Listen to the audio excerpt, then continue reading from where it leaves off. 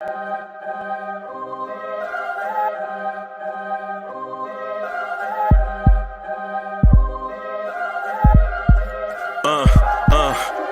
rank where the view is nothing less than phenomenal. For how I express and project from my abdominal. The only view better, both my daddy and my mama know. No living parents, my sons give me balance. My wife is my serenity, this mic is my identity. The world is foul enough, that's why I write without obscenities. Provoking danger with broken language and spoken anguish. Begging to get hurt, why would you ask to go through changes? Yes, Lord, life's a chessboard, master the angles. Control the tempo, be the one who holds the info. Acknowledge is just as deadly as machete swings. When spoken, the truth is as potent as that Medellin. While others swear the style is free, I just let it ring. Our time is undervalued, soldiers make us better kings. My fans on my shoulder, reaching after better things. Today I take the shot, for them I'd rather set the screen. My mama told me follow my dreams. My daddy told me get it by any means. Stand tall, make him bow to a king. But I've evolved, you can see the resolve. Look in my eyes when you speaking to God. Life and for those who we caught up in using what I was scarred with the muse. I guess they call it proving I'm more than an artist. Penciling out my darkest while stenciling out a harvest. And storing what gets me from A to B, just like garages. Instrumental with collages. Envision what I've been drawing. Broadway to give you rhythm like the great Lena Horne.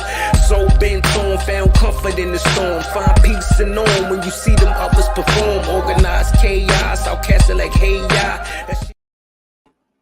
Yo, party people in the place to be, what's good? It's your man, Uncle Freezy, the number one chief rocker in Knicks universe. What's good? Let's start this thing off right.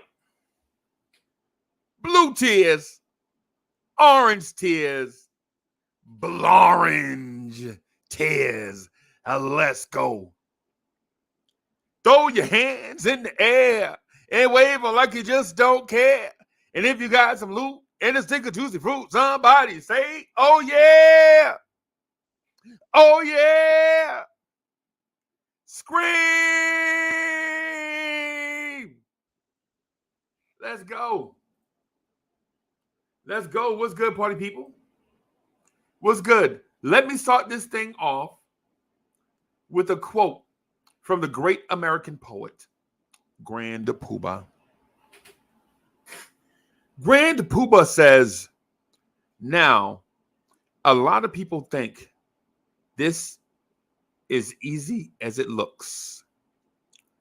Books and books of rhyme concepts and hooks.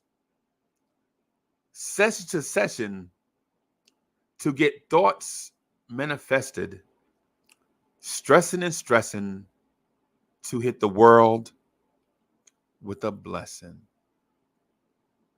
That was a quote by the great American poet, Grand Poobah.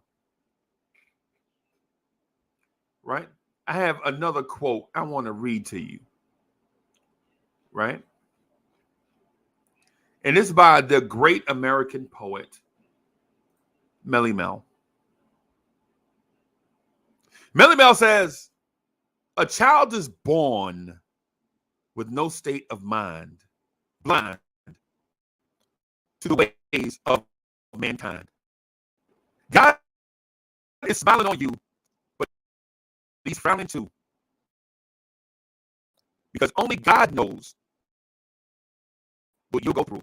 You'll grow in the ghetto, living second rate.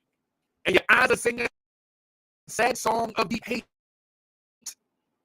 The place that you play and where you stay looks like one great big alleyway. Right? Right? I have bad audio. My audio is bad. I'm glitching.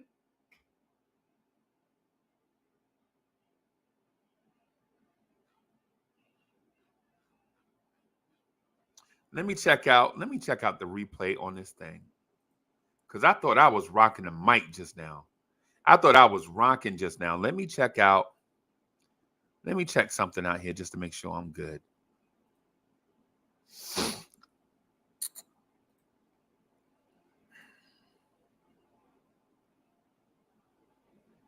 Let me check something out.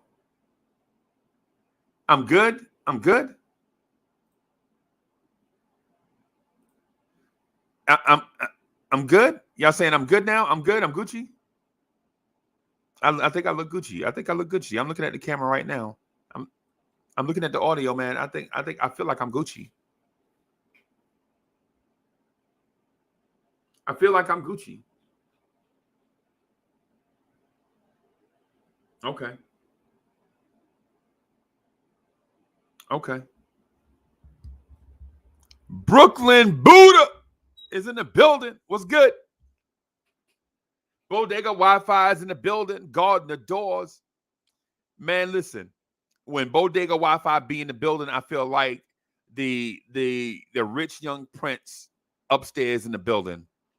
I got people watching my back, watching the doors to make sure that the prince sleep good at night. You feel me? Not Zay's in the building. Forbes and Phil's in the building. What's good? Payback Carter's in the building. Manchild. What's good? Heavy Reese. Almighty Finesse is in the building. Geraldine McGarver. Keith Turner. What's good? Nice is in the building. What's good, y'all? Joe Madden. What's good? Jack City. Living for the love of the city. What's good? Black University. What's good, y'all? What's good? Danny Landis is in the building. What's good? Bodega Wi-Fi. Subliminal 209. Lily Phillips. Big Who is in the building. Fish, what's good? I see you. Snipes Entertainment. What's good? I see you. What's good? I see y'all, man. I see y'all. Let me continue with a quote from the great American poet, Prodigy.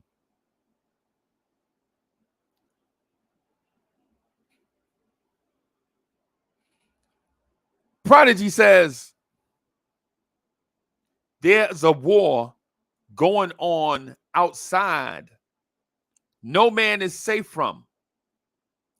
You can run, but you can't hide forever from these streets that we done took.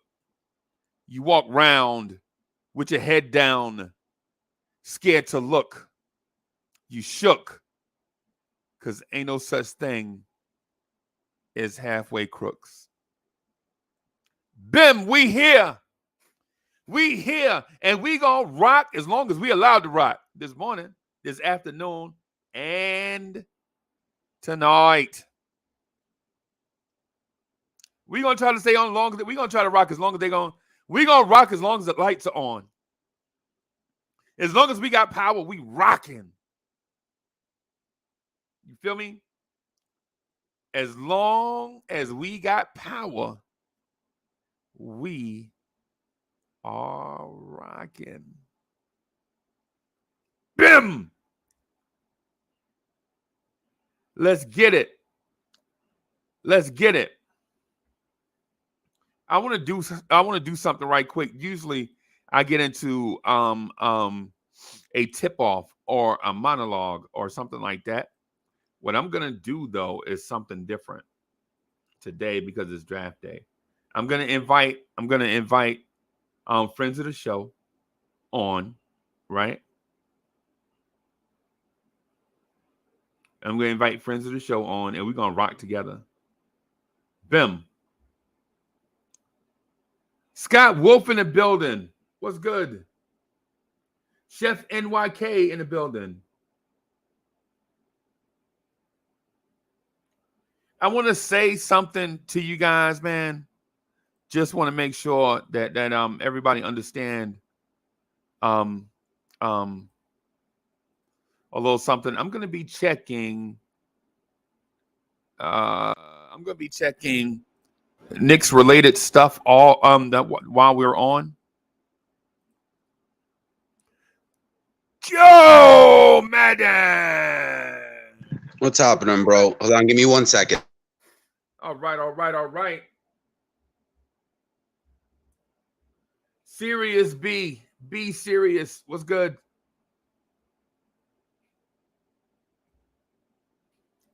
Subliminal 209 says Lawrence Tears is breaking the internet. Yes, we gonna rock. We gonna rock, man. We gonna rock. That's what we gonna do. I'm What's doing happening, Crazy? I'm doing. Hey, Joe, I'm doing everything from this station, bro. And today, I'm doing everything from this. I'm eating from this station. I might nap at this station. I might let Joe. I might be on here and Joe be talking. I might just. You might need it. You going live tonight? Yeah, come on, man. Come on, bro. Okay, yeah, you might need your nap then if you going live tonight. Kind of question is that? Am I rocking? If the draft goes right, that thing could go to 4 or 5 o'clock tomorrow morning. Yeah, and we'll make sure everybody that wants a chance to say something gets a chance to say something. Mm-hmm. You know what I'm saying? If it's good, and you just want to come on here and throw your hands in the air and wave them like you just don't care because you got some loot and a stick of juicy fruit and you want to say, oh, yeah, then you can come on and say, oh, yeah. And if you want to scream, you can, ah. Ain't it nice? Ain't it? Ain't it? Yeah, man. Because if the Knicks pull off something dope today and you want to celebrate, guess what? Who am I to piss on the party? Let's go. You know what I'm saying? There's options. Yeah, yeah. Something's got to happen, bro. There's a lot of options popping up. There are a lot of options. We have a package, and it's the same package you can offer to 3 or 4 different teams for different guys. You look, Murray's available. There's talks of Jordan Poole might be unavailable because they can't. They have a problem now with Klay Thompson. They can't pay both him and Wiggins. So some insider was saying that there's possibility if they might cash in on a big trade for Jordan Poole if someone offers him a big deal. Yeah, ain't nobody offering them that though. You get two if they get 2 or 2 first rounders and a player or something. They might. Are you going to give up that? Would you give that up for Emmanuel quickly? Would you give that up for? Would you give that up for Tyrese Maxey? What? The pool for the package for Jordan Poole. I give quickly an 11, and that'd be it. I'm not going future picks because I don't see it. I don't see it from him yet. I just think he could possibly, if he comes to New York, he's a hot commodity to come off of Steph Curry. That's what my fear is. So you giving him $120 million and trading a load of picks? No, I'm not doing it. No, you know why? Because even Joe Madden can average 18 points a game between Steph Curry, Klay Thompson, and Andrew Wiggins. If they was like, Joe, just stand out here and hit this wide open 17-foot jump shot, and the defense is focused on on Steph Curry, Klay Thompson, Andrew Wiggins. Yeah. Joe, you got a little bit of feedback, bro. Hold on 1 second. Let me see my auto. Hey, nice. You understand what I'm saying? Like if you put Emmanuel quickly in that situation between Steph, Klay, Draymond, and Andrew Wiggins, wouldn't Emmanuel quickly average 18 points a game? I can't hear you, bro. You sound like your mic not nice. Nope.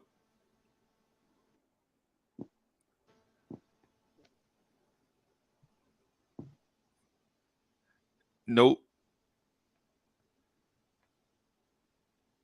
How can a dude named Nice not have a dope mic? What's going on? If your name Nice, you sort of had you sort of be your theme song supposed to be my mic sound nice. Check 1, My mic sound nice.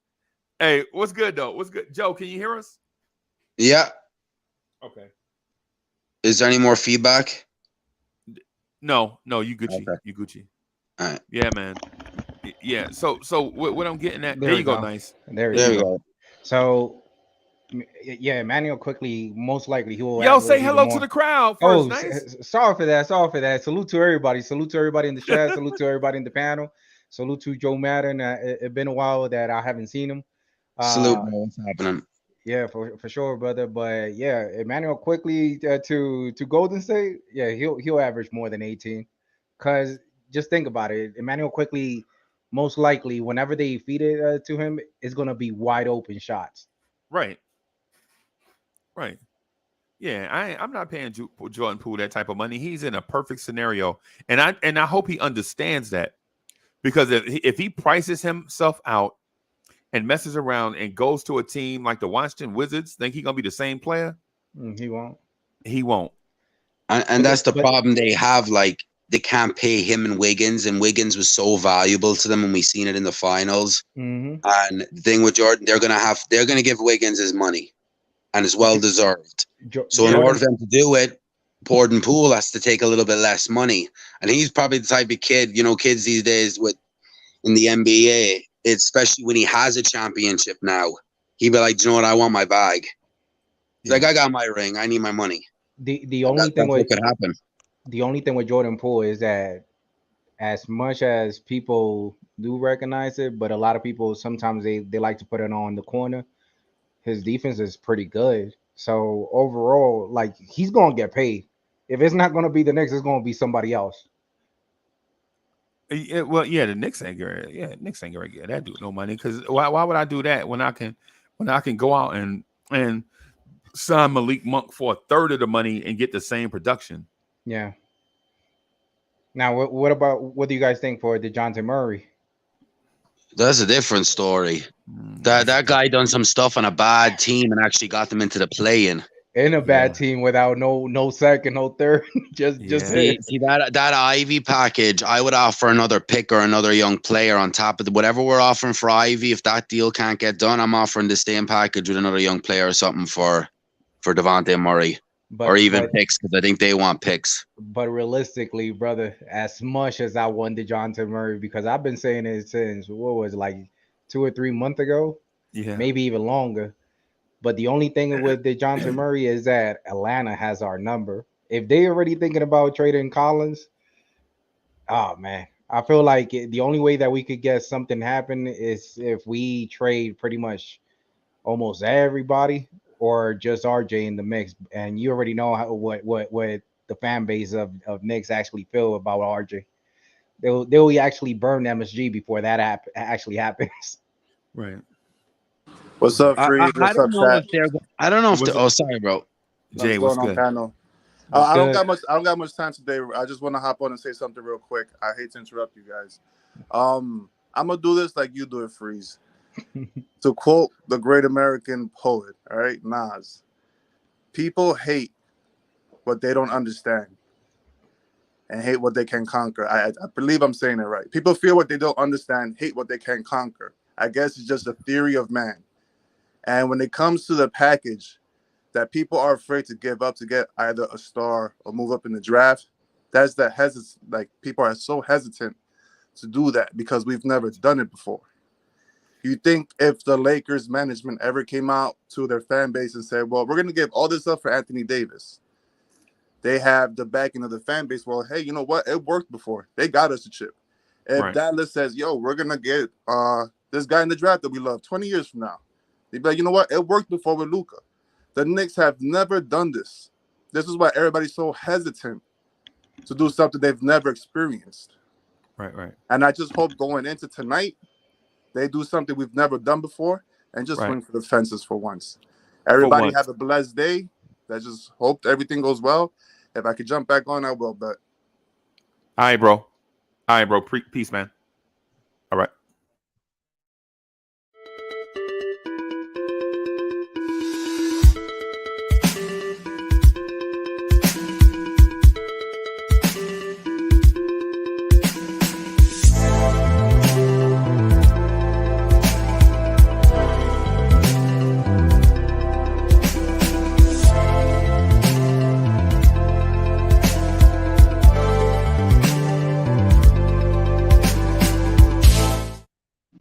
What's up? Oh, I missed my intro. Yeah, D'Angelo. What's good, brother? How you doing? All right. I'm juiced up for tonight. Me too. Salute to everyone in the chat here and everybody. I am What's as happening, well. bro? How you doing? What's going on, man? Right. I'm just thinking in my mind, I want to stay positive, but I'm just thinking, how will they screw it up? Right. Because of our track record, we don't Yeah. have a good one. You know that. So Keystone Cops, bro. Oh, I'm just waiting. I mean, if it's all like last year, I mean, if it's gonna go down like that, I ain't ready for it tonight again. Oh man, I'm pumped up, but you got that. You just feel the buzzkill about to happen. Yeah, man. Hey, let's bring in our baby brother. Let's bring in our baby brother real quick.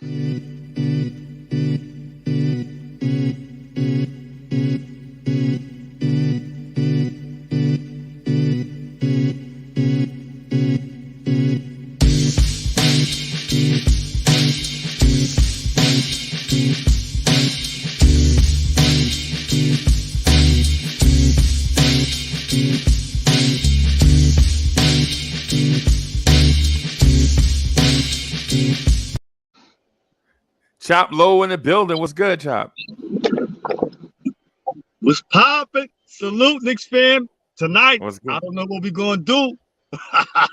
we got to do something, though. We're going to do something. Salute the panel. Salute the chat. Yo, salute my man, Joe Madden. I ain't seen him in a long time. Nice. Salute. What's up, D'Angelo. Chop? Long time no see, bro.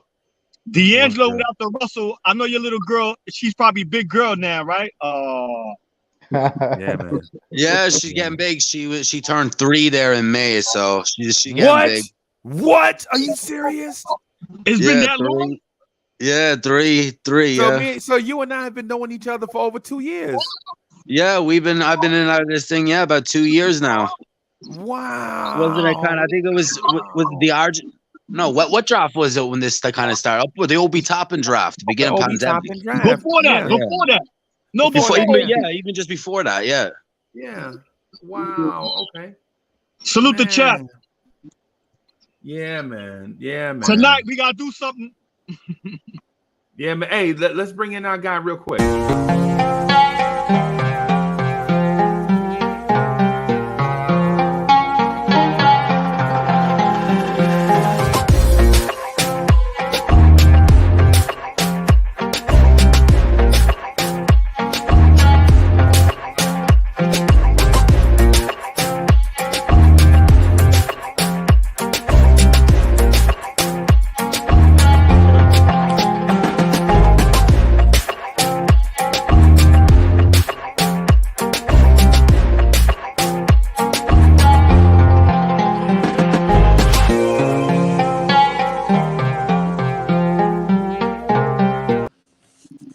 Danny Landis is in the building. What's good? What's good there, fella? Everything's cool. What's going on, buddy? Big day. Yeah, man. I ain't gonna lie to you, bro. I'm not cool right now. I'm excited. I'm excited, man. This is our day right here. Hey, the future is about to be changed forever today, right? Because we can either set our franchise on a championship path, or we can set ourselves back another 10 years, right? And I know our conservative front office doesn't want to set this franchise back 10 years, but by doing nothing, Two boxes there. Did he take them or they're still there? They set us back like 10 years. Yeah. Mm-hmm. They could do that easy. They could do that easy. Easily, bro. They can do that easily. That's why. I don't know, because you don't know. Again, I don't want to be. I want to be positive about today. You gotta see. Be positive, man. Be positive, man. I'm trying. I'm gonna try. I'm Mr. Negativity here, but I'm just saying I want to be positive because I'm juiced up about tonight. We all are. Right. So yeah. Hopefully some good things happen and they do the right moves. That's all. Right. I feel like we gonna do a great move regardless. And that 7 pick, for some reason, I still feel like the 7 pick is more realistic than the actual 4, just because of Portland thinking about surrounding Dame Lillard with key players that could actually go for another push. And for what I'm hearing, the Knicks is the only team or the best team that can offer them the best trades right now. Really? I heard OG Anunoby was up for that 7 pick with Toronto. Yeah. Yeah, I heard that last night too. I don't know how realistic that is. I think that's Portland. Maybe Portland's gonna have to give up more than 7, I think, in this draft for OG. Yeah.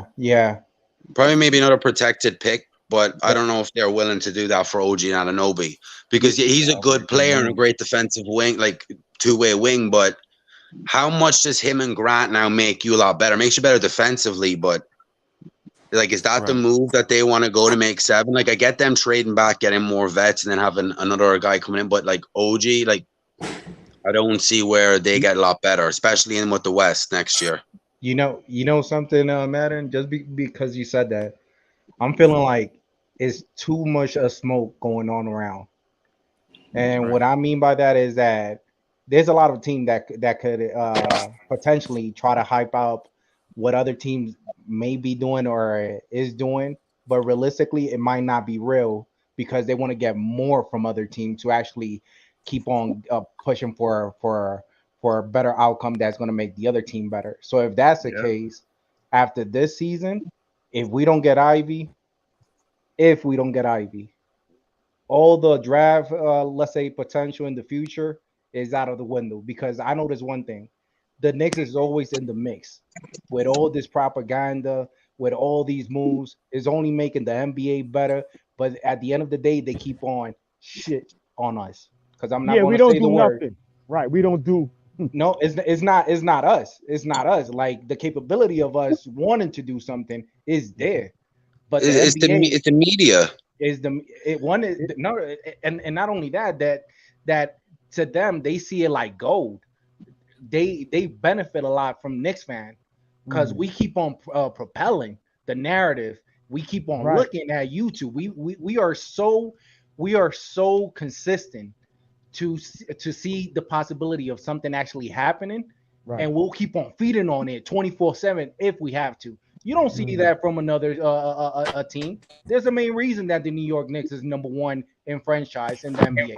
But you know what's so funny? You saying that we don't know what happens in the other team's market and their fan base and those franchises. They could be doing the same thing, but we just don't know about it because we just Knicks fans. But yeah, but how many times have you heard LeBron coming in?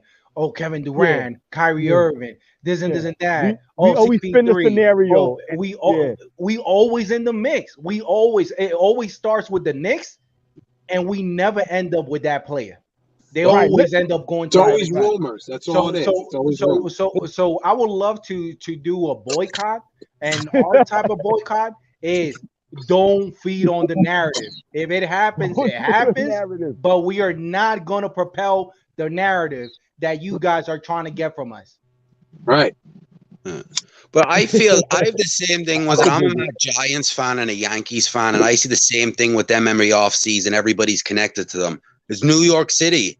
In the offseason, no matter how much if these key teams are capped out, everybody seems to be connected to New York City. Yeah, but it's what it is, and it's media driven. Hey, hold on for a split second, y'all. Hold on for a split second. Let's get it. Y'all be spitting with your flows, I'm just podcasting. That's right. On the air every day, I'm just podcasting. You don't know what that mean when I say I'm podcasting. I'm broadcasting these flows with the podcasting. Every day of my life, I'm just podcasting. Right. Share my dreams with you, me and I'm podcasting. You can see my vision through the podcasting. But don't forget Jay Boogie when I'm broadcasting. I'm podcasting, he's podcasting. I've been spitting this venom since Karate Flicks. When Mr. Sales was sharing nothing but the Knicks. I guess you know by now, I seen some tough years. Now I know the reason why Freezy got them blowing tears. Bim, let's go. Yo, Bim, I needed that in my life. Thank God. What's good? What's good, Chop Low? What's happening, everybody? Yo, go ahead, rock on. I don't want to interrupt nobody. Yeah, man. Hey, go ahead, Joe. Go ahead, Joe. Go ahead, Joe. Salute. Go ahead, Joe. No, I was just saying, like, everything, like, as I said, it was I'm a Giants fan, a Yankees fan, and I see the Knicks is more of an extent, like, because we've been bad for so long, but even with the other New York franchises, you see them linked to every free agent, every trade rumor, and it's because New York City, and that's just the media driving it. Because like the media capital world of New York, they're trying to drive their own product up, and then since the Knicks have been so bad for so long, the fan base then buys into it out of hunger, and then that brings it out even more. But Joe Madden, it will be lovely if podcasts like Uncle Freezy and everybody other podcasts could actually push the narrative. We ain't feeding to it. We locking it down. We ain't believing it. We believe it once it happens, because the only people that we actually making it more successful for other fans to actually watch is that team, is that player. We are not going to push that narrative. Whatever happens with the Knicks, hey, the only team I'm repping is the Knicks. Whatever player that I'm repping is the Knicks players. That's it. Right. If we see potential on the Knicks players, it is what it is, and it's great. It's great. Oh, but you see what Durant is doing. You see what come out. They not in the Knicks. We don't care. Right. And you know the funny thing is what you said, Nice and Joe, is the shenanigans with Julius Randle. It was media driven and social media driven. Remember, right? His wife was and right. Yeah, man. Sure. I would say the thing with Julius, though, the thing with Julius, man, is even though I love Julius Randle as a player and a person, some of the actions he did this year, you really can't take. You can't really can't stand for if you're a fan, right? You really can't. You can't. It would take a straight up Julius Randle apologizing to a lot of us for us just to not even forgive him, right? Not even forgive him, but to at least be able to stomach him still being around, right? To stomach him being around. Now, am I saying that Julius Randle owes me something? Julius Randle don't owe me a thing. But if Julius Randle wants me back and others as fans of him, he has to come in and show us some love, right? Because and listen, and I am more lenient than others. Some people like that, right? Even that is not good enough for them, right? But for me, I'm gonna say this Danny, I paused you because there was some. Hey, Danny, I paused you because there was some stuff in the background, man. Just real quick, but for a lot of us, and I'm speaking for the fan base as a whole, right? Not just for me, but I'm speaking for the fan base as a whole. A lot of the stuff that happened during the season, we as a fan base can't stomach that type of stuff from our best player. I don't care about how much money he makes, right? But he represents us. You know what I'm saying? When he go about doing so, when he does stuff like that, it disrespects us. When we was fighting for him through thick and thin, you know what I'm saying? It's disrespectful. So until Julius Randle goes somewhere, whether it be MSG, SNY, Knicks Fan TV, Lawrence Tears, until he goes somewhere, and looks us in the eyes, or sits in a live chat somewhere and says, "Hey man, I apologize for the way I behaved. You know, I had a lot of stuff going on. I'm just real passionate about being a Knick, and we were losing, and I just can't take that. I'm representing for the city. I'm putting on for the city, and I let things get out of hand." Until he say something like that, a lot of us not gonna forgive him. You know what I'm saying? Remember. But Freezy, is he going to get apologies from fans that were after the playoffs? Fans were on his social media and his wife's social media calling him a bum, telling him he want to be traded and rising him up. And yet he's sensitive.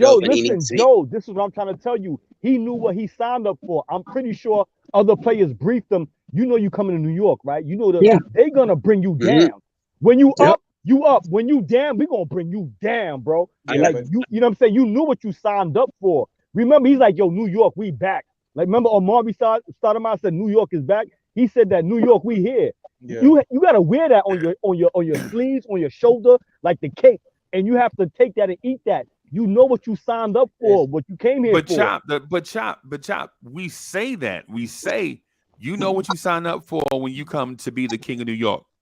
but people don't know what they sign up for. And bro. what's the thing? Heavy is the head who wears the crown. You know what's gonna happen. But Chop, this is the Knicks we talk about. Ain't no we crown. slander everybody though. You know, from everybody on the all the team players, everything. But Chop. Who? That's What I'm getting at is this: who are Knicks fans to slander anybody? You know what? I should correct that. It's not slander. We are very There's a word. Chop, how many championships have the Knicks won since you've been alive? Man, how many NBA finals? How many NBA finals have the Knicks been to? That was they won for well, that was 2, 3. 2. Wasn't it 3? Houston, Spurs, and yeah, 1 + 1. Yeah. That's what I'm saying. And so what I'm getting at, I'm not slandering Knicks fans, right? No, it's not slander. It's a different terminology. We very critical. And I would say Knicks fans should be more humble. Yeah. Right? We should be more Look how long we've been humble in our approach. Because the thing is Yankees fans do it. You know why? Because the Yankees have 28 championships. Mm-hmm. So if Yankees fans do it, then I'll be like, okay. They have high expectations. Yeah. If Giants fans do it, you could be like, oh well, you know what? They for the most part are the New York Giants football team are a serious NFC contender most of the time. They go through their ups and downs, but they know how to get to a Super Bowl and win it. Right? Mm-hmm. The Knicks, however, since 1980, ain't done nothing. Right? Don't tell me a team that's 77 years old, older has the worst win percentage of any team since the start of the NBA. And is this why tonight is important? And we still haven't gotten it right. And how long are we gonna wait till we get it right? Right. And that's my point. The point is, it's not just the front office, it's not just the media, it's not just the players. The fans have some responsibility in this as well. Agreed. Right? Yeah. How, bro, we celebrated with Bing Bong because we made it to 500. Yep. The Bing Bong thing started with the Knicks. They shut down the stream for one game. Yeah, because we were no longer losers. Yeah. Think about that, man. And it wasn't even with a superstar at the moment. And listen, Henry Ellison came here on a 10-day contract, got a block, took it the other way, and dunked, right? And we got excited, and we should have. He came down and hit a 3, right? And all of a sudden, Knicks fans were jumping up, chest bumping. Yeah. And then the next play, he got a pass off the wing, went to the hole and tried to dunk. He dunked and got an and one. And when he went to the free throw line, we were chanting King Henry MVP for Henry freaking Ellison. Right? Where's he at now? Right. That's my point. My point is slow down. Slow down, baby. Slow down, man. We were chanting MVP for a dude named Jeremy Lin? No. Michael Beasley. Oh, remember we were chanting MVP for Michael Beasley, and then in the stupid press conference afterwards, he looked the reporter dead in the eye and was like, "Yeah, I'm Bizarro Mello. I'm the left-handed Carmelo Anthony." I'm the great. Y'all remember that? Y'all remember that? I saw that on Channel 2 News. Yeah, I remember. Yeah. What are we doing? Mm-hmm. We looking for a savior. We all waiting for a savior, is what you saying? Right, but don't forget about Jeremy Lin. We thought he was the next thing of Jordan because he went off for 2 weeks. Well, Stadamon said what he said. Why was the reason that we didn't keep Jeremy Lin? Right, and it's one of those. But they were saying it was because Melo was hating. Yeah, but if I could continue down the path of the fans though, and not about Jeremy Lin, I want to continue down the path about the fans, right?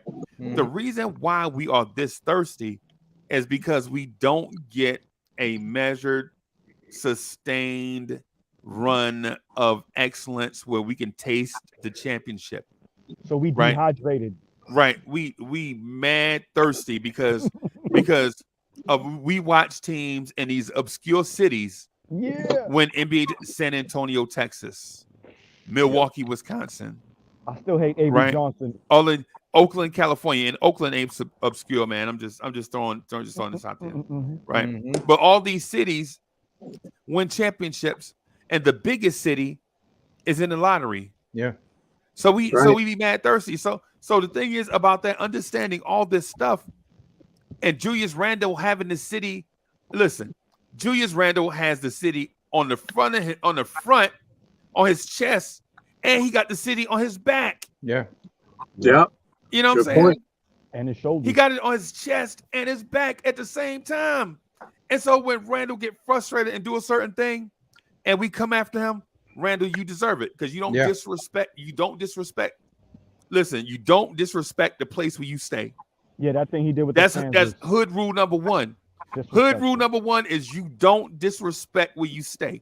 You know they're gonna run you out of town, bro. Right off the block. You're not even from here. Crazy, but even at the same time, as much as I want to blame Randle, the front office they also have a blame too. Because the thing is that I see the front office like a school. You have schools over here, and you have schools in the islands or elsewhere. Whenever you trying to be a class clown, but let me say this, D'Angelo. Whenever you have a class clown in the islands, you get kicked out until your parents comes in, and that's it. Oh yeah, the islands is different from America. Yeah. So the front office they should have put their foot down once they saw that Coach Shep ain't putting his foot down. Oh, we ain't gonna accept this. You're gonna ask for an apology. This ain't gonna happen because just like I said back before in this podcast, what example is he's given to RJ Barrett, to IQ, Obi, to any other potential player that could be a star? Right. To do in the future. So it's not only Randle, it's also the organization. If we're gonna do something, we gotta start doing things right. But nice. Listen, see, this is where I'm saying the focus point gets blurry. The front office never came out of their mouth and disrespected the fans. He paid. They started even paying Julius Randle fines. But the front office, but the front office never came out of their mouth and disrespected fans to their face. They didn't, but at the same time, it's like they also disrespected it because the thing is, let me say this: the front office and how many front offices been messing up. Breezy, let me say this. If you see that you the owner or you the president or you the general manager, and you don't appreciate something that you see with one of your kids, normally in the 80s and the 70s, even in the 90s in some occasion, you get a spanking. Sorry to say it. Yeah, back then. So now we got to cater to you? No. We know how Knicks fan is. You get a hug and a kiss and you get told it's okay. Yeah, it ain't okay. It ain't okay. But that's not what I'm saying. Look at Stephon Marbury and Isaiah. You gotta listen to what I'm saying. What I'm saying is being bad is not okay. That's not what I'm saying. I'm not saying being bad is okay. What I'm saying is Julius Randle was disrespectful to us face to face. 100% agree with you, but at the same time, but the organization was not. The organization has been bad, has been terrible. They didn't set examples accordingly. But they have not been disrespectful, right? And in the times where the Knicks have been disrespectful to the fans, they have come out with statements trying to clarify their stance. And y'all can't deny it. Like the thing with Dolan and Oakley. The thing with Dolan and Oakley, where that was disrespectful. Right, but that's because Oakley was disrespectful to Dolan first. Crazy, but it's just like my man right here, Shaw Legacy said. The front office stayed quiet because they knew Randle frustration, even though we know that we don't want to see somebody frustrated. We want to see them doing good. Together. No. I'm with you. I'm with you. Linking them together. Freezy. I'm with you. But no, they should have disciplined them accordingly, Freezy. That's what he's saying. They should have disciplined them at least like find because them I'm don't saying, play 2 games. I'm not saying that I'm applauding Randle for what he did. I'm not applauding him, but at the same time, what type of limit did the front office actually put to Randle to actually set an example to anybody else, because the younger anybody players else now that we actually get right now, they see what Randle did back in the old days, and they now have a feeling, man, if Randle got away with it, now I can get away with it because I'm better than Randle. Right. What type of example we set it? What if someone higher up than the front office is allowing it to happen? What if? Because when at the press conference, Randle was shouting out Dolan for paying his fines. So maybe Dolan was like, "Yo, this dude." Yeah, I heard Dolan loves Randle. He said Dolan loves Randle, so that's a thing where it might be even hard to trade Randle just because Dolan alone. He loves Randle, but at the Dolan might veto a trade if they trade him tonight. Yeah, I think. See, now I think we I get wouldn't into say all conspiracy that, theories, but- man. Yeah, because me the thing is, all Julius Randle said. This is what Randle said, and I quote: "Thank you, Mr. Dolan, for taking care of the fines for me." Wow, that's what Randle said. Randle That's a didn't say shot. shout out. Randle didn't say, "Yo, shout out to my man James Dolan for looking out for the brother." He didn't do all that. He said, "Thank you." That's what he said. Well, my mentality he is, still disrespected us. He's like, if Randle's okay. still playing Dolan for the can play Knicks, for me. yeah, but listen to this. I'm like a Golden State fan with the Knicks. If Randle's playing for the Knicks, I don't want to hear it. He's playing for the Knicks. I wish him the best. I wish everybody that's played for the Knicks the best as well, even RJ. We cannot, just because we have a favorite player in the team, start. Can we curse in here or no? Yeah, we don't want to be egregious though. All right, I didn't curse. Like, yeah, don't just go off on But a we don't- pirate all rant right. over. No, I got you. We don't want to pick on other players just because we don't see our player doing good. If we don't see our player doing good, I want to take it back like Julius Randle a year that he was doing good, because RJ didn't have a good 10 games or a good 20 games, but we all knew and we all agreed that eventually he would start getting it on. If we start having that mentality, instead of expecting more of our player and put him in the right position to progress, we're going to see a lot of great things of our team.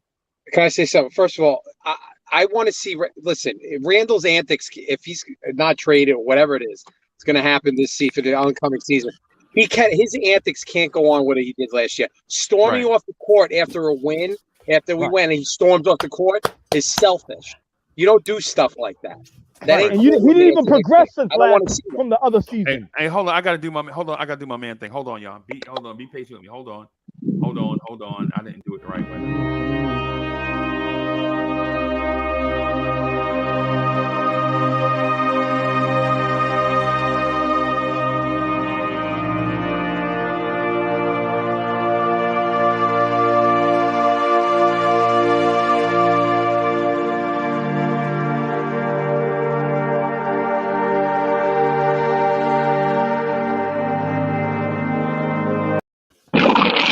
GI, what's good?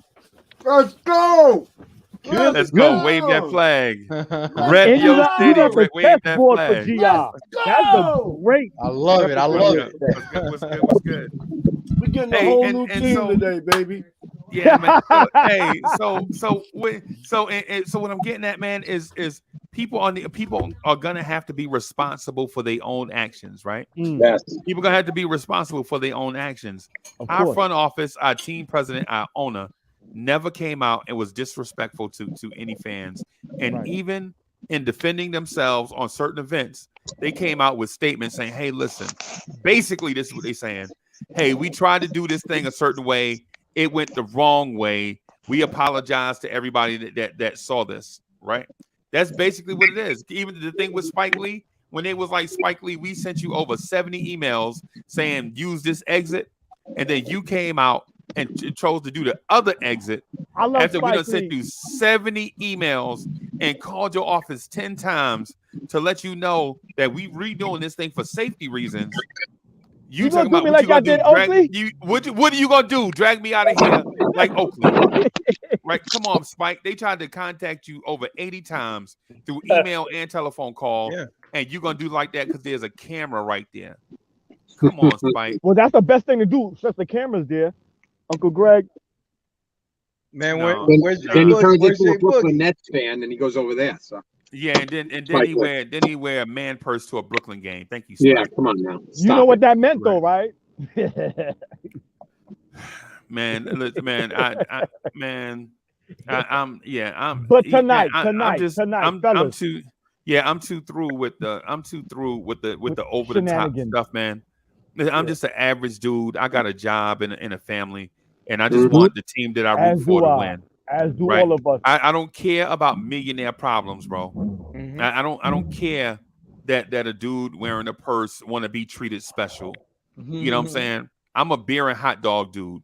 I'm not a champagne and caviar I like person. the red onions on the hot dog too. Right. You know what I'm saying? and so it's so the thing is with me, my mindset is different. I'm just a dude off the street, right? I'm just a dude. I'm just an average Joe, right? Off the street, man. All I want is for my team to do something and win. I watch other all of people's us teams fans, win. all of you fellas are more knowledgeable what the front office been doing for how many years. That's what I'm saying. Tonight gotta be special. What we gonna do? There's so many options. I'm reading the Post. I'm reading the Daily News. All the dude from SNY, Ian Begley, all kind of shenanigans. I just saw Woe said they traded this dude to Portland, Jeremy Grant. That was it. So what we do is actually is gonna make it needs to make sense because we've been going through this for how many years? Every time we do something, every draft, every offseason, every trade, it doesn't help us out as a franchise or the players. It's always a shenanigan move. It'd be like, we never do the right thing, is what I'm trying to say. Yeah, that's the press making up all these narratives still to make put the Knicks. Oh, they get there's rumor to has it. Okay, you can't believe any of that. Right. And that's why I'm saying tonight. That's why I was mentioning to D'Angelo earlier that tonight is the night that we make the move that set the future of our franchise. Either they set us on a championship path or they set us back 10 years. Because tonight, because think about this.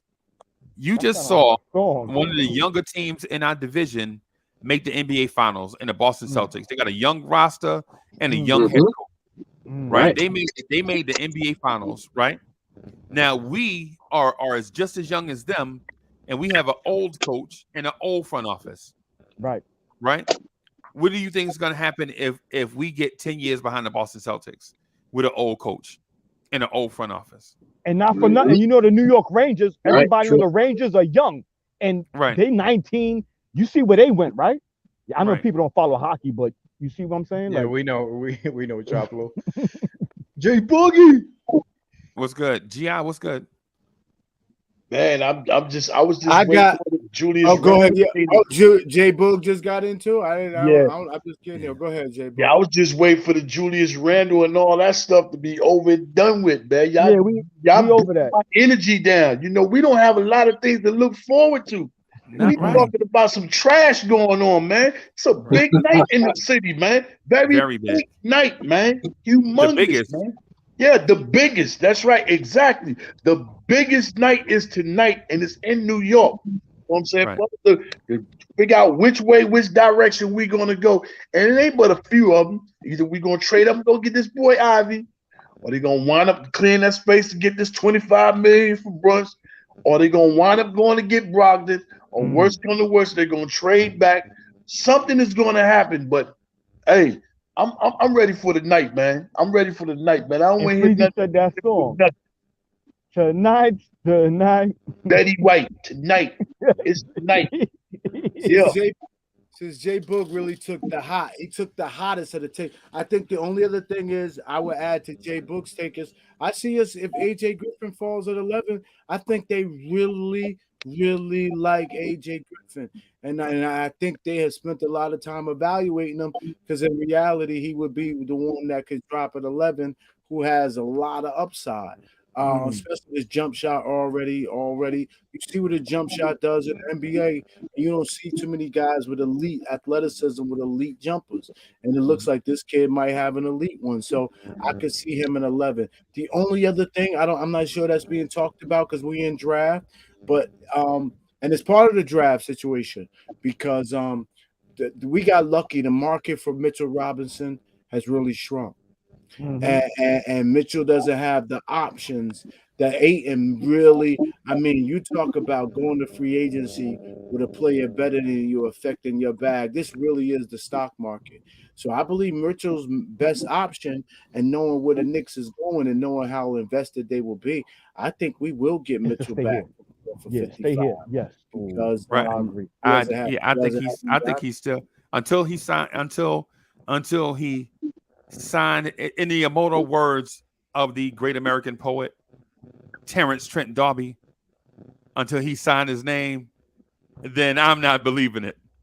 That's for those that remember the great American poet Terrence Trent D'Arby. You not believing what? That he going somewhere else or coming? Yeah, because I think it's musical chairs, right? So if DeAndre Ayton leaves Phoenix to go to Detroit, that means Mitch could leave New York and go to Phoenix.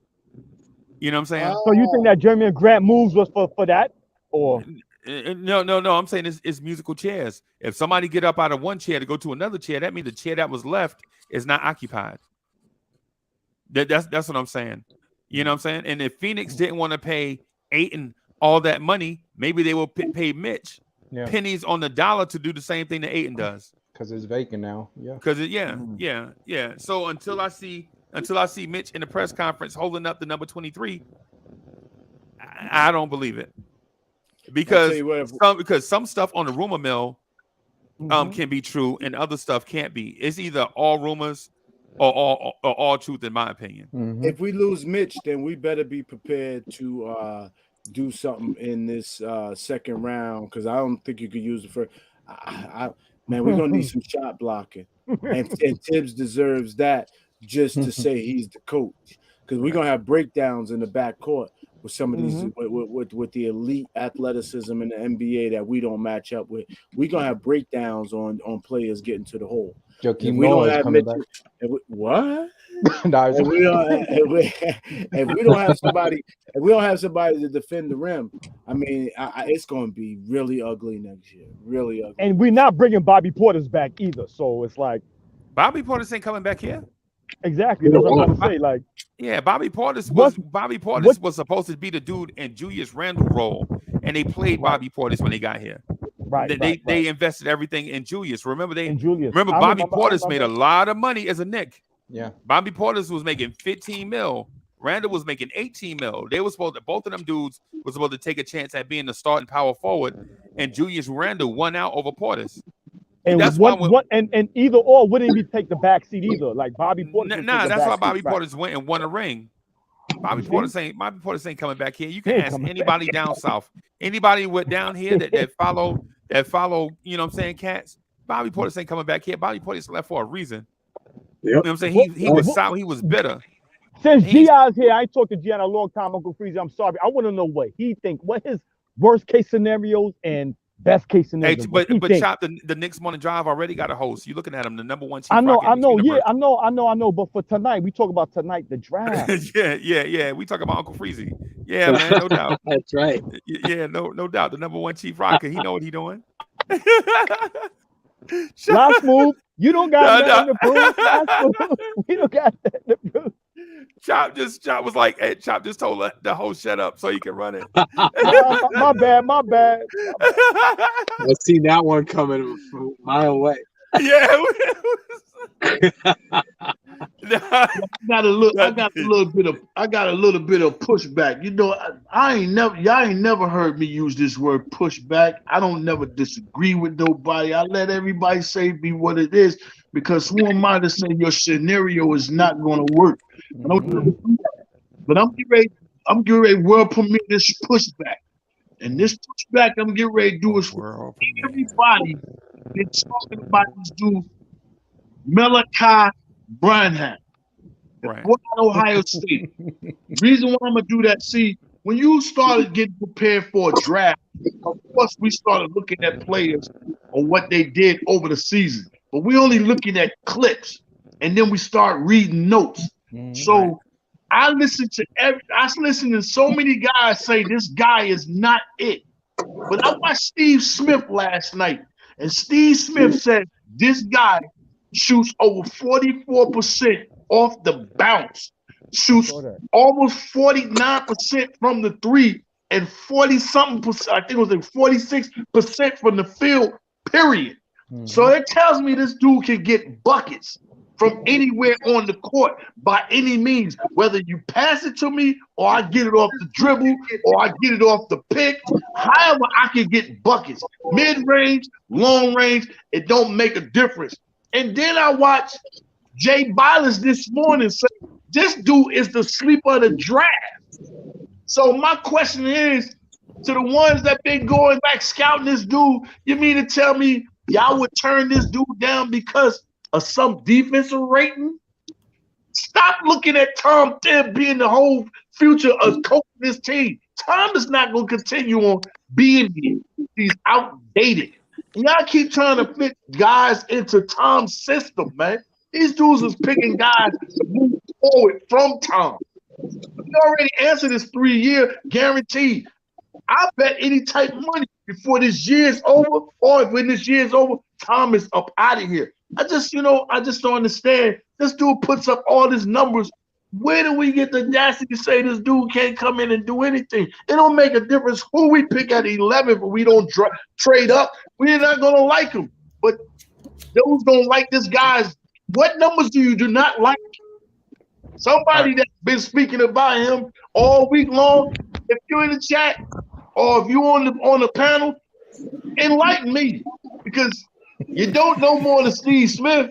You don't know more than Bilas. So why are we downgrading somebody because he not be the likable person that you want us to pick? I don't understand it.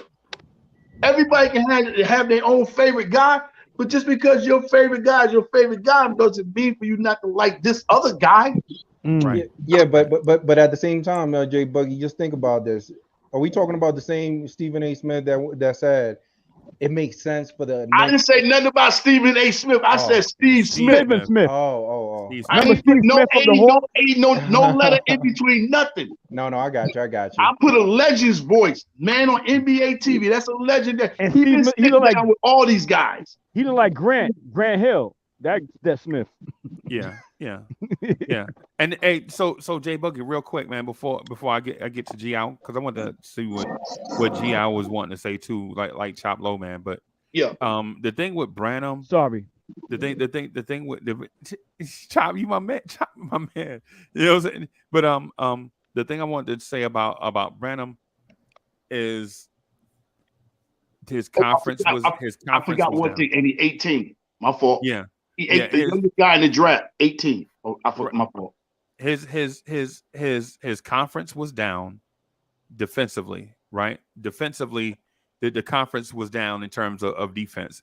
Statistically, you could check that, right? Mm-hmm. It's the reason why anytime all the dudes that come from that conference that played it too, what's on their scouting report is they dominated in the mid-range because the conference didn't have no centers, right? Right, they dominated in the mid-range, whether it's Malaki Branham, whether it's Johnny Davis, whether it's the kid from Minnesota, the sleeper kid from Minnesota. All these dudes dominated in the mid-range because the conference didn't have centers this year, right? And Malaki Branham don't have handles. What I'm saying about Malaki Branham is he is super raw right now, right? Super raw right now. Right. If he was to go back in school and come out next year, I think he'd definitely be ready. Right. But do you want to take a chance on a project that looked good against weaker competition and have him learn on the Knicks bench? Because it's the same thing that happened with Kevin Knox. And I'm not calling this kid Malaki Branham Kevin Knox, but all the stuff that you hear about Malaki Branham, except for the low motor, because Branham does have a high motor. Right, and he is position flexible, but the thing about Malaki Branham is he killed it in the mid range. Do you want to take a chance on this kid being ready in 2 years under this regime, or would you rather pass on him and get somebody with higher upside, right? That that can at least crack the rotation. Because if you get Malaki Branham and he don't have handles and he not playing defense, he don't have NBA handles. That's a fact. That's his knock, that he don't have NBA handles. His handle is not ready, right? And then if you get a 6'4" shooting guard Is he going to play over Grimes and Fournier? Those are things to consider. Can he bulldog his way into the lineup and get minutes over Quickly, Fournier, Barrett, and Grimes? And right now, I got to say no, not this year. If you get him in 3 years, he might be a starter. But the thing is, New Yorkers are really patient when it comes to the athletes, right? We real patient, right? We're gonna let you work through a whole lot of stuff. We're gonna let you make a lot of mistakes. We ain't gonna boo you or nothing, right? But if that kid come here, that young, get on the floor, not be able to earn his keep right away, I don't know if we can keep the wolves off him, because we all know that Knicks fans will eat their young. That's what they do. So the kid Branham, the dude has upside. I'm not disputing that, right? I'm not disputing that at all. You know what I'm saying? In 3 years, he's gonna be legit. But what's gonna happen in year 1 and year 2? Yeah. Can we keep Knicks fans off of him? Because we already, man. Listen, we already, man. So Jay Boogie, I understand where you're coming from. The upside is tremendous, right? But are Knicks fans gonna let that lump of coal cook until he becomes a diamond? That's all I'm asking. Jay Boogie, you think the Knicks fans will do that? I don't know what the Knicks fans will do. You know, all y'all guys are different. I'm different too. And I don't know what could be happening. I just know this kid is 18 years old, and I just put him in the same category as if them high school guys still was getting ready to come out. That's where I'm putting him at. So if you 18 years old and you talking about waiting to 21 before he get right, 21 and he's right. Right. RJ is 22, ain't got right yet. No. Right. So but his offense is way better than RJ now. His offense, his potential, way better than RJ. I seen a lot of things that he done, because I seen a lot of things that he done off the dribble. And when you say he got no handles, I know he got handles to get a bucket. Now, some people handles are labeled differently. Handles are meaning like, handles is Kyrie. You know what I'm saying? That's handles. You know what I'm saying? But can you dribble the rock to get from point A to point B and do what you need to do? Yeah, he can do that. So when you say NBA handles and normal handles, yeah, they're different. It's a difference between oohs and ahs, and this guy over here don't have the oohs and ahs, but he can get, you know what I'm saying, a bucket. You know, hey, so I'm gonna find the link. So there's a link of a dude that used to call his games in college. He said that Malaki Branham don't have functioning handles at all. Right? I'm gonna find it real quick, and I'm gonna put the link in the chat. I'm not saying nobody else ain't pulling up links and saying this and that, or who if they nice or not nice or whatever. I'm just saying I'm off in what Steve Smith broke down and said about this guy game, and what Jay Biden said. I'm always gonna take their opinion over somebody that's just saying it. That's just me, because that's what they do and been doing it for years. And I haven't really seen them say too much wrong, about people's careers in basketball game. If they feel like them guys ain't gonna make it, they don't never speak on it. That's how you can tell when somebody ain't got it. When they don't speak on these guys, that's telling you that they ain't got it, but they saying it in a nice way without saying it, so you don't say I'm talking negative about you. So they just that's what I'm saying. That's what I'm saying to you. What I'm saying to you is like, I'm just not saying this randomly. I can show you the stuff where I saw it at. It's like, because if Steve Smith said it, I'm not knocking Steve Smith. What I'm saying to you is I'm not knocking your point just randomly. What I'm saying is I saw certain things somewhere else, and I can show you where I saw it at. That's what I'm saying.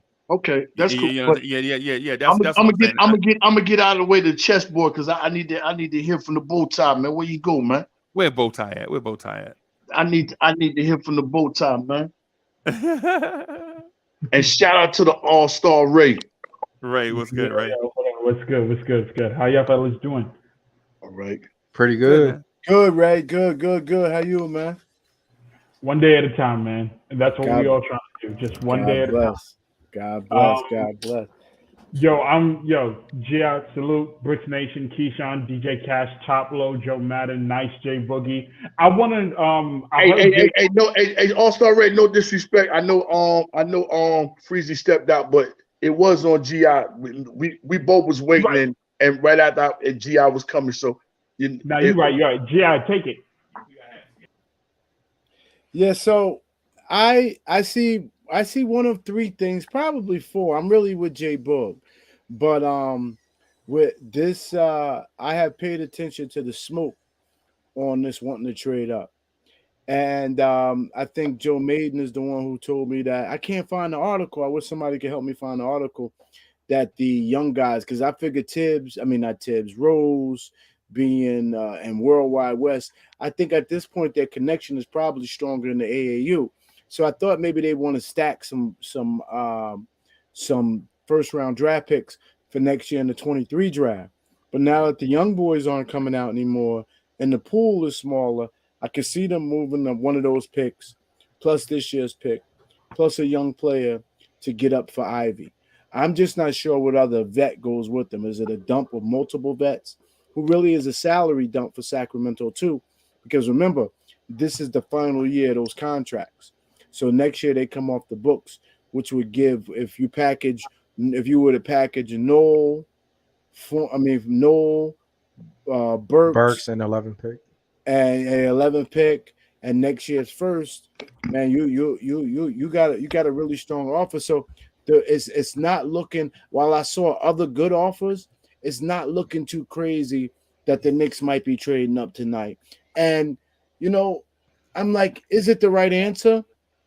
If it happens, I don't know it's the right answer, but I know we will be excited about the buzz. We will walk away. We're going to hear about the Knicks one. Let's see how Jaden Ivey. In fact, this will be what Tibbs' job is, because Dolan is smart enough to know we just invested a lot in the future of this player. And you're telling me right off the bat, him and Tibbs is bumping heads because his defense is not great, but his offensive plays are some of the most dynamic the Knicks have ever seen. It's that's where Tibbs' struggle will be. If we do get Ivy. I think realistically, though, it's drafting AJ Griffin at 11. And I see how AJ can instantly come in and provide some depth to this team. The only problem is, do they keep Cam on this team? Because I think AJ's jump shot is better, which means that he can spread the floor better. So we'll see. But I am getting more excited today than I was 3 weeks ago, than I was 3 months ago. But I will say this and leave it, because many of you were upset with me last year. GI, stop with the tank. Stop with the tank. Stop with the tank. Imagine if we had the number 4 or 5 pick in the draft already, and we wanted to get up to number 2 or 1 for one of these greatest wings that might ever play the game, or potentially great wings that can do some dynamic things. At some point, I know we need somebody to control the ball, but we also going to need a great 6'9" player in order to be really good in this league. That's all I got, Freeze. Thanks for giving me the floor, baby. Man, that what? What? You talking about that's all I got? You gonna dump a whole load of stuff in our lap and then be like, that's all I got, man. I just gave y'all a load of stuff, man. That's all I got to give. Dropping it out. My man said all I have is this 2 train loads full of stuff. But that's all I got, man. It's real serious today. I can see in the background a lot of people are at home today, looking and watching that bottom ticker. Man, we can't wait until it be 6 o'clock. But the only thing I would say about the tank thing is that I'm already done with the tank. It doesn't matter who's top 3, who's top 4. We could be the worst team of doing that season, and for some odd reason, if there's 4 top players that everybody wants, believe it or not, we're gonna be pick number 5. That's NBA. I'm done with that. I'm done. As much as you're gonna get another Kevin Knox because listen to this. Philly, as bad as they do, they get 1. Cleveland, as bad as they do, they get 1. Never get nothing. Others could get actual 1, but whenever it comes to the Knicks, there could be even 10 top players that everybody wants, and we are going exactly. We're gonna get 11 because everybody wants the first 10, and it's the Knicks. Don't worry, they're the number 1 franchise. They don't need them. This and that. all the other teams doing great. We tanked, and now we looking like, huh? But I'm sorry to jump in the conversation out of nowhere. Uncle Freezy Hilly said, what up?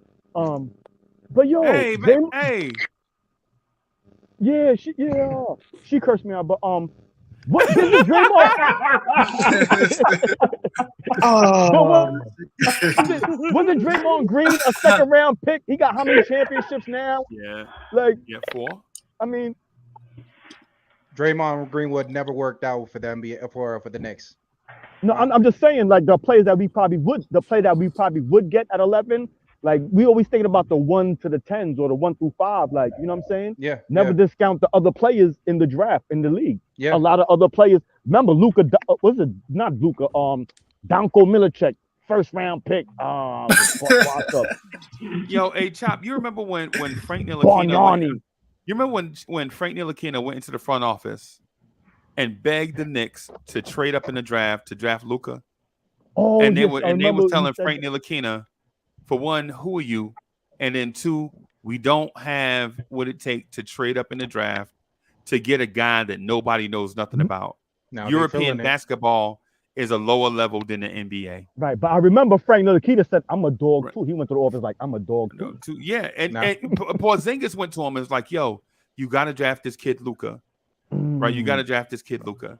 And it was like European basketball ain't on the same level as NBA basketball. So now is then why did they pick Frank? Malpractice. So why did they pick Kevin Knox in that draft? If European basketball is not the same level. I never knew that. I never knew that. Yep. For real. So KP went in there first. KP and his brother went in there first. Was like, yo, you got to draft this kid Luka. You got to do whatever it takes to move up in the draft to get this kid Luka. And they're like, hey man, that Euro basketball is it's not the same thing as NBA basketball. And then Frank went in there like a month later, like right before the draft, and they was like, yeah, whatever. Your name Frank. The winning meaningless games, because it's not about beating good teams. None of that 30 with 9 of our 31 wins wasn't about beating good teams. They wasn't. And so my position is not about, when we get to this point in time, are we more excited about 31 wins or a draft pick that's 6 or 7 places, 4 or 5 places, even 3 places higher?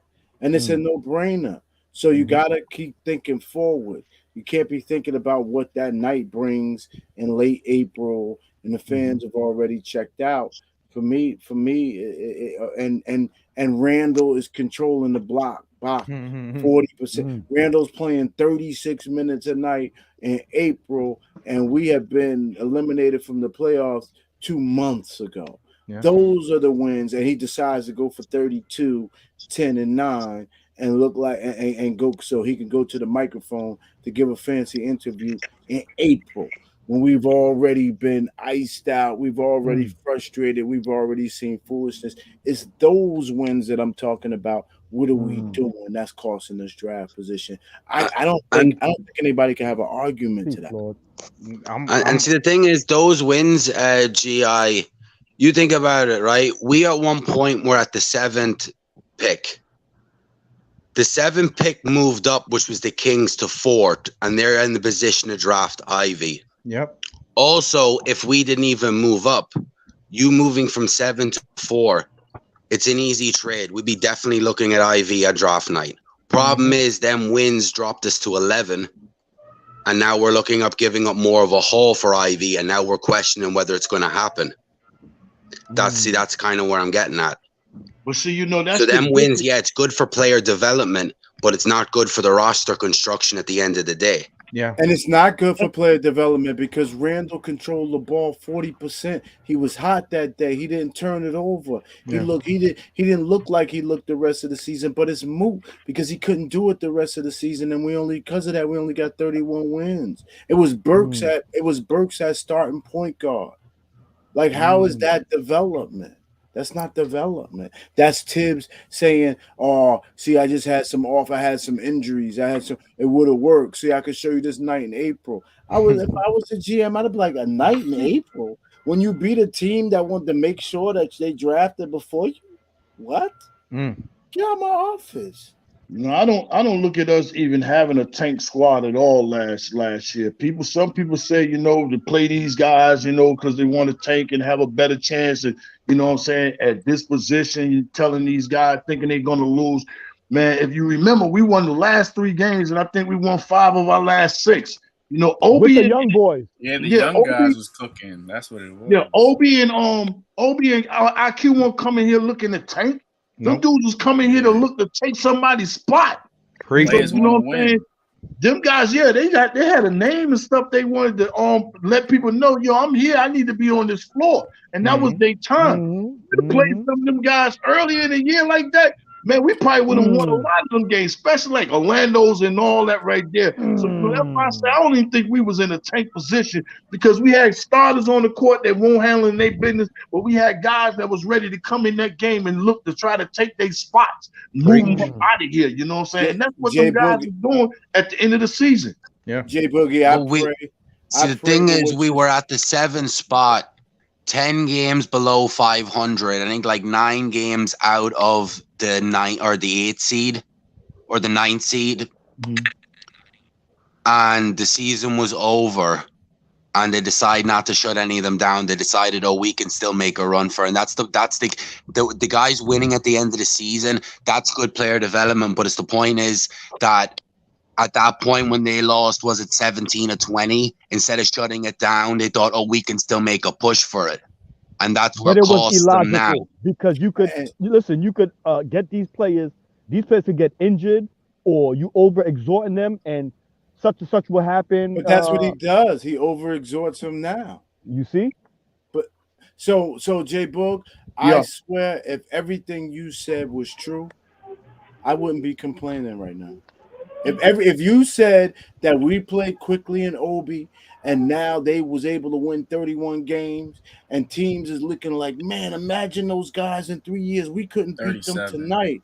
37 wins. I'm sorry. Imagine them guys, man. Man, those guys were fighting. Imagine if that was the case, then their value would be up, and we feel like we have more talent on the team, and we wouldn't be so desperate to trade up for Ivy, and then we would be able to believe in quickly he could be our point guard next year. And if what you said is true, then you're right. We would not be in tank mentality, and I'd be with you. But that's not the case. It was Randle pounding the ball 40% of the offense, and Mitch staying healthy in a contract year and playing through injury. That too. But this is another year we shut Mitch down, but we can't because it's a contract year. We want to see what this guy made of. A lot of weird stuff happened last year.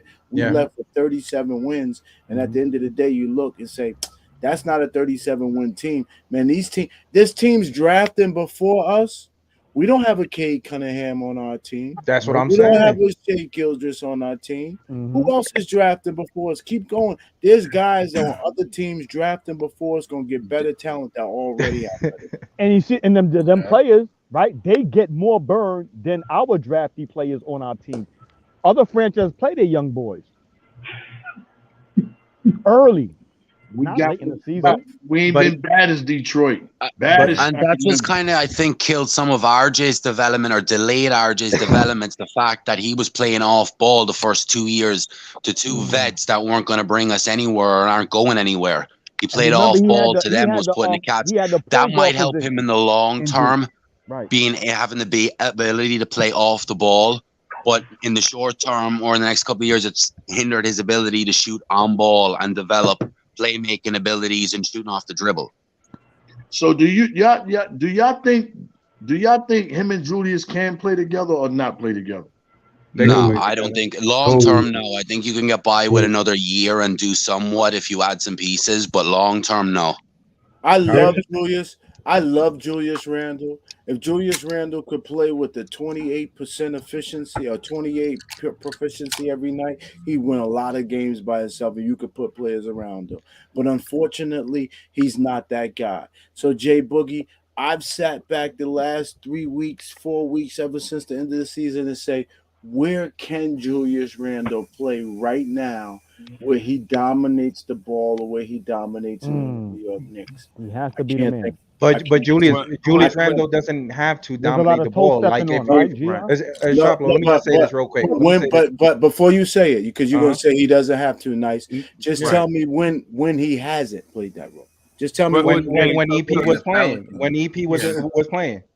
Like we're gonna act like EP wasn't even in here, and he's not even a true legit point guard. Come on, man. We cannot keep on pooping on players that we have. Like what happened last season, yeah, of course, Elfrid Payton, he's not an offensive type of player that we all wish that we had, but he was the one that ran the ball. He played defense. And he was here for 2 years with Randle. Yeah. We have Bullock. Bullock played defense. And he was here with 2 years with Randle. Him too. Exactly. Even point blank, Randle think he's Carmelo Anthony. It's not that, Shoplo. Think about it this way. This season, as like what happened last season, as much as we wanted to be optimistic at the beginning of the season, something in our back of our mind, we knew that we was running short on defense. But we wanted to be optimistic, and we started saying, yeah, but it's Kemba Walker. Yeah, but it's Fournier. We got better shooters. But we knew in the back of our mind, defense was lacking. They was trash, bro. Nice.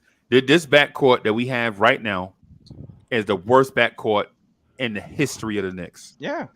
This backcourt right now. It might be one of the history. Might be one of below 40% from the field, right? The whole lot of them together. Nice, by the way, that was an excellent take. Nice. I agree with you, and I said that. You forget that I am the president of the Elfrid Payton fan club by the simple fact that he allows Randle to play without the ball in his hands and do some other things efficiently. But Nice, I just don't see the guard that Randle would trust that we can bring in, because they're not quality. They're not quality guards, and they're not quality guards, and that's why we sit here on draft they're not day. solidified. If you bring a player like DeJounte Murray, of course, I'm pretty sure he ain't gonna say nothing. Right, but better so not we say nothing. Right, and so we sit here on draft day thinking, like, man, maybe we can bring in a project guard or a guard with limitations like Johnny Davis, a guard that took advantage of a weak conference defensively. You know what I'm saying? And think he's gonna come in here and make an impact with the Knicks. Johnny Davis ain't getting ready to do that. Nope. So what about Brunson? What about Brunson? Would Randle feel different with Brunson? He would. Yeah, I'm great. But the thing with Brunson is Brunson a difference maker? It add more the same don't matter, because these guards, you could say Emmanuel Quickly would do the same thing if he played next to Luka. You think that this dude could? He's not these dudes are side orders to the main dish. We need a main course in the backcourt. These dudes are French fries. Yeah, these dudes are mac and cheese. These dudes are ham sandwiches, bro. These dudes are ham sandwiches in the backcourt, and we think making them better is bringing in more ham sandwiches. Bringing in more ham sandwiches don't make ham sandwiches better. You know what I'm saying? that don't make them better, bro. You got to bring in star power, man.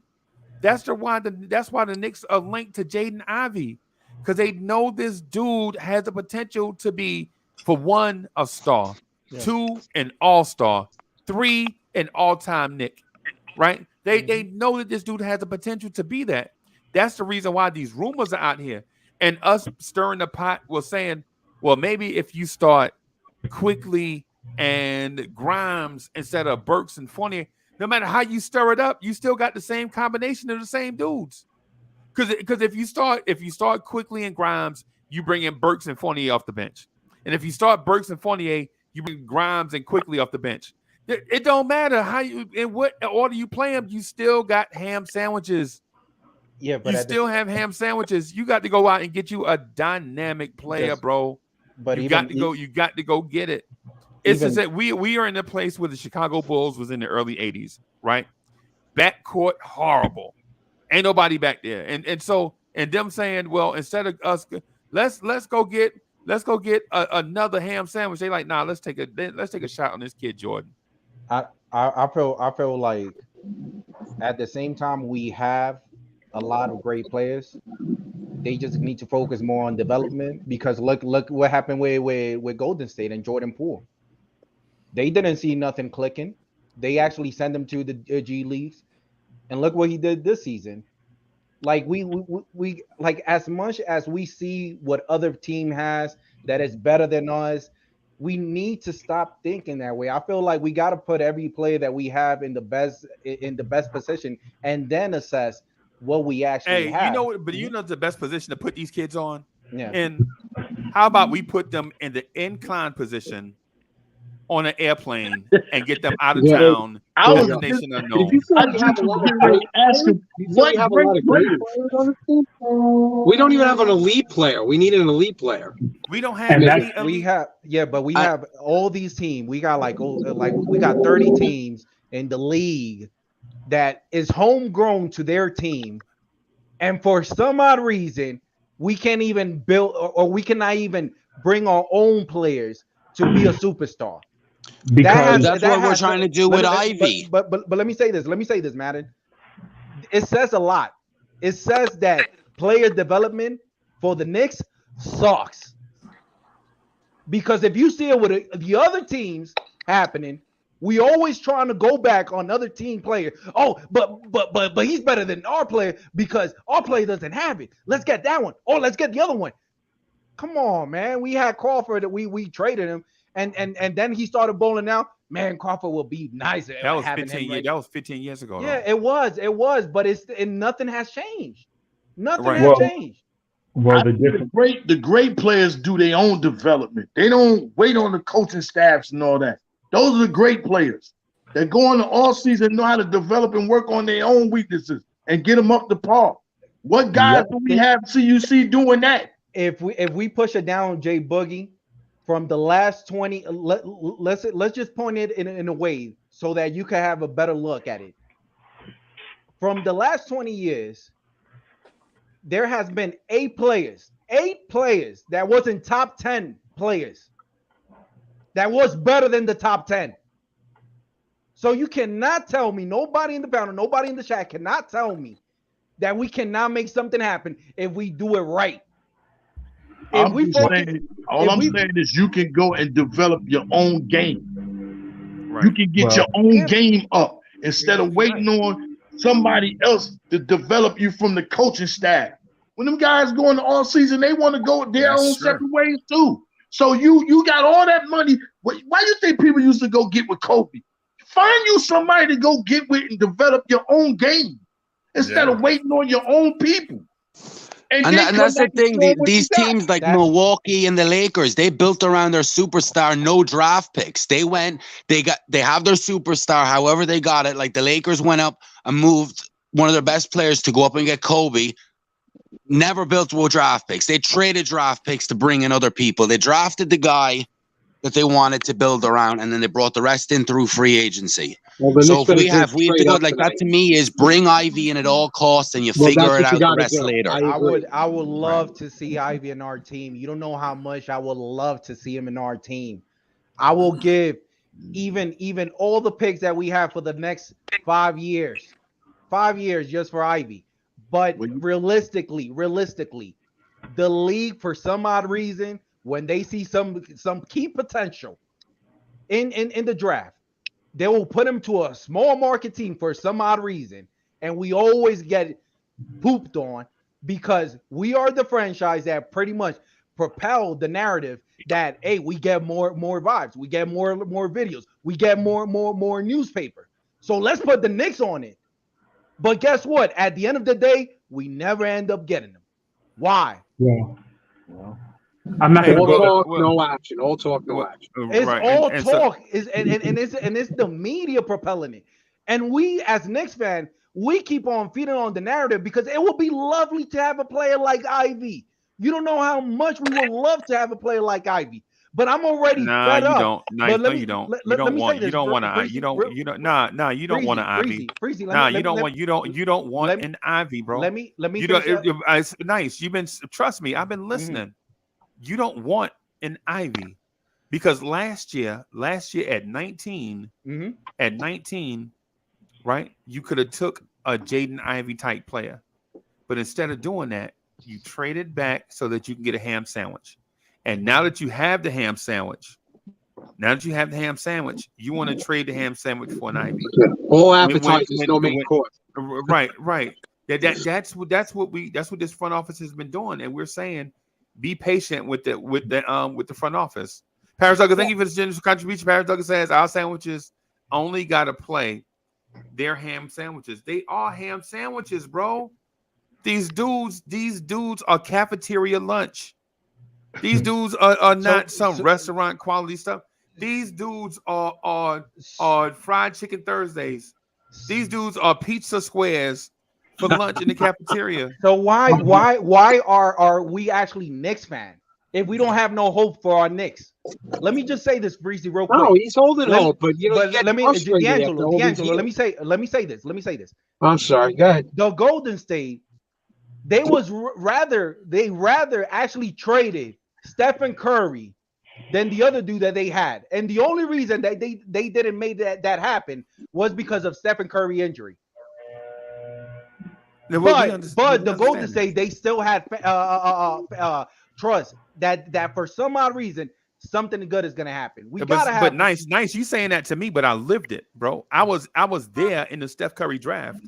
Steph Curry was on the board, one pick ahead of us, and all we had to do was give Golden State next year's first round pick to trade up one spot.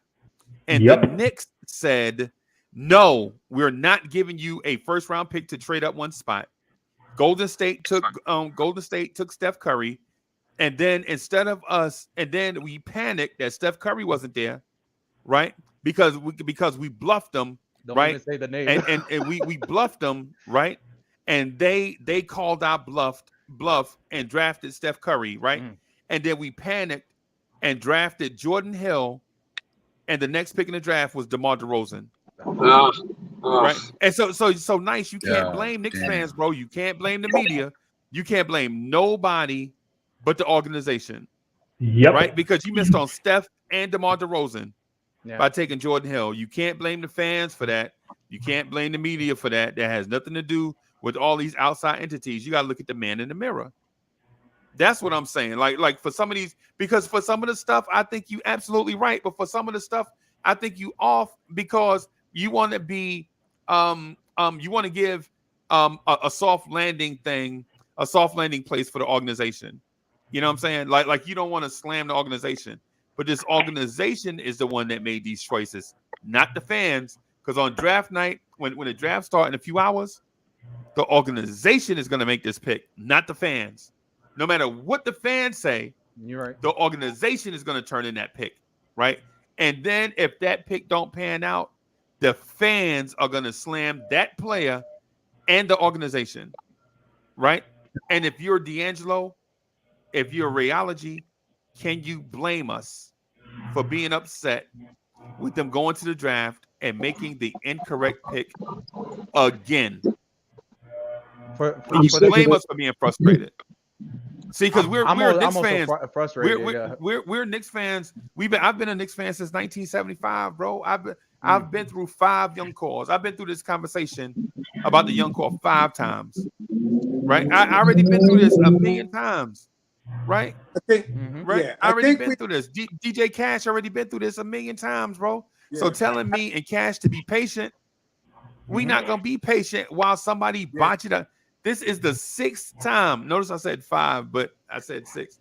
Right? This is our 6th time going through this and say, Uncle Freezy, be patient, man. You got to be patient, man. You got to be, I ain't got to be nothing. You know what I'm saying? This organization got to do the right thing. What's up, Cash? We're at a point of deliberations as regards to this regime, as regards to the infrastructure of this management. We're at the point of deliberations, and we're going to find that out in the next few hours.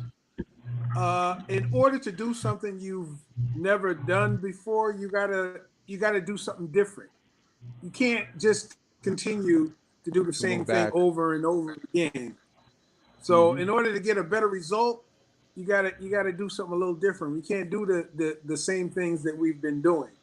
And so I'm going to hold out hope and take that leap of faith as a Knicks fan and looking at the history of this current regime, of this infrastructure, seeing how they picked over the last couple of years, that they're going to take that step, because if they want to continue to manage this organization and move this organization forward, they got to make a move in which I've labeled as the gambit. In other words, you got to take a chance. I mean, every person that are self-made millionaires, they had to take some risks. It didn't just come inherently. They didn't have a silver spoon in their mouth. They had to make a move where it's either, good or that's it. It's over. Or checkmate, as I call it. Cash, So if we make the wrong move, will you stop being the Knicks fan? No. Exactly. That's what I'm saying. We've been making the wrong move for how many years? It's like, okay, who here plays the lottery? Who here plays the lottery? Oh, hey, there he is. I do. My number never come out. Hard-earned money that we work to play the lottery. Some of us may spend more than others, but what are we hoping for when we play the lottery? That one day hit it. The one day you don't play a number, it comes out. You mad? Yeah. Hey, so my point is that at some point, with the Knicks organization, you got to take a chance. And why not with Ivy tonight? I mean, and you say without risk, there's no reward. We all are looking at different reports and seeing what teams that could, possibly match what Sacramento has. I mean, why not? I mean, I don't want to hear in the next few days, well, the deal breaker was some BS. Right. Or but they wanted Grimes, and we weren't willing to part with Grimes in order to get. There was an excuse, right? There's an excuse. It's like, we couldn't make the deal because such and such. Huh? That was it. But we don't want to hear that. But listen to this, Cash. We don't want to hear that. So why not? We go through this every year. My main frustration is not too much with the Knicks, man. My main frustration is not with the organization. My main frustration is with the league. Every single pose, and I keep on going back to this, every single pose that you see, you always see the Knicks involved. That's why I'm done with it. I rather whatever we have, it is what it is. Let's wish them the best. Because you always see our name involved. We always get the short end of the stick, and they always. I'm not going to say that, but you know what I mean. And Adam Silver, based in New York, they should freeze the envelopes again. Well, New York is they're always going to. So let me just do this real quick. So Paris Duggar, thank you for the generous contribution. Paris Duggar says, so trade two of our sandwiches, RJ and Cam, to New Orleans for Trey Murphy III, Alvarado, and 2 first-round picks. Let's use our leverage to make Zion happy. That's what Paris Duggar Wait, said. to bring Zion here? I'll give up Randle, not RJ. Yeah. But if we have a ham sandwich, why not trade everybody? Trade everybody. That's it. Just blow this thing up. Consolidate. Yeah. Consolidate it is what I'm saying. Consolidate it. Like instead of having 5 ham sandwiches, how about we have 2 pastrami on rye? Hey, at that's least what I'm pastrami. saying. At least with some mustard on it, or not just dry sandwiches. Them sandwiches be dry. Not even there's no mayonnaise on it either.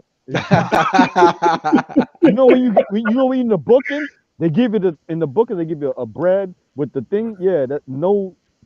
I know what you're talking about, Chop. It'd be 2 slices of bread, of meat, and maybe a cheese on Fridays. They may give you a cheese. Yeah, right. It all depends how you score it. Yeah. Then you be saving it. You be saving it. Hey, Freezy. You remember a poor man sub? I don't know if you had that where you're from. It's called a poor man sub. We used to eat that back in the day. Yeah. You know what was on the poor man sub?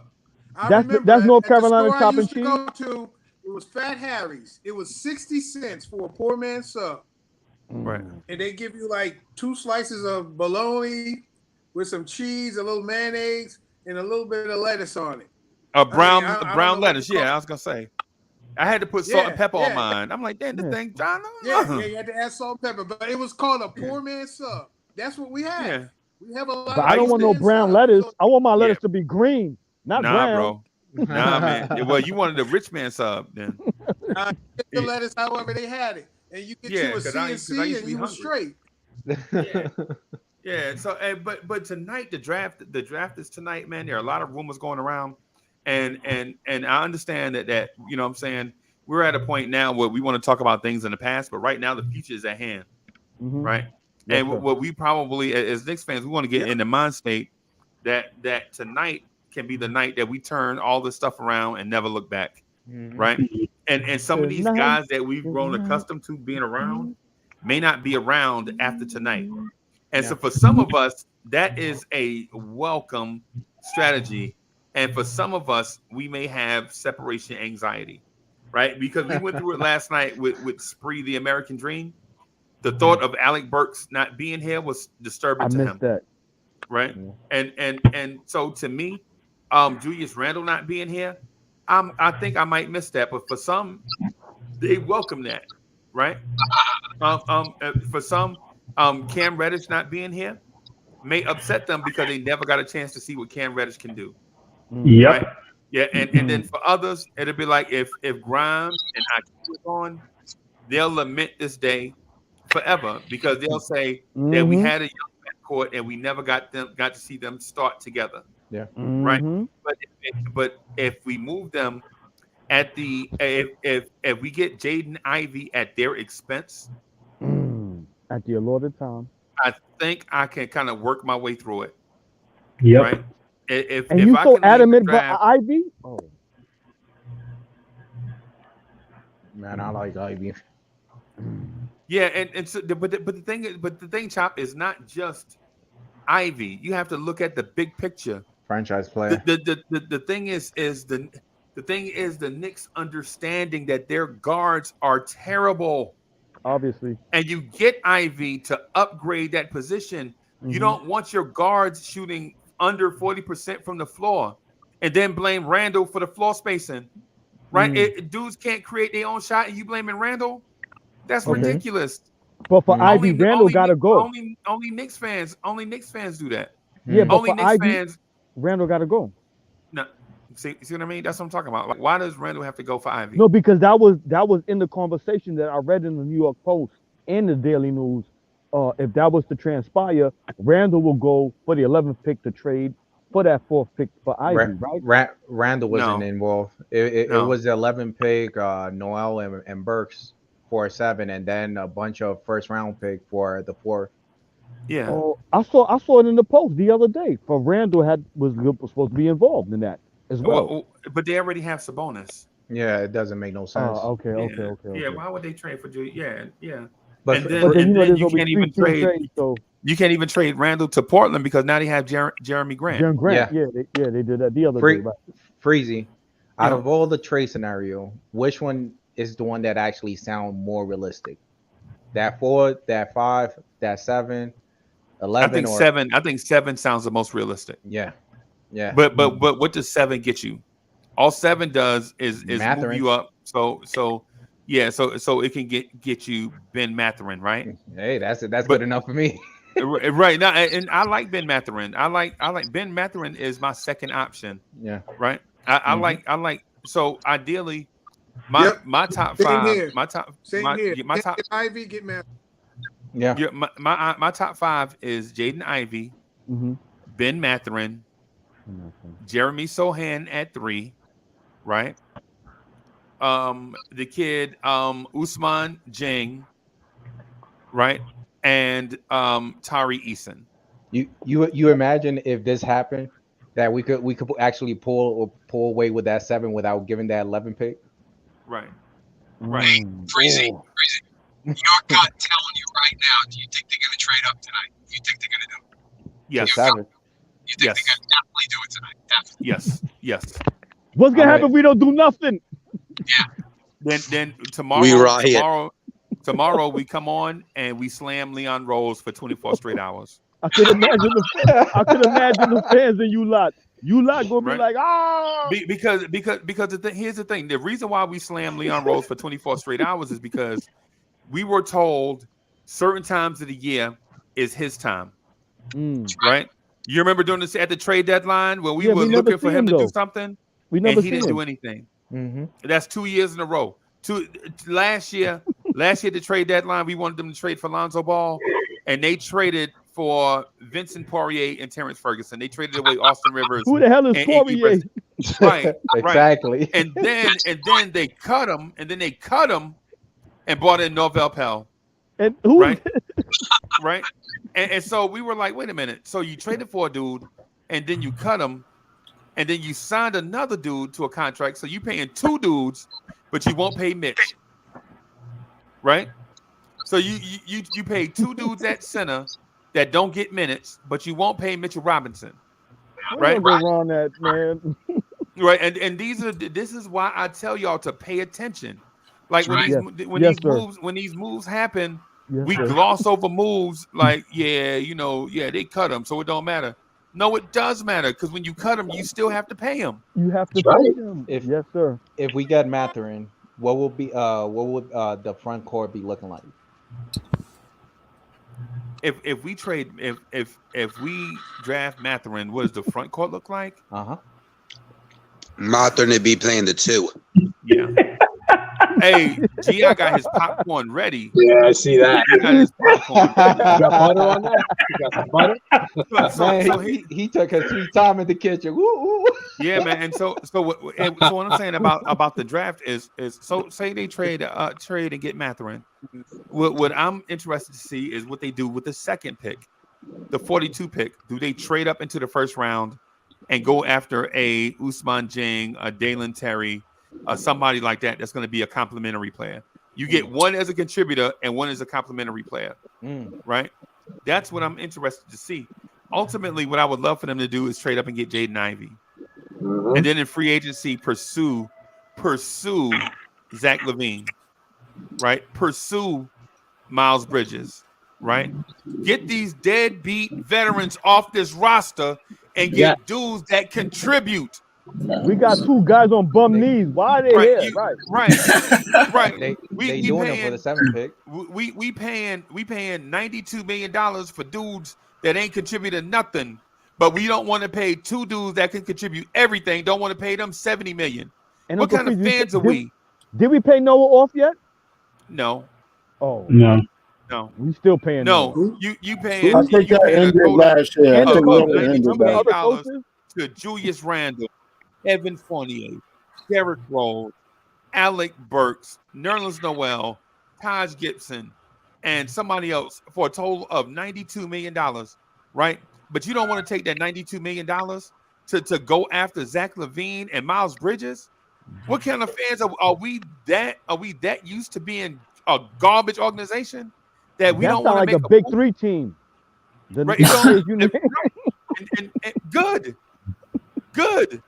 Because the only thing worse than being a big 3 team is being a medium 11 team, and that's what we are. We are a medium 11. Noah contract. Noah contract come off the books next week. June 30th, Noah contract come off the books. And then remember, Kyrie got us whatever for the 29th, so I know we're not getting him, but yeah, 29th and the 30th, yeah. So we got all this money tied up into dudes. Most of the dudes didn't even play. Yeah. Think about Kemba Walker made $9 million and he only played in 40 games? Noel.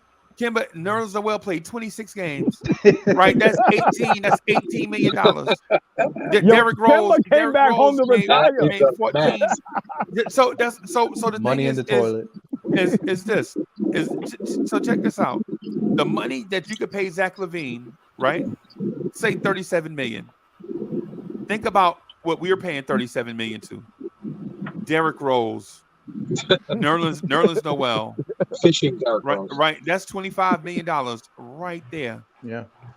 Right. Kemba Walker, that's $34 million right there. Y'all telling me that y'all would rather pay Derrick Rose, Nerlens Noel, and Kemba Walker the same money that you would be paying Zach LaVine, you don't even want to offer it to Zach LaVine? What kind of fans are we? What are we doing? Let me ask you a question. You think that's Leon Rose? He's been sticking it to the Knicks since he's been a agent. Now he's here. He's still bending us over. I don't know. Right. I would say this. Pause. Yeah. I would say this. I think the dude is in over his head. I think so too. He shouldn't jump on it so fast, right? He should have got some training before. Better not sit on his hands tonight. I tell you that. Right. Because he'll squish his sandwich. Yeah. If he sits on his hands, he'll squish his sandwich. It's gonna be a warm sandwich after that. Yeah. I'm sofa sandwiches. It's a big night. This is a telltale situation tonight. It's gonna be something. If he don't make a move tonight, bro, that lets us know whether to ride with him or not.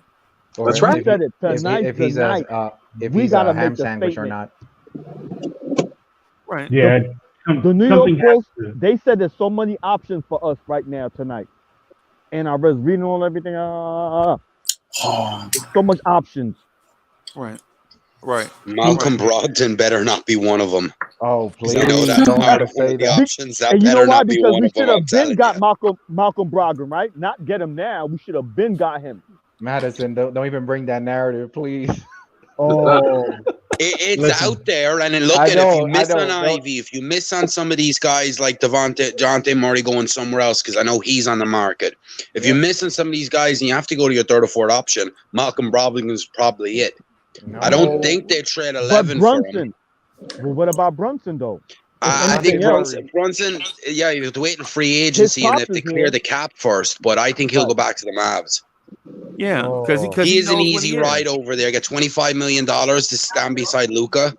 Right. Leon Rose does love his injury-prone players.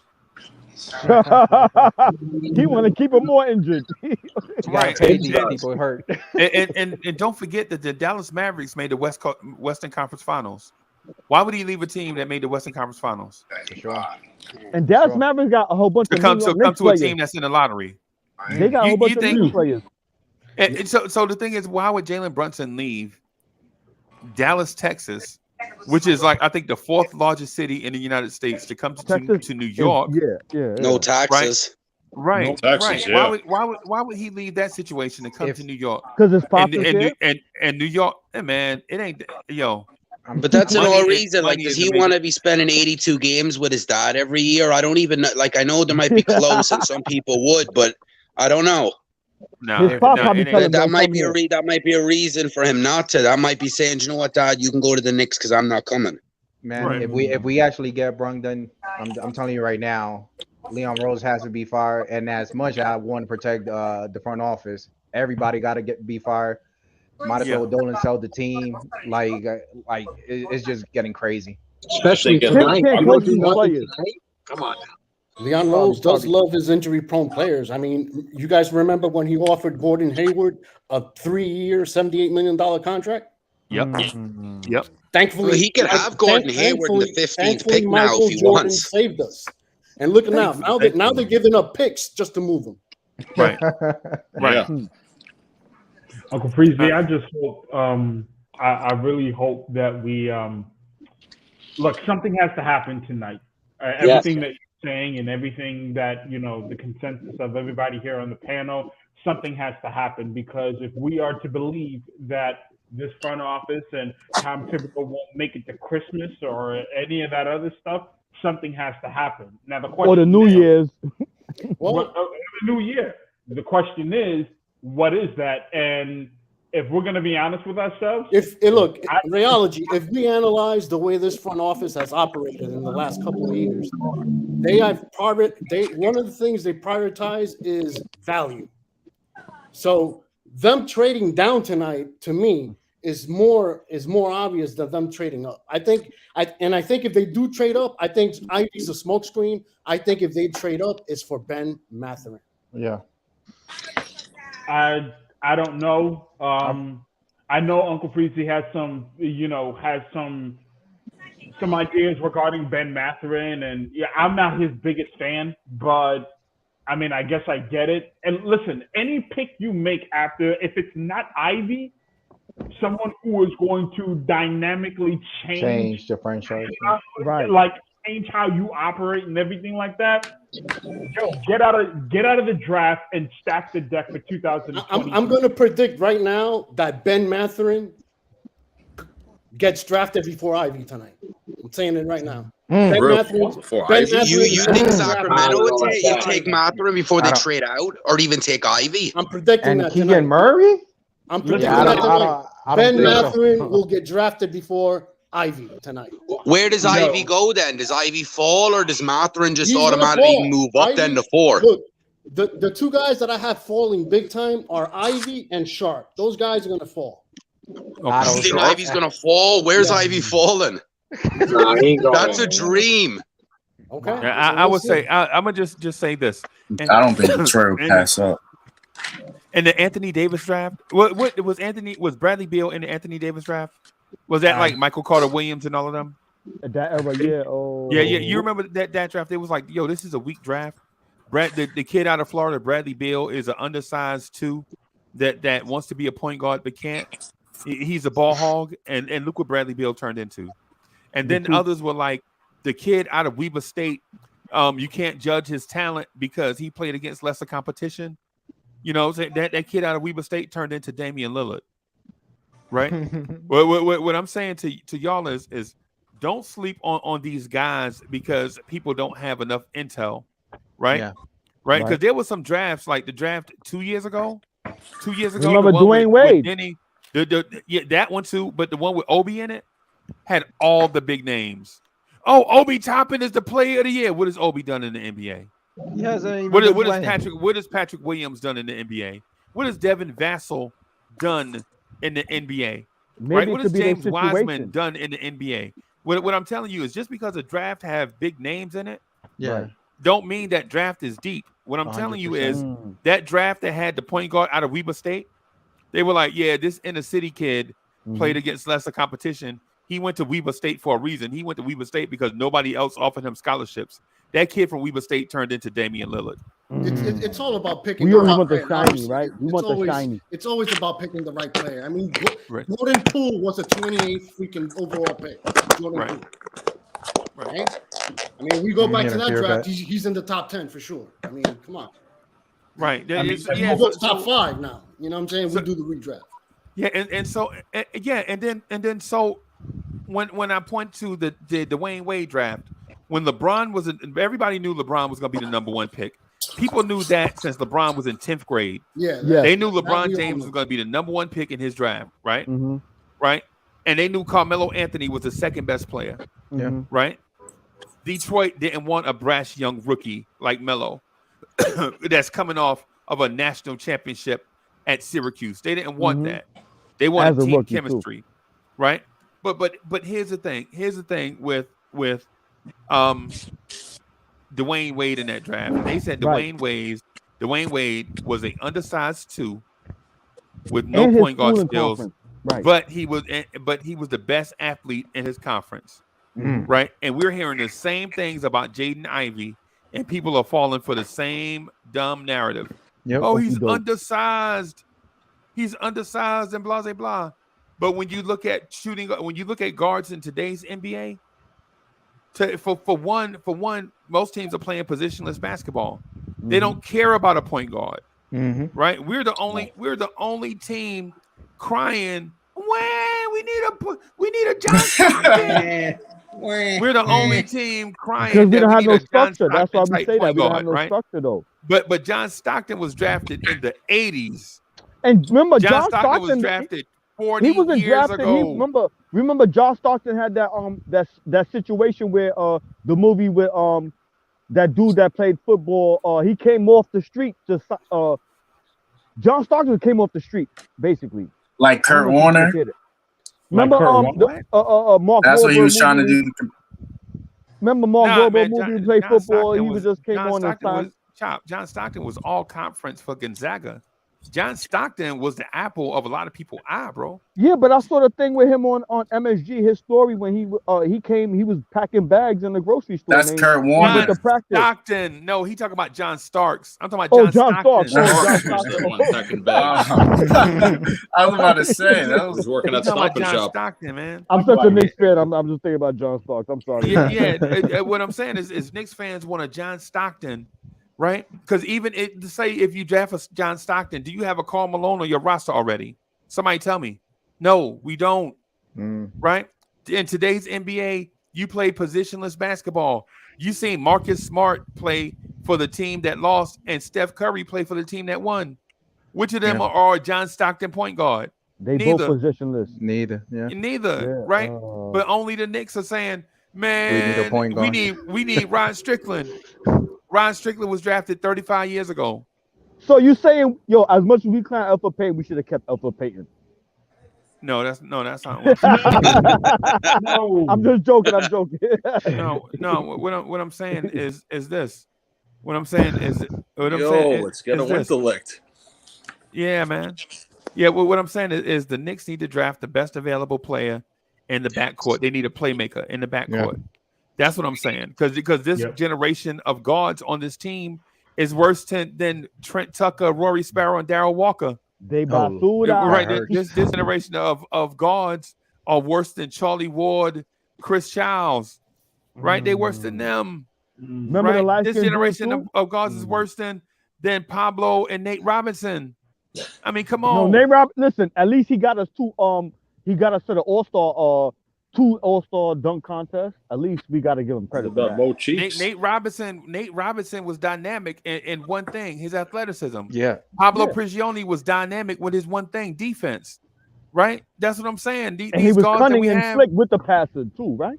Right. Right. And these guards that we have is dynamic with nothing except being ordinary ham sandwiches.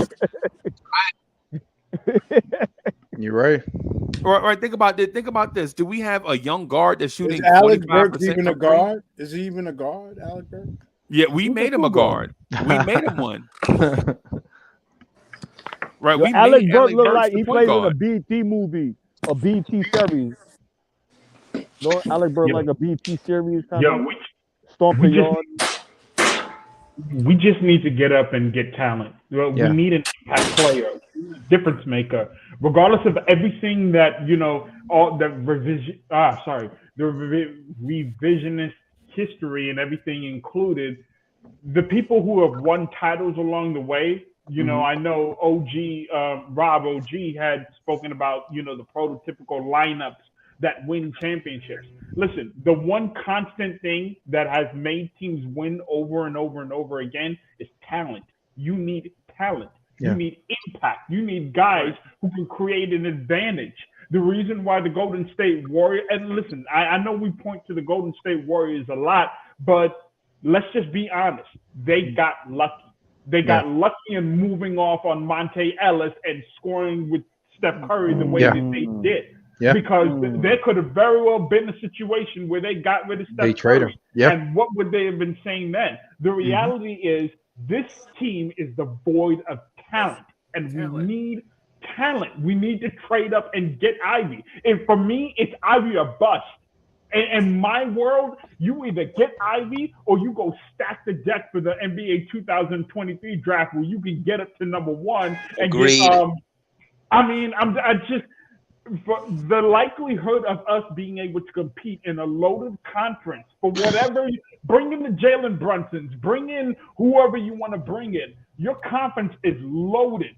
It is it's going to be a gauntlet. There's a reality that you're going to be at the bottom tier of your conference, and you may very well end up right back in the lottery. And for what Jay Boogie said, if it's true that Tom Thibodeau doesn't even last till Christmas or whatever, well, you got Jalen Brunson on a 4-year deal. So and his daddy is gone, and Tom Thibodeau is gone, and this front office, if Tom Thibodeau is gone, is on the clock, and they very well might be out the door.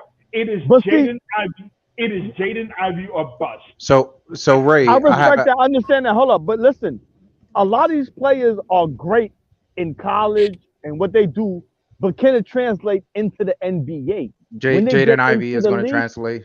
Yeah, Bro, this guy can get to the cup without a pick. He is Yeah, that bro. fast. He don't need no screen. He can get to the cup whenever he wants. You don't pass that up. He can go from 0 to 100 in a blink of an eye. You can develop the in between and like a everything Russell else. Westbrook, right? Like a Yeah, Russell Westbrook. He's like a compared young to Russell, like a young Russell Westbrook. Yeah, he's compared to Westbrook, but even I have a question for Ray. Yeah.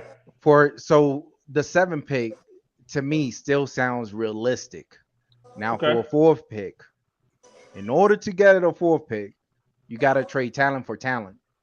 Okay. And the only one that I see is only one name. Will you trade? Yes or no? Will you trade RJ for that number 4? You see, you got to give to get. And You have to and make what? sacrifice. Yeah. RJ and what? That I'm just saying. For whatever they want, RJ has to be one of them pieces that actually be involved. Will you trade that pick? I mean, will you trade RJ for that pick? Yes or no? Because you got to trade talent for talent. I've been on record posing that possibility a couple of shows ago with Uncle Freezy. He can attest to it. And I told the world and told the Knicks fan base that I would not trade RJ Barrett. Now I think there's a way that we can hold on to RJ Barrett and still go up and get Ivy. I think we have a collection of picks that can get us to the number 4th pick, because remember, Sacramento Not good enough like RJ. We have like 30 picks. To me, I see it this way. The only way that we could get a Jaden Ivey, and I never even said this, but to me is going to be an RJ, because they want somebody that is potential enough that could impact that team. Like, remember, Sacramento, they got Sabonis, they got 2 other players. Yep. They just trying to add another piece that is going to contribute real quick. It's not going to be a role player. They're not looking for a role player. They're looking for somebody that is going to contribute real quick. But reports have shown that they're not even asking for RJ. As a matter of fact, some of the reports that I read were just, we want a 1st round pick, they want a future 1st round pick, a veteran, and a young player. So that could be a combination of a Evan Fournier. Give it. No. But let's say that's reports. Reports could be reports, but being realistic, we don't know if that's what they really want. Now, to seal the deal, Leon Rose could be the next day. You know something? I want this kid so bad, I'll give you RJ. Now that's interesting for them to even actually pass it along and be like, well, now straight up though, right? That's being straight up. That's being a little bit too straight up. So now the conversation is not about, oh, well, the Knicks, they actually lost the pick of Jaden Ivey because they wanted to trade 2 first-round pick, a veteran, and a first. The Knicks was doing it, but for some reason, Sacramento at the end of the day, they said, you know something, we ain't having it. Yeah, we don't want it. I think they're trying to wait last minute and hear every option. I think that's just what it is. They're just waiting last minute. Yeah, but at the they same want to time, wait all their options out before they pull the trigger on anything. You're right, and I'm 100% with you. But are you sold for Jaden Ivey to give out RJ and seal the deal? Because whatever other teams might have on their disposal to actually offer them, the Knicks has to come in with something even better, something that's going to make them feel like, you know, something is. This is the best trade right here. Yeah, you know. I think we have the best. I think we have the best available assets for what they need. Now, you can make an argument with the whole Atlanta wanting to trade John Collins, which is a little weird to me. I've heard some other reports about. Nah, that's for the DeJounte Murray. Say it again. That's for the DeJounte Murray. That's not for the. Yeah, that's for somebody else. But no, I'm just saying that we all agree. Like, if it was like that, we will all give it like up real quick, like, and post on that. But at the same time, we just got to be realistic. If we want this kid so bad, are we willing to just trade somebody that will to them, they won't have nothing in their back of their mind. They're gonna be like, what? You know, like, yeah, well, let's trade right now. You know, that's what I mean. Well, I think they're waiting to the 11th hour in an effort to. I think they went to the last hour to see all the packages that they have available to then finally make a decision. Sacramento's in a really weird position because I don't know. Ivy's camp in Sacramento don't really like. There isn't really much of a fit, and there's no chemistry right there. Yeah. And Keegan Murray, taking him at number 4, that's a bit of a reach. So they've already shown their hand, in my opinion, in wanting to move down. If Keegan Murray is going to be selected on number 4 by Sacramento Kings, we all definitely know that either the Detroit Pistons or Indiana, one of those two, in other words, that's it. They already gave us an ultimatum. If we don't get that number 4, one of those two is not trading. One of those two is actually taking Ivy. So our next best bet will go after Detroit and see what they actually want. But if we let it pass, to me, to be more realistic, I feel like if we let it pass with Sacramento Kings and we don't offer them something, because it seems like Sacramento Kings is making a push. They got Sabonis, they got 2 other good players, and now they actually making a push. So they want somebody that's going to contribute real quick. So if we don't get that number 4, I just don't see it with 5 and 6. They are sold the same way we sold with Ivy. They also sold with Ivy. Well, see, the thing is, Ivy ain't sold with them, and is the fit gonna work? So what I could see them doing is, if they can't find a package, holding on to Ivy and waiting free agency out and see if the team gets desperate. They could do that. Boss. Or do the same thing with Halliburton, let him play for a year and then flip him.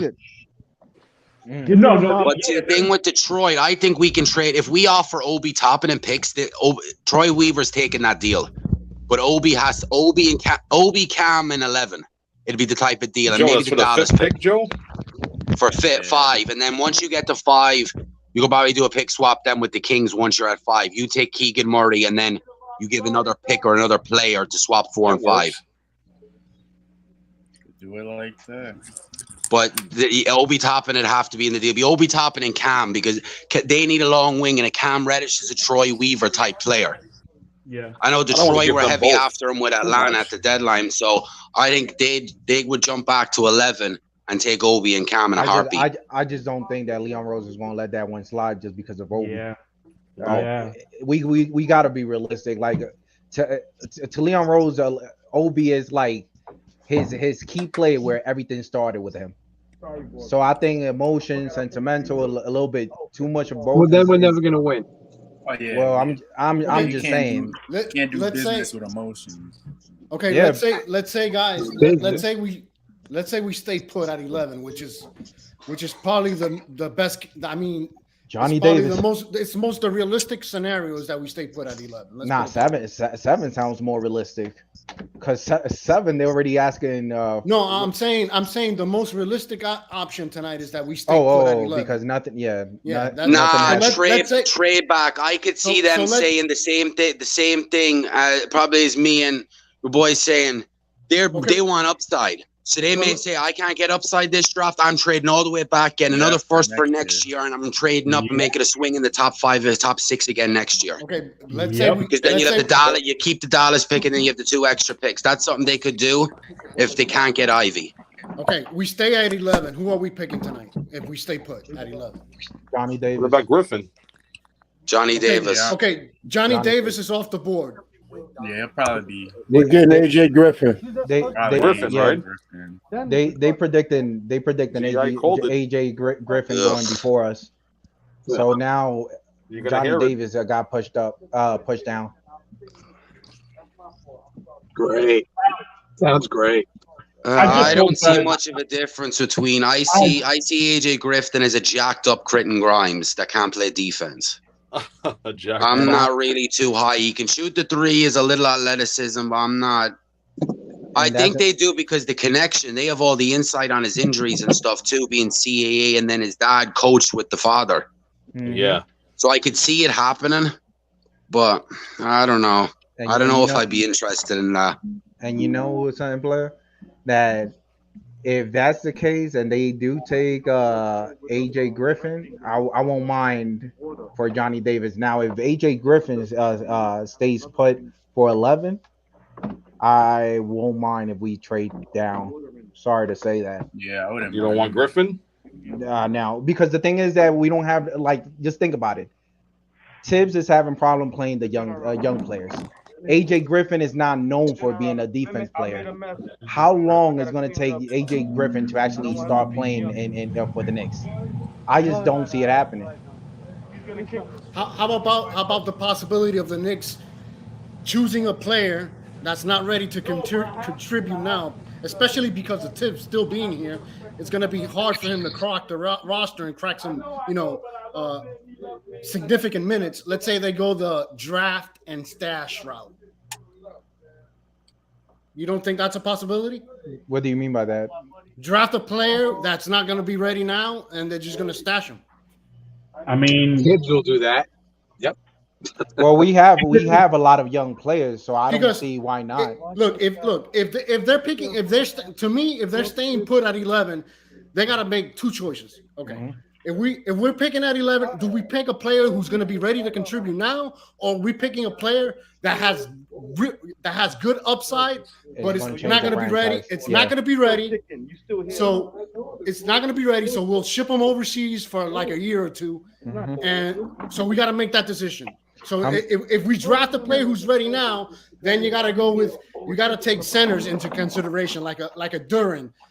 If you're taking a forward or a guard, you're looking like a guy like Agbaji from Kansas. Guys who are going to be ready to step in and contribute from day one. How many times did that actually work for us? Getting a player, sending him overseas, and then bringing him back for the NBA. Roka Jokubaitis is the rising. It was the EuroLeague Rising Star. He won that award last year. I think the best thing that happened to the Knicks didn't even happen in the United States. The best thing that happened to the Knicks last year was Roka Jokubaitis staying in Europe and developing his game over there. That guy, he's an up-and-comer. He won the Rising Star Award over there.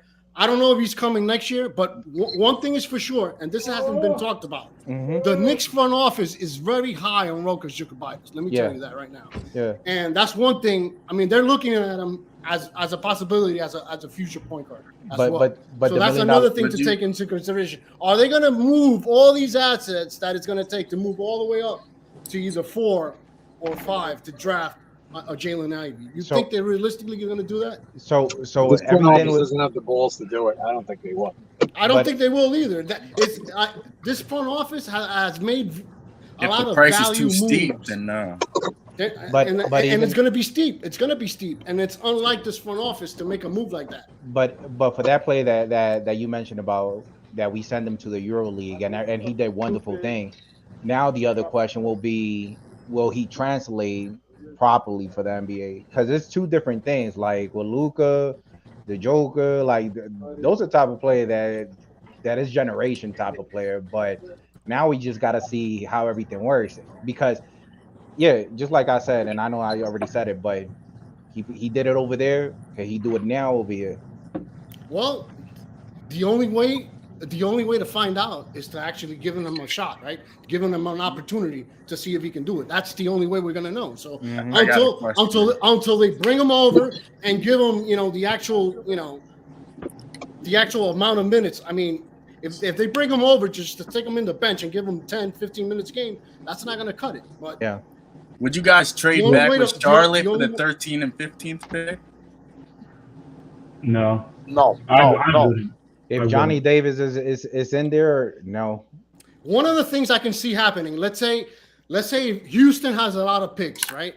They're gonna pick. I think they have the 3rd pick, they have the 17th pick, they have the 26th pick. But let's say a guy like Sterling Sharp. Let's say Houston is very, very high on this kid, and they already drafted a guy like Banchero at 3. And they're willing to trade 17 and 26 to move up to 11 to get Sharp. That's something that the Knicks probably will consider because this draft. I mean, you're gonna have a lot of players that are not, they're not going to be franchise guys, but there's going to be a lot of high quality role players coming out of this draft. But Sharp is predicted to go before 11. Yeah, I wouldn't be mad. But let's say But let's say in a scenario where Sharp falls, you know, sometimes it happens. It happens in every draft. There's a player that ends up falling. I don't know who that player was last year, but there was a player that I remember that fell, that was projected to go in the lottery and ended up being a late first. Yeah, but Sharp is considered to be dropped on pick number 8, and 8 to 11, you still got 2 other picks. And if they see Sharp and it's still available in 9 and 10, that's another thing that you got to think. Like, are they going to let that thing pass? Because they might be set already. 9 and 10, they might be already set for a certain player because they feel like Sharp is not going to be there. But if they see Sharp, well, it changed their mind. No, that's what I'm saying. In the case, in a scenario where Sharp does fall to 11, which I think there's a slight possibility of that happening. I really do, because there's a lot of mystery around this kid. We haven't really seen him play, and I mean, hey, YouTube workout videos, you know, you can make them look as good as you want to. I mean, so Jalen Durant, you're gonna pick him before Sharp, and you're gonna pick Johnny Davis before Sharp. You're gonna pick Malaki Branham before Sharp. I have Johnny Davis ahead of Sharp in my, because I haven't seen this kid play, to be honest with you. I haven't really seen, and with high level competition, I haven't really seen him play. So I mean, I can't go off of workout videos on YouTube, to be honest with you. I can't. Yeah. I mean, Johnny Davis was, I mean, they double teamed and triple teamed this guy in college. All right, they were swarming him. Okay. So I have Johnny Davis ahead of Sharp, to be honest with you. Way ahead of him. Johnny Davis is going to be a solid number 2. I mean a solid 2 guard. That's what he's going to be. I don't see Johnny Davis falling to us. I don't see Johnny Davis falling to us. I don't think so either. I think Washington jumps all over that. Listen, I'm just confused about what happens for us at number 11, because if it's not Jaden Ivey, who, again, is an impactful player, you can make a debate and argue between him being a franchise guy or not. But it's just, I worry about the philosophy between the front office and Tom Thibodeau and what the plan is if you decide to trade back or trade out. Like, how secure is Tom Thibodeau's job if you trade back with? Especially if they're not on the same page either. Yeah. Exactly. So a lot of it is weird to me, and I only see one way to secure the front office, to secure Tom Thibodeau's job, and that's pushing your chips all in the middle of the table and going up to Jaden Ivey. Because even if you trade out and stack the deck for the NBA 2023 draft, I mean, you're just sort of going back to the roster that you have now with Emmanuel Quickley at point guard and still answering questions with Tom Thibodeau using this current roster and running it back, which we all know is not going to cut it. So if you're not getting Jaden Ivey, what are you doing? That's like, what are you doing? Seriously, like, what are you doing? Because again, even if you bring in an AJ Griffin, how does that change our position within the conference? If you add a Johnny Davis, how does that change your position within the conference? At least with Jaden Ivey, you could say, well, we got something here, a bigger talent, maybe bigger than RJ. But you put those two together and you could do something. I'm here if you need me. Well, I agree. Instead of getting AJ Griffin at 11, I would honestly might possibly trade back for that 13, 15 and get Tari Eason and maybe a tie or something like that. So you can get 2 for 1 with that. Yeah, I think they're going to stay at 11. That's what's going to happen, to be honest. Well, I think one of the first moves they need to be doing is we have like 7 second-round picks over the next 3 years. Yeah, they need to be packing some of them and trying to get themselves into the late first round of this draft as an extra chip to use to move up. They have to look into that, even taking on some money. Because I'm trying to say a lot of teams, Golden State, like Philadelphia, a lot of them teams in that 20 range are shopping picks. Well, it's crazy because even if you package all the second round picks and you trade up for again, I got questions about the direction of this team. We already have how many young players on the 24? What is it, 8, 9, or something like that? Yeah, we need a sign like a superstar. You're gonna fill out the roster with 3 more picks. Like I'm really confused there, which is why I'm like, we already got a consolidation problem. No, but I'd use them as trade up. I would use that as a trade up, even if it's just a 7 and you don't have to touch any future picks. That's what I'm looking at it. Or even if it's just a Dallas pick, but not any of your own future picks or your own future young players. So that's what I would think. It's like, look, if I can't get up, because I think they need to look then in, if we think Johnny Davis and Ben Mathurin and some of the next tier guys aren't going to be there, then we need to definitely need to look up to getting that 7, 8, 9 range. To make sure at least we get one of them, because once they're gone and you go to 11, that's the massive drop off, and you're getting slim pickings there at 11, and even trading back to me is better than staying at 11 because you're looking at next year's draft. But I think they do need to look at moving a lot of these second round picks and getting an extra asset at the end of this draft to move up, so they don't have to trade if it's not for Ivy, even to move up into that 7 or 8 spot. Mm-hmm. And not only that, Madden, is that if they already have their mind set to 2 or 3 players in specific, I don't want them to settle on 11 and just throw dice. You know, if they already had their mind with 3 players, 2 players is better than 1, because at least one of them, hopefully, they could surprise you. You know, who knows? Well, my question to that is, even if you get it to the 7th pick, who exactly are you taking that's going to sort of change the direction of this franchise? And Mathurin. Ben Mathurin. Hands down. Mathurin's probably the closest thing then to Ivy. I think there's a massive space between the likes of Mathurin and these guys from Ivy. Like even between Keegan Murray, I think there's a massive drop off in the draft after 4. Mathurin's probably the next, just because the shooting's there and the athleticism, so you can teach him the in between. Yeah. But I'm not willing to give up like an Ivy type package. I'll say, do you know what? I'll give you a vet to get up to 7. Say if he's there at 7 and you can get him, I'll give you a veteran 11 and the Dallas pick. That's fine with me. Or if you can get an extra pick in this draft. But yet again, I'm not giving up a lot. I'm not forcing to go up and get Mathurin. If the deal's right, okay. Ivy, I'm forcing to go up. Yeah. I don't care what the package is. RJ Barrett's not in that pack? We have 15 guys in this roster. And then we have we have 8 first-round picks over the next 7 years that we can trade. You're telling me that we can't give up like 2 or 3 picks and 2 or 3 players to guarantee we get Ivy? Just give You can't tell me at the end of this draft, at least not getting close enough to have a smell of getting Ivy. Even moving up to like 7 so that you can make another jump. Madden, even if we all right, so if RJ could actually seal the deal and nobody wants to give RJ 5 first-round pick for the next such years or whatever, who cares? We already got a bunch of young players that we should focus on and just build that team with what we have. Because if we have a Jaden Ivey, guess what? He's going to be here for the next 4 years or 5 years. So that's a done deal. What if we don't get Ivy?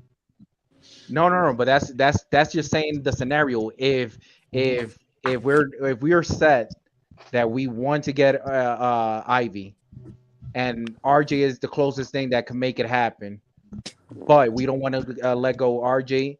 5 first-round pick doesn't sound bad at all. That's intriguing, because they might look at the Knicks like, what the hell are you guys doing? Like, I don't even think RJ Barrett's even going to be in conversation, because we already know that mainly with Ian Begley saying he's like, the Knicks can trade have a deal for Ivy if they wanted to, but are they willing to give up on Obi or quickly? So RJ I don't think's there. That's where the conversation should be with the picks and with Obi and quickly. I wouldn't be even offering RJ, because I think you putting RJ Barrett and Ivy together, you have a backcourt for the next 10 years. You're moving RJ, you're bringing Ivy in, but you're restarting the clock. Now you got to go look for another RJ. Madden. Yeah, but Joe, And you give up all your, Dan, you give up RJ and some picks to do it. Madden, I'm with Yeah, you. but we got What a I'm point guard, saying though.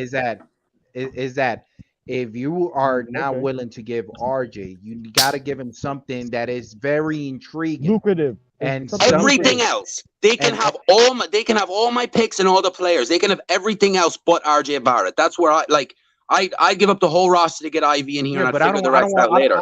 I don't want to put Ivy in a predicament that now he's playing, but now it's gonna be worse than oh man, right, like at least I want to give him. Yeah, I want to give him something that at least that he could do something with, because he's high with RJ. Believe it or not, like if you hear his interview, he didn't mention no other player. He only mentioned RJ. So he's high with RJ. But at the same time, we don't want to bring him to a team that he only has RJ and nobody else. Well, but like what I'm saying I'll trade the whole roster. They're not going to do that. They're going to leave pieces, obviously. But what I'm saying is they can have their combination, whatever they want. What I'm saying is RJ, out of everything we have, RJ is the only untouchable. Everything else can go. Yeah, but in whatever combination they want to put it. If they 3 players, 2 picks, 3 picks, 2 players, 4 players, 1 pick, whichever way they want to do it without RJ Barrett, let's get it done. But Joe, don't even keep Mitch and RJ. What? We don't know if Mitch is even. Well, I'm not worrying. I'm not holding on to Mitch losing out on Jaden Ivey if I have to hold to Mitch. If they want Mitch, they can take him, but Mitch got to agree on money for them to take him. Right. Mitch don't have nothing to do. Mitch is unrestricted. Yeah. Right. And what am I holding on to RJ for? Why is RJ untouchable? Tell him again, Joe. What I'm saying is, you have RJ Barrett, who's a guy that can be an all-star.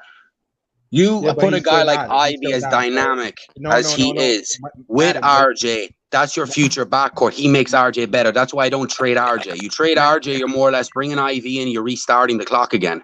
Madden, but just like somebody in the panel said, like if he you saying that he's potential all-star, he's still not an all-star. So I could also be like Obi is potential all-star, but that doesn't make him all-star. But the Obi Toppin averaged 14 points a game in his rookie year. No. But regardless, he's still not an all-star. Man, y'all throwing RJ in the conversation because y'all want to either see RJ gone. Which is a separate conversation. Not if you at don't all. want RJ to be here, then we should speak to that thing that you don't want RJ to be here. Because the thing is, you want to do the bare minimum that gets the deal done. You don't want to overpay in a deal when you don't have to overpay in the deal. No, right? If they are asking for Quickly and Obi, why would we even mention RJ? In my mind, it makes no sense. But if y'all got a way to explain it to me, then I'll be willing to listen. What Joe Maiden said was, we would offer anybody but RJ. And I'm saying, why would that be? That's all. No. I wasn't speaking to your point, G. I'm just doing one at a time. I'm just trying to get Jaden Ivey at all costs. So I do not care. Me specifics. I do not care about picks. I don't care about neither one of the players right now that we have. So nobody's an exception. And the thing is that everything could be word out of mouth. Everything could be, the press is saying this, the press is saying that, ESPN is saying this. But at the same time, you at the end of the day want to seal the deal. You at the end of the day want to make it intriguing for the other team, for them to feel like, damn, that's a good offer for me to actually pass. So yeah, I'll take it. You know? So you can't give them something that we believe that, oh man, we're gonna get the best out of that trade. You think they suck us? They looking at us, and that's the thing where it's like, yeah, but you don't throw out your best offer right off the rip. Like you throw something. You gotta negotiate. You gotta be a great negotiator. Hey, guess what? We're not talking about 7 days. We're not talking about 14 days. We're talking about less than 4 hours. So if nothing still has been done, most likely nothing will. Yeah. Something is telling them like it's the offer. Guess what? It's still not good enough. No, they might wait for the last minute, but at the same time, you trying to make a deal. If you sold on a specific player You got to give him something that is intriguing. That's what I'm saying. Now that's the next thing now, because listen, right? Sacramento Kings got the 4th pick for Ivy, right? Allegedly, right? What if they don't even want to do anything? I'm just saying. Listen, just bear with me. Listen, listen. Don't worry about it. But it's not alleged; it's factual. I know, but I'm saying, what if they be like, listen, they always been, listen, other teams always been doing that to us. They've been playing us. Shoulda, coulda, woulda, and they be like, yo, guess what? We not doing that. We keeping him. Or they trade to somebody else. And guess what? We bend over again, like, oh. But Chop Low isn't Chop Low. It's not 1998 no more, bro.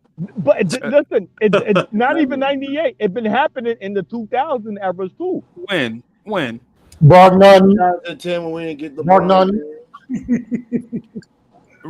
Right, that's right. Listen, even Bogdani, that was over 10 years ago. No, I'm not talking about that. I'm just saying they could just be spiteful, like, yo, everybody wants him. The Knicks want them. They don't want to play fair. Like, yo, we're gonna keep him. We want him. Well, the reason why they gotta stand pat and just sort of wait until the draft actually begins is because you can't guarantee if Ivy. They might trade him to somebody else. Yeah. Another team. Yeah. But what I'm saying. But Chop, they can't trade them until they draft them. I know that. But whatever with the Knicks. I see what Rayology is saying. The only problem is you're talking about 3 players at 6'9" plus that do dynamic things, and nobody is passing up on a dynamic. They're not passing up on Boncello.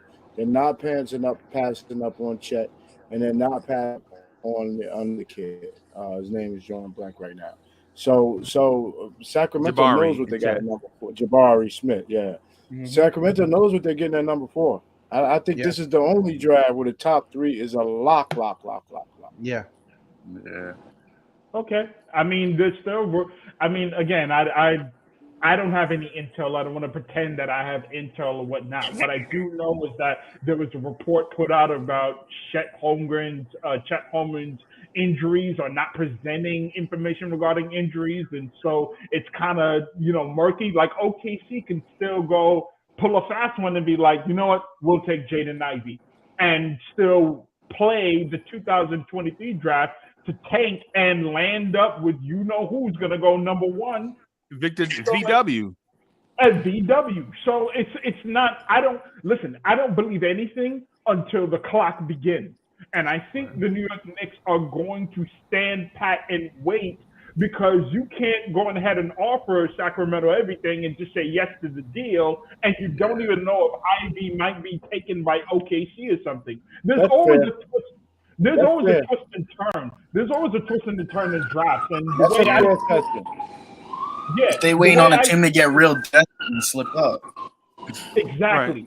Because now when they're on the clock, when Sacramento's on the clock, let's be honest about this. Sacramento is in a really weird position because, one, they're looking for win-now players. Yeah. Keegan Murray at number 4 is just too expensive. And if they can flip that and still get a Keegan Murray, I mean, that's to their benefit. Yeah. But the reality is it's not a sure thing that they're going to stick at 4 and take Jaden Ivey. So they're going to wait until the final hour to make a move or do something. Right. And to get the best offer. They're going to wait till the last minute to get the best offer. Weigh all the options. Hey, just real quick, y'all. Just real quick.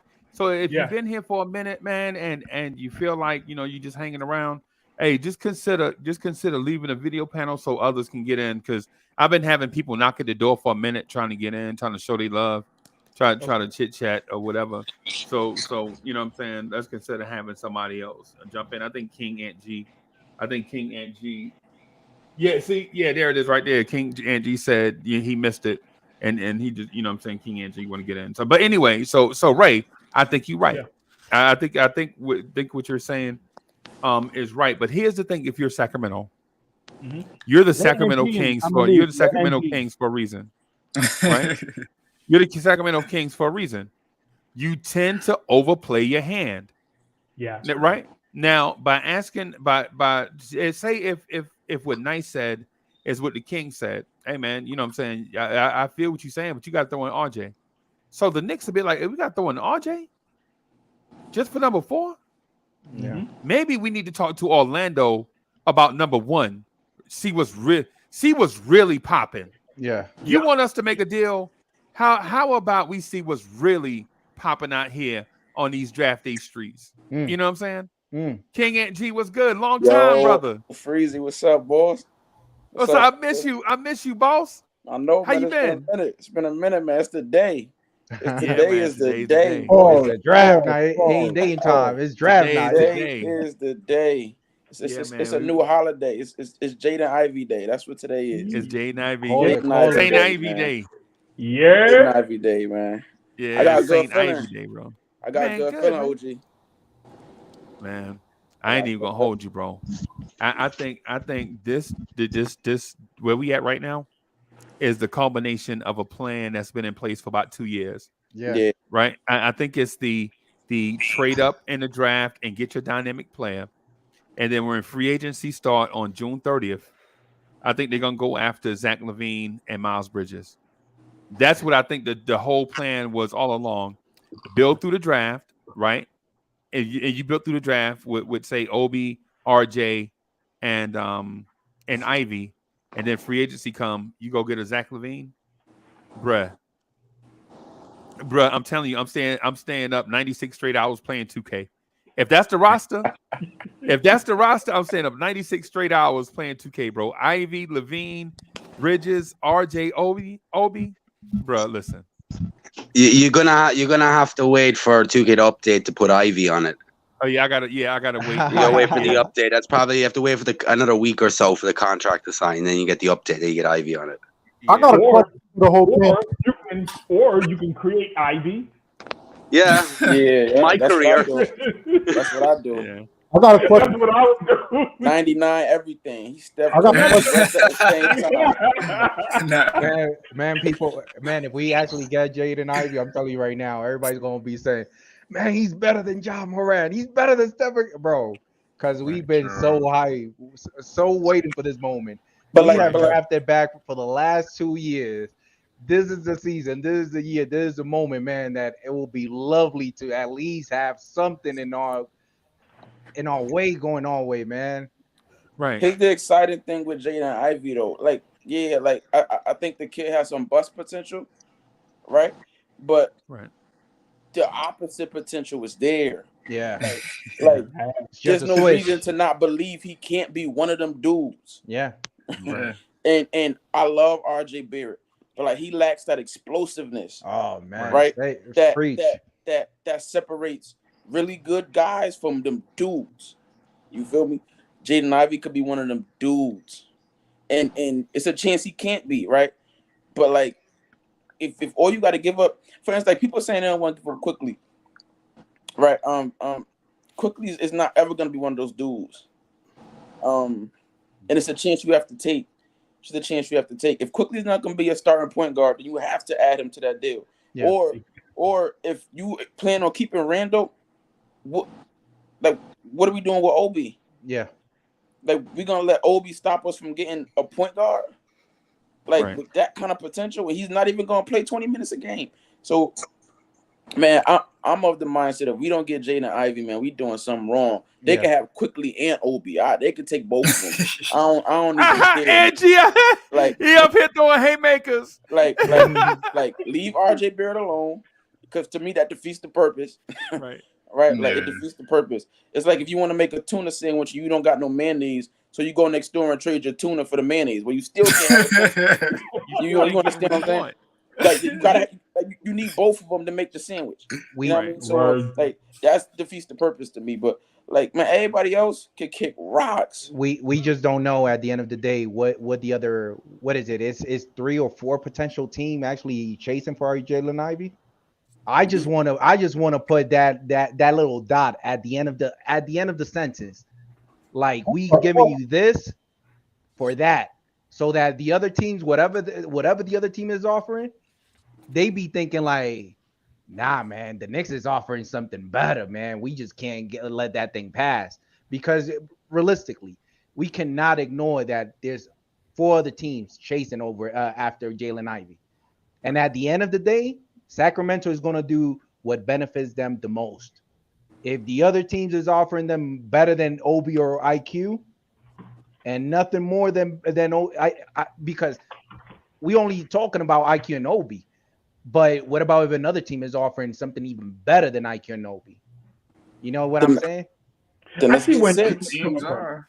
Then So I'm let's gonna get ask you a question. So RJ Barrett, he's untouchable to y'all? yes. It does. It Yeah. defeats the purpose. No, Me. Okay, not It to defeats the me. purpose. Not to so me. so let me ask y'all this. If RJ Barrett is untouchable, why every person that we put in the hat as far as drafting is a slated 2 or shooting guard? Johnny Davis, Benedict Mackin. Well, you have to change the way you're thinking about positions in the NBA. RJ Barrett can play the 2 or 3. You can have they got some of the lineups the Warriors ran out. Like you can have a lineup full of forwards. What you need in the NBA is wings. And if RJ Barrett's not untouchable per se, but he's untouchable when it comes to another unproven player. You don't trade RJ Barrett for another unproven guy. If you're Ivy, gonna trade RJ Barrett, you're trading him for a superstar. So King. So let me ask you this, let me say this so real quick. RJ Barrett is worth more than 3 first-round picks?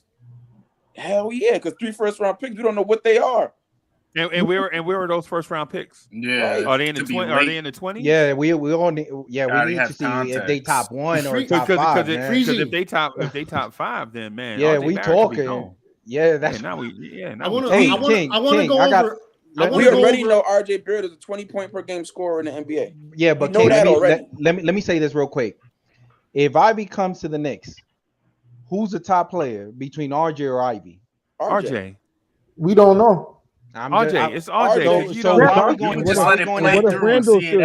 So why are we going to go after Ivy if RJ is our best player? Guy. You need more than one guy. Right. You can't just have one good player. I'm just saying. What are we talking? What are we talking? These dudes gonna be playing. These dudes don't play the same role. Right. So you know what I'm saying? So it's like like the thing with RJ Barrett is right now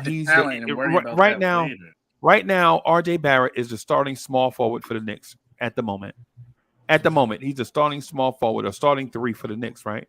We're talking about getting a guy that's going to be a 1 or a 2. Right. So ideally, hold on. Wait a minute. We got plenty of time, y'all. We got plenty of time. So the thing is if the guy's coming in doing a different role, being complementary, why do we even fuss about these dudes complementing each other? They will make each other better. That the thing that was missing this year is that Julius Randle and RJ Barrett didn't have a complement. They had all the talent was in the front court. We had no backcourt talent, right? And you can look at every statistic known. You can look at stats until your eyes bleed, and you won't find a New York Knicks backcourt stat where the Knicks are in the top 15 except for 3-point shooting. That's it. So if all we have is spot up shooters, all we have is spot up 3-point shooters. That's it, right? And you can go get them. I can cut Quentin Grimes today and replace him with Ben McLemore. And Freezer, let's think about it. Players meshing together. Players meshing together. When Golden State got KD, they didn't say, "Oh, we don't need Steph no more." Right. Like that's not how this works. That's not how it works. But Brooklyn Nets got Kyrie and Kevin Durant. Them not meshing together accordingly. All right. And they got Harden. That's not what I'm talking about. What I'm talking about is this. When we look at RJ Barrett, what does he play better, the 2 or 3? What is he best at? At the 2 or the 3. It depends. See, that also depends on your system. Yeah. And what players you put around RJ Barrett. So right? Because when Reggie Bullock and Elfrid Payton were here, RJ Barrett was a better 2. Right? Right? But say if you bring in Zach LaVine and Kyrie Irving, what would be the better position for RJ to play? The 3. 3 and D guy. The 3. Right. But yeah, we need the talent here first before we worry about all Yeah. that. Let's get talent. That's Man, We if Jaden putting square pegs in a circle hole, right? A square peg in a circle hole is what we doing with the Knicks. That's how I'm feeling right now. Like, all right, yeah, we can plug RJ at the 3. That's fine. But we both know, all of us know darn well RJ is at his best at the 2. He's best at bullying smaller guards.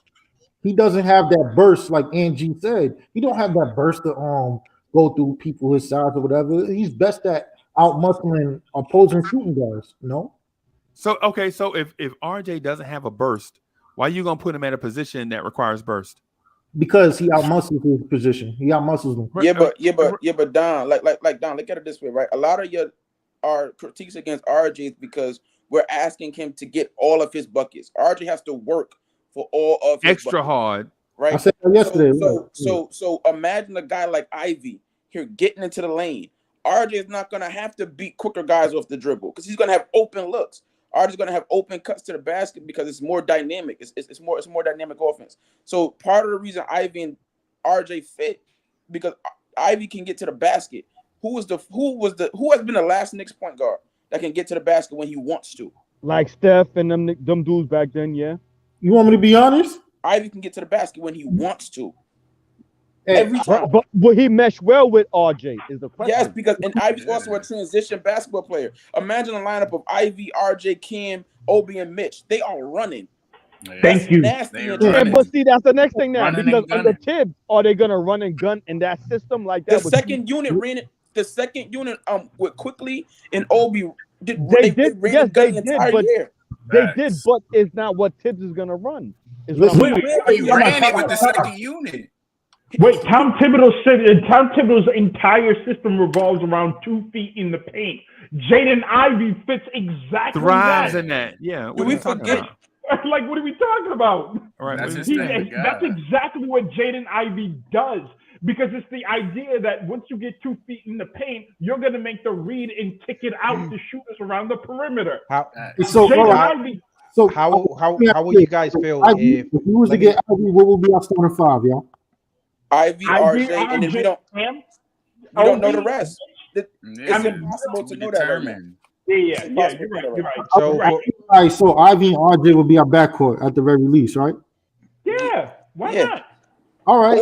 Or we could do something as well where we get Ivy and still chase Brunson. You can have Brunson, Ivy, RJ. Like we could do a lot. And I want Brunson, Angie. We could do a lot. Like DeJounte Murray before Brunson. The idea is you got to give up a lot for him. The idea is if you add Jaden Ivey to this roster, it changes the entire dynamic with his athleticism, the same way that Obi Toppin's athleticism changes everything where defenses now have to play in the front court. So 24 hours from now, just think about it this way. Can I say this real quick? No, go ahead, nice. Yeah, 24 hours from now, we traded IQ, OB, 3 first round, and a veteran. They the Knicks by a straw length. They almost had something. Let's say got the trade of Jaden Ivey, but unfortunately, they offered this. The other team offered that. And that's the main reason the other team actually got Jaden Ivey. Just think about it. Like, where you sit well with having that type of mindset that, well, if it happened that way, it is what it is. Well, no, we're not gonna make that trade with Sacramento until that 4th pick is up. So they're not going to just. Because but we just don't know. But at the same time, we just don't know what the other team is trading. Hey, hold on, y'all. Let me say something real quick. Mm-hmm. Yo, we gotta let each other finish talking, man. We got to let each other finish, man. Because what we don't want to do is then start having me be like the what's the name where I got to pick people one at a time and put people on a time limit to do their thing. Just if somebody's speaking, just if somebody's speaking, man. Yo, don't cut them off. Don't jump in. Let them finish their thing, even if you disagree with it. You know, don't be like me. Don't do like Top doing right now when I'm trying to explain the rules. Okay. You know what I'm saying? Don't do like what my man doing. Like, let me say this. Just one at a time. Let each other speak, and then if a person get long winded, then I'd be like, yo, wrap this thing up, man. You filibustering. You know what I'm saying? And then that way everybody get a chance. Because the thing we want to remember is we got about 250 people on the joint watching y'all right now, right? As y'all speak, right? And what you don't want to do is have 3 people at a time coming through their ear. because from an audio perspective, it sounds like trash. But let me do this real. And when super chats come up, nice. When super chats come up, make sure, hey, if stop, just whoever it is, just stop them respectfully and be like, yo, let's address this super chat, and we address the super chat or whatever, and then we'll go back, continue to whoever it is that was speaking. Right. Sure. So let me do the super chat right now. So Paris Duggar, thank you for the generous contribution. Paris Duggar says RJ and Ivy would be the worst shooting pair ever. All right. Hey, so all right. So let me see. Let me move this out of the way. All right, Bricks Nation, what's good? What's good, my brother? Salute, sir. I just want to say, what's up to the panel, everybody watching. I think it's my first time here today. I had to come on. I'm always in the chat supporting. Always in the chat. But today, I decided. I used to go by Ernesto. I don't know if you remember back in the NBK days. Yes, Ernesto. Guy. Yeah, so I changed. As you know, I changed my name to Bricks Nation like 3 years ago when RJ and Randle were shooting like 25% from three. So, whatever. But that's that. Everything about the Knicks is always bricks, So let's just keep it at that. That's why we're Bricks Nation. But anyway, I just want to go over some. I just want to throw a little bit of numbers at you guys real quick and do a player comparisons and also a profile comparison. Okay, Jaden Ivey this year, 36 games. Okay, field goal percentage 46%, 3-point field goal percentage almost 36%, free throw percentage 74%. Rebounds 4.9, assists 3.1, okay, and points per game were 17.3. Okay, he's a combo guard, right? Explosive, explosive first step, can play above the rim, can get to the rim almost anytime he wants to. But again, this is in college. Now, Before I go through the scouting reports, I want to throw out another player's numbers. We all heard Ivy's. Okay, this is another player. 32 games. This is a player from about almost 4 years ago, about 4.5 years ago. 32 games, field goal percentage 45%, 3-point field goal percentage 36%, free throw percentage 71%, assist 6.2 per game. Did I say rebounds? Yeah, 4.6 rebounds per games, and points per game 18.1. 6'2" combo guard, explosive, quick step. He can play above the rim, uber athletic. Who is this player? Dennis Smith Jr. And he's a boss right now. Look. The comparison is. I'm not saying First of all, I'm not saying Jaden Ivey is going to be the next Dennis Smith Jr. That's not what I'm saying. What I'm saying is, there's always a possibility. Okay, in the NBA, well, in college, when shooters go from college to the NBA, the game is easier. Okay, the 3-point line, obviously, the floor is more spread out. So, there's more room to play. In the NBA, in the college game, players that they're attacking the basket is their major strength. And when they translate to the NBA, the first thing in the scouting report is that's what they're going to take off. The thing is with Jaden Ivey, bottom line is, do we buy the shot? In his first year, he shot 25% from three. This year, he shot 35, much way well above that, right? 35%, and he almost took double the shots. So, but there's still question marks about the shot. What I'm saying is, when Ivy gets to the league, the first thing on the scouting report is, you know what? We're gonna force him to shoot. We're gonna stack the paint. We're gonna force this kid to shoot. When he beats us, through the driving lanes, it's going to be on either because of a broken play, a turnover, whatever the case may be. But when where their sets plays, they're going to run. They're going to force him to run point. And now Ivy is not your traditional point guard. He's not a true point guard. He's a combo guard. Okay, he's not. See, the thing is, what separated other guys, like for example, who were super explosive, like for example, John Wall. John Wall was a floor general. what I mean by floor general is the point guards who see the plays before they actually develop. So it is instinctive. This cannot be taught. Okay, this you have to, is a natural gift. You have to have it. It's instinctive. So Lonzo Ball, floor general, guys who see the plays and they see the plays breaking down before them, and they are actually ahead of the play. So that's what a floor general does. You know, he sees the play before it develops. Ivy really doesn't have that. Okay, he's more of a he's more of a driving player and kicks it out to the open guy. Objection, Your Honor. Yeah, I disagree. Objection. Yeah. Okay. So first of all, Ernesto, man, if you ever hide like that from me again, bro, knowing that me and you used to rock at nights together, man, yeah, I'm gonna be mad at you, bro. I'm gonna be. So how you been, brother? I've been good, man. To be honest with you, health wise, I'm not doing very well. But Okay. you know, I don't want to bring down the day. That's for another day. Today we're celebrating draft day.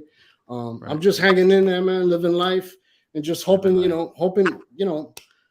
well for my Knicks. You know, Yeah, I have it tough because I'm down here in South Florida. So Right, I have to be looking up. I have to be dealing with all these Heat fans. So when I'm, when I'm wearing my Knicks jersey or my Knicks t-shirts, you know, man, I gotta hear it, you know. And I really can't say nothing back because when sometimes when I'm out there with my Knicks shirts and sometimes they say, yeah, yo, the Knicks are trash. I look at them, man, and I tell them, oh, so the Knicks are trash, huh? You know what? Thank you for the compliment, man. That's all I can say, bro. You know what I'm saying? Right. Thank you for the compliment, man. Because I really can't argue with them. You know what I'm saying? So right. Hey, it's tough. It's tough for Knicks fans who live in Boston. It's tough for Knicks fans who live out in LA. Yeah. And it's tough for Knicks fans who live down here in South Florida, man. So right. But salute to all of you, bro. I feel you, but let me clear up the Jaden Ivey thing. First, let me say, so Paris Duggar, thank you for the generous contribution. Right? Paris Duggar says they need to trade RJ and his apologists for Ivy. I knew that was coming. Right? So let me also say this. You can't say what Jaden Ivey can do at Purdue when Purdue ran a different offensive system than most teams in the country, right? Purdue ran a system that featured mostly bigs with high IQ passing skills, right? Now tell me if this sounds familiar. A power forward that likes to handle the ball, that come down and make plays from the top of the key of the pinch post. And Jaden Ivey thrived in that role. Now, the Knicks have a power forward that likes to handle the ball from the top of the key and in the pinch post. And Purdue had the number 2 offense in the nation, right? So when you look at Jaden Ivey's assists, Jaden Ivey didn't play with cutters. Jaden Ivey played in a system that's comparable to a triangle morph-like system where he wouldn't get assists because he didn't run clear pick and rolls and was a primary ball handler on every play, right? If Jaden Ivey played in that type of system, his numbers would look different, right? Yeah, Freezy, all I'm saying is like Dennis Smith Jr. and Ivy, they are comparable players as far as when they were prospects. I mean, Dennis Smith Jr. he was really hyped. Look, he was really hyped up as well. They're not even similar. Look, not as much as Ivy. Obviously, not as much as Ivy, but they have similar. They have similar games, is what I'm saying. It's in the athletic aspect of it. But the thing that Dennis Smith Jr. couldn't do is create driving lanes to use his athleticism or finish. Fundamentals. He couldn't finish either. Right, and the thing about Dennis Smith Jr. is so people forget a dude that used to play for the Oakland Raiders named Darius Haywood-Bay beat Randy Moss in a foot race, right? Yeah. Darius Haywood-Bay beat Randy Moss in a foot race. Randy Moss lost $10,000 to Darius Haywood-Bay, right? But just because you're fast doesn't mean you're Randy Moss. Right. So what I'm saying is just because you have those skills don't mean that they translate into anything. Right. What I'm saying about the Jaden Ivey kid is this: don't judge him on the system that he played in because he's not going to play in that system with the Knicks. It doesn't translate in the NBA, right? Right. It's just like De'Aaron Fox in that wide open system in Sacramento. If you bring him to the East Coast, he's not going to average 24 points a game. He'll average 17 points a game because it's not take the ball out the rim and run down at the other end fast as you can with the fastest athlete. Right? De'Aaron Fox is not breaking people down. De'Aaron Fox is not that. Don't look at system. It's like Todd Detmer was not Joe Montana. Just because Todd Detmer put up bigger numbers in college than Joe Montana, don't mean he's Joe Montana. It's like just because Baker Mayfield put up all those numbers in college, don't mean he Tom Brady. And just because Charlie Ward won the Heisman Trophy, he ain't. Be careful because CWC will pop up. Let me move this thing. Go ahead, Angie. And Freezy, let's look at their history, right, and their mental makeup between the two guys. Dennis Smith Jr. has not won at any level he's ever played at. You understand? Dennis Smith Jr. was a young sensation, right? Right. That a lot of his hype when he was younger carried him, right? So, in my opinion, and Jaden Ivey's the opposite. He had to work to get where he is at this point. So they may be intersecting at this point, but they're going in opposite directions at this point. At both of their points when they were getting drafted, Dennis Smith Jr. was falling, right? He was being more so exposed. I think he had a losing record at NC State. Yeah. Wow. You understand? Jaden Ivey is going in the opposite direction. He's a riser. Dennis Smith Jr. was a faller. So their athleticism is similar, but we got to understand, Jaden Ivey has long arms. Dennis Smith Jr. had alligator arms. He couldn't finish. He had a hitch in his jump shot, right? So the numbers may be similar, but we got to understand that Jaden Ivey, one, was on a more talented team at Purdue, a Final Four contender, right? He got better players around him, which means that his 17 points per game to me mean more than Dennis Smith Jr.'s 18, right? And their mental makeup is just not the same to me. It's just not the same. But then you could compare that to IQ though, right? King, Angie. Oh, I love IQ. I'm just not keeping IQ instead of Jaden Ivey. Right. And so here's the other thing too. When Jaden Ivey finished school, like when his school is over, this dude was walking around the Memphis Grizzlies complex. This dude was working out with John Morant. When school was over for Dennis Smith Jr., he was hanging out with J. Cole in Fayetteville. Yeah. Right. I mean, these are small things that you have to take into account. Right. These are the things that I'm saying. Like what we don't want to do is just judge guys on just the small highlight type things. What we want to do is take into account that some of these guys, like for instance, they serious about their craft. Who works harder than RJ Barrett? Yeah, they serious about their craft. Yeah. Right. So let me move it to Don P right quick. Don P, I knew you wanted to jump in and say something, and then we'll move on to Ray. Okay. Yeah, I want to say bravos to Bridge Nation, man. You gave a brilliant take on what separates Jaden Ivey of the world from the John Walls. You know what I mean? I would say that John Wall, like you said, he has that court vision. And when we're talking about somebody like Jaden Ivey, it concerns me because we're getting to a point now in this league to where we're just starting to plug anybody who has a certain height, who has certain athleticism. We could just plug them in any position. And yeah, even though you got other teams out there that made it to the finals and made it deep into the playoffs playing positionless basketball, I think we fail to realize that we don't have those type of players on our team. On our roster, right, yeah. We don't have those type of players on our roster. We don't. So we can't, I always said it, we can't afford to play positionless basketball if we don't have players on our squad. We don't have a joker on our squad. We don't have what's his name? We don't have Giannis on our squad. We don't have LeBron. We don't have any natural gifted playmakers at other positions besides the point for us to talk about, oh, well, we could just plug anybody anywhere. We don't have that because it's going to be a situation to where we're just going to run ISOs all day. We've been saying it during the end of the season, we need a point guard. We need a point guard. Why do we need a point guard? Why do we get mad when Tom Thibodeau plugs Alec Burks into the point guard position? It's not as positionless as people think it is. It's just certain special talents make it seem as though the whole game is just switching to a whole nother area. That's all I'm saying. So Don, like, what's the alternative? Because what it sounds like to me is like we want a house, but like, and Jaden Ivey may be an apartment. You understand? He's not the perfect player. He's not the perfect player, but he's better than our alternative. And that's the point. He can grow into that guy. So when you talk about positionless basketball, Jaden Ivey is the perfect example of a positionless basketball type of player. But then we say that about IQ though, King. I mean, Angie. I don't know. Can I respond to that, Angie? I would say this at the bare minimum. Whether if my point guard plays defense, that's a plus. You know, if he got a good offensive game, that's a plus. If he's athletic, that's a plus. But at the bare minimum, for my point guard, I need a point guard who can facilitate, who can see the floor, who can see plays before they happen. At the Baron Davis type player. Yeah, at the bare minimum. I'm not saying that I'm not saying that our point guard. I don't want my point guard to be athletic. I like that, but we can't skip the fundamental.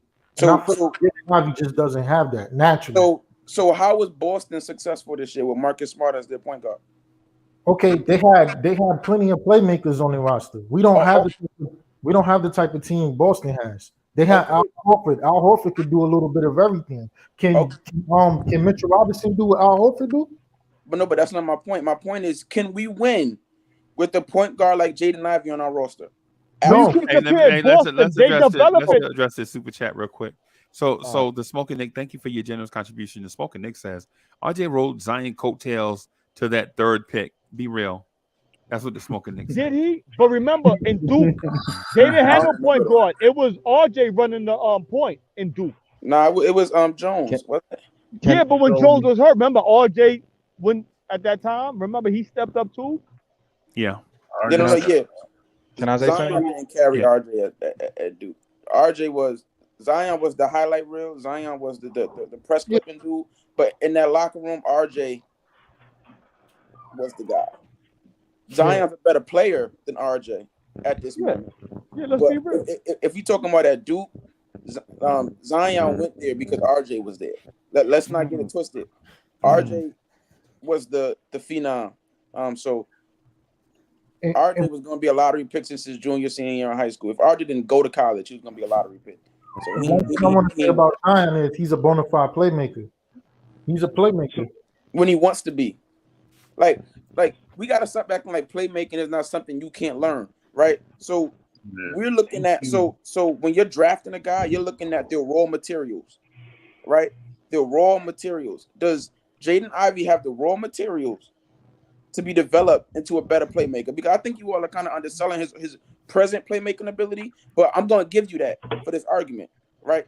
Does he have the materials to become that?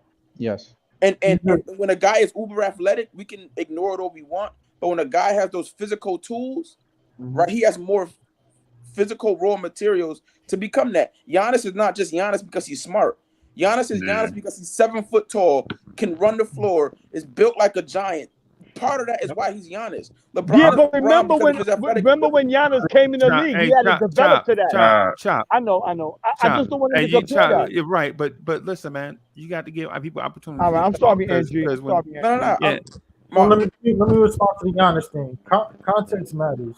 When we used to look at the draft, Bill Silas, I think that's his name. He would say it all the time. He 6'6". He can see over the defense. That allows him to make passes that somebody who's 6'1" can't make. You see what I mean? So somebody of Giannis who's about 6'10", 6'11", he can make certain reads and passes that even John Wall can't even make. And John Wall is a John Wall. Yeah, we keep bringing up John Wall like John Wall. Like he's the peak of efficiency. Because Jaden Ivey is not even close to the caliber of player John Wall was in college. That's why I brought him up. It's not. And the reason why I keep bringing John Wall up is because we're talking about trading away 3 first-round picks for somebody who might not even be 6'4". He might even be 6'3", 6'2" for all I know. Nah, he have natural point guard instincts. That's all I'm saying. My point is we get caught up on the Cinderella story, unathletic superstar, right? The point guard that can't jump, but he's gonna pass the ball. The Chris Pauls, right? Let's look at the NBA and let's look at the superstars in the NBA, right? There's Chris Paul, Steph Curry, and Jokic. Name me another unathletic superstar in the league. And Steph is not unathletic, but he plays below the rim, right? Name me another unathletic or uber athletic superstar in the league. You're not gonna find one. Carmelo Anthony. Man, Carmelo was an athletic beast coming out of Syracuse. But he was a superstar. He wasn't athletic. But yes, he was. He was athletic. Yeah. When he was younger. Yeah, but still was athletic at some point. Like some of these guys he was naming weren't athletic at any point. They were built off of skill and craft. None of them are athleticism. Carmelo, which tends to be very rare in the NBA to succeed. Only the greats really succeed without that craft or athleticism. Like even Kobe, when he had to finished off a good part of his career because he lost athleticism. But what I'm saying is athleticism is part of it. You need to have athleticism, especially in your backcourt, and we don't have that right now. So that's well, we had Derrick Rose, his athleticism. I wouldn't mind my point guards being athletic. I like that. I think that's the plus. I'm a sucker for any person on our team to be athletic. But specifically for our point guard, I feel like the requisite should be vision. Wasn't Stephon Marbury athletic? So what? Wasn't Stephon Marbury athletic point guard? Yeah, Stephon Marbury was athletic. Yeah, all right. Yeah, he was athletic. I think you should draft for what you can't teach. Right. You should draft for what you can't teach. Because what you can teach, you can always add. You can't teach what Jaden Ivey has. That's a great point, Angie. And you also got to take into consideration that even if you bring Jaden Ivey into the New York Knicks organization and building, guess who is we talk about the playmaking aspect. Well, don't we have Derrick Rose who has similar traits that can teach him the playmaking avenue of that? I mean, we can't be so stuck on, he's not this. Like, remember, they are coming in as NBA rookies. They're not going to know everything.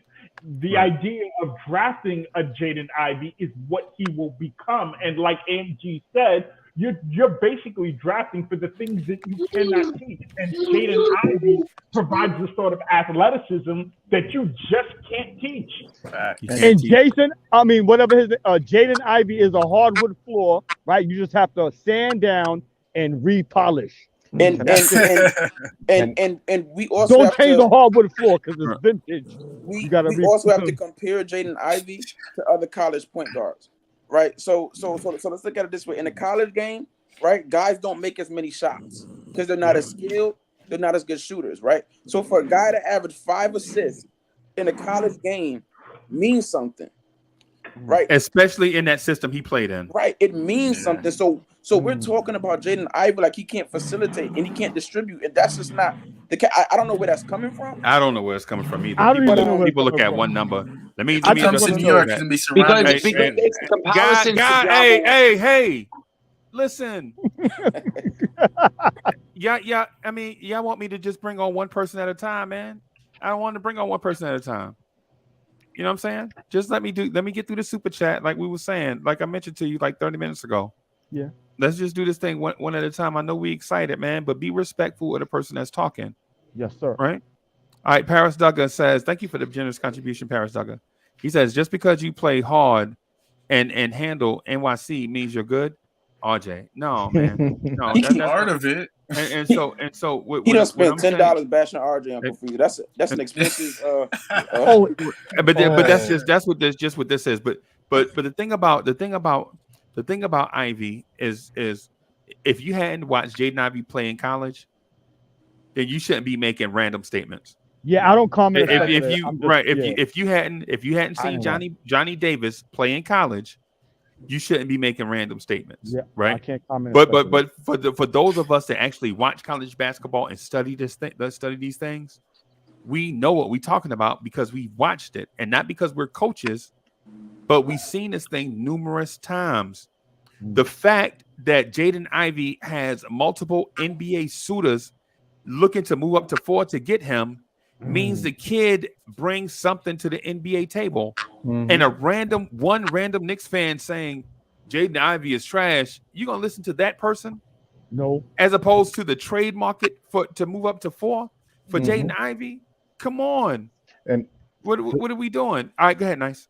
Yeah, Freezy. On top of what you saying, You don't hear other teams talking about that number 1, that number 2, that number 3 pick. Everybody just want to fight for who? For Jaden Ivey. So I want to say this real quick. 2 things I want to say. Jaden Ivey has something.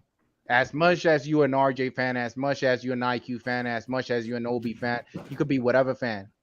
We need a player that is explosive. We don't have that in our team. As much as you want to, let's say, vouch for a player, you cannot vouch as much as downgrading Jaden Ivey because we don't have something that is comparable to Jaden Ivey, and it is that explosiveness.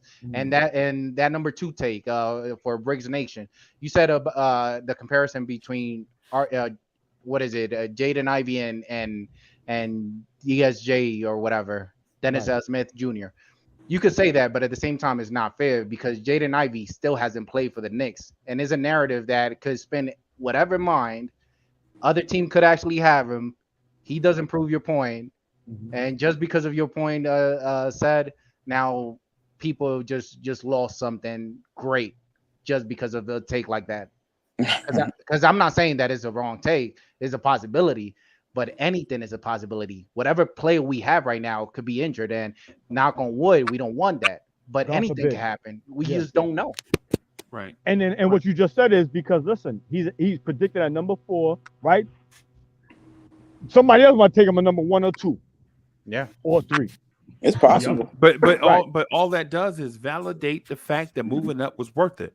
Yeah. Move up to get the guy at 4, and then he goes before 4. That means everybody that was making the decision on this guy were right. And I don't know how many of you watch college basketball, but I'm like a big UConn fan, right? Oh boy. And like, let's go. I was on UConn when Camby was there, and the UCO, and that's why I got a sore spot for Kemba. You never gonna hear me talk bad about Kemba. I just act like he doesn't exist when he's not playing well.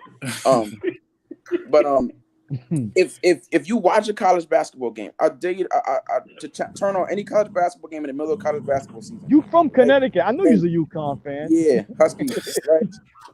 College basketball capital of the world. But him and Isaiah used to go back and forth. We are the boogeyman to Duke. Every time we play him, we're that boogeyman. But if you watch a college basketball game, you'd be surprised how many missed layups you see. How many games you'll watch where the teams combined shoot 3 for 30 from the 3-point line, right? How congested the court is because there's not as many skill players. The court looks much smaller because everybody is so much closer to each other. So you have to take all of that into account when evaluating these guys. The college game is almost a different game, right? How many assists would you get in a zone playing against the zone defense, right? Which is what a lot of teams employed against Jaden Ivey and Purdue. They threw the zone at him to keep him out of the paint. Like, how many assists would you get in that? You understand? So we have to really look at the college game. You have to understand the college game when evaluating these guys. Like, this is not an NBA style offense. It's not an NBA system. They're not playing with or against NBA guys. You know what I mean? So like the college game, a lot of the time it's ugly. It's a lot of dudes on that court that after college they're never gonna play ball again. Quick question: are you guys getting feedbacks? Yeah, who's that? That's Right. That's someone's dog or something. Sound like a dog. The dog is mad. He's like. But you know what? This is so great because you hear all the perspectives from all of you guys, the panel, the chat. This is Knicks fans. This is what we are. And tonight is a monumental night. I don't know if it's monumental, but tonight matters. So everybody's expressing their feelings, that energy. We all Freeze like chill, relax. So this is great. You just gotta make the right choice. And everybody wants Ivy. No, everybody doesn't want Ivy. But what I'm saying is, even though I want Ivy, what I'm saying is be respectful of other people's opinion. Don't just consider that just because somebody said, like when Don P said something, be respectful of what Don P saying. Because he's mentioning what he's saying from his perspective and experiences. Just like when I say, if you don't watch college, don't come in here acting like what you saying, like you a subject matter expert, right? Because if you don't know what Purdue's offense is and why Ivy didn't put up huge assist numbers, don't come in here talking about he ain't John Stockton. right? Because not only does your opinion look bad, but you look bad, right? And you Because know me, if you didn't watch Purdue, if you didn't notice that the Big Ten had a lack of interior defense, the whole conference had a lack of interior presence. That's why guards ate in the paint this past season. That's why people mid-range game look superior. Johnny Davis, Malaki Branham. They could get in the paint and do whatever they wanted to do because there was no shot blocking. And the whole that's the best thing about this show. Everybody has their own personal perspective. Just be respectful. The whole conference, the whole Big Ten is slow pace. Right. All of them. Right. With no dominant, with no guys that can block shots. And people are like, well, Johnny Davis mid-range game is superior. Not with Embiid, it ain't gonna be superior. You think Embiid's gonna let this dude come in there and launch up stuff? You think Robert Williams gonna let him come in the paint and launch up stuff? You know what I'm saying? In our division alone, he's gonna struggle. And now he's gonna have to shoot the three. But guess what? He shot 30% from three in college, which is shorter than the NBA three. Wow. Right? And then you think he's just gonna come in and make an instant adjustment just because he did a Taco Bell commercial in a lavender suit? To get at Taco Bell. Right. Come on, man. You have to look at the college game when I'm saying my bad, Angie. My bad, Angie. I just want to throw this out there because I felt like everybody had a point, right?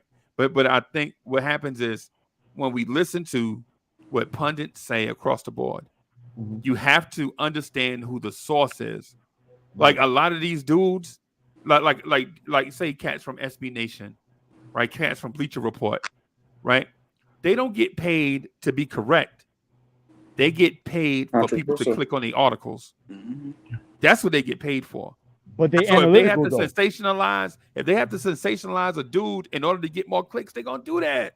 Oh, they gonna not only are they gonna gas up the hype train, they're gonna create the hype train. Oh, like that's Joe was saying, that's why they always diss Chop. Sorry. That's why they. That's why the media they hype it up. Yeah.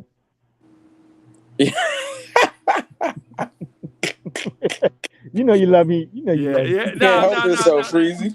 No. What I'm saying though is they get paid for clicks. That's why they always include the Knicks in whatever trade scenario or whatever rumor, because New York is the biggest media market. They know if all they talk about is OKC, ain't nobody clicking on no OKC stuff. Because for one, OKC is a small market, and two, they ain't winning nothing right now. They garbage. Yep. But if they include the Knicks fans are always present. Win or lose.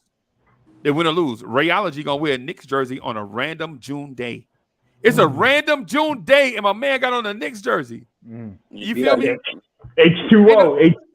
Ain't nobody doing that in OKC, bro. That's what I'm saying. So when cats talk down on Ivy, right?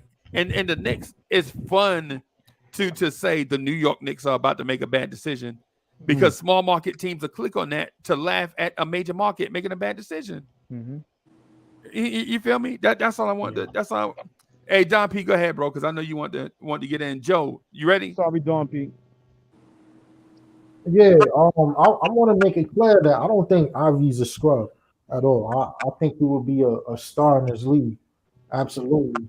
The only one point I just want to harp on is, I actually watched his games, and I'm real big on the eye test instead of just looking at the stats. And I think with Ivy is this. I compare him to a person like Victor Oladipo. If you want to compare him to D Wade, cool. D Wade came out of college playing both offense, defense, and his IQ was at an all-time high coming out of college. So D Wade could possibly play the one, and I think he did in his rookie year. So all I'm saying is Ivy could play the one, but if we're talking about trading all of our assets to get Ivy, who I believe is a natural two, when everything is all said and done, then I don't know about that. I mean, that's just my opinion. You know what I mean? I'm not keen on the idea of just plugging anybody into our point guard position if they don't have that court vision. Hey, let me interrupt with some breaking news. I'm interrupting with some breaking news. Kevin Durant is reconsidering his future in Brooklyn. What happened with Brooklyn? Yes, Kyrie out the door. Kyrie must be walking. Those Brooklyn fans, I'm pretty sure they're going to jump on that Knicks fan now. We don't want to. All 10 of them. I'm from Brooklyn, and this is good news. Yeah. So that gives us something to talk about. So let's talk about it then. Let's talk about back it. to Golden State. Let's talk about it, right? Let's just gloss over this just for a few minutes, right? If you are the Knicks, and hear this news, I know the first thing you're gonna do, one, is laugh. After you finish laughing, if you're the Knicks front office, what do you do? Ray, what do you do? Are we still cool? Hey, big head. Yeah. Hey, yo, Katie, we still cool or not? That's what I'm. Listen, I don't know, man. I don't know what to do because obviously KD is the second best player in the world. His talent undeniable. I heard John Macri mention, the whole Kyrie element. I mean, not that KD has Kyrie-like behavior, but this stinks. Like something funky. And I just don't know what to do with that. Like, I'm not about to hand over everything in the franchise for KD and not knowing sort of what's going on there, even though unquestionably he has the talent, lead, and all that. We got our own problems, and we're trying to figure things out. And I'm just not so certain. I'm swinging for whatever's going on with KD. That's a fact. I don't know. I don't know. It's just too all over the place for me. So, Uncle Freezy, can we get no drama? How about that? Can we just get no drama? Yes. Is that possible? I would say this.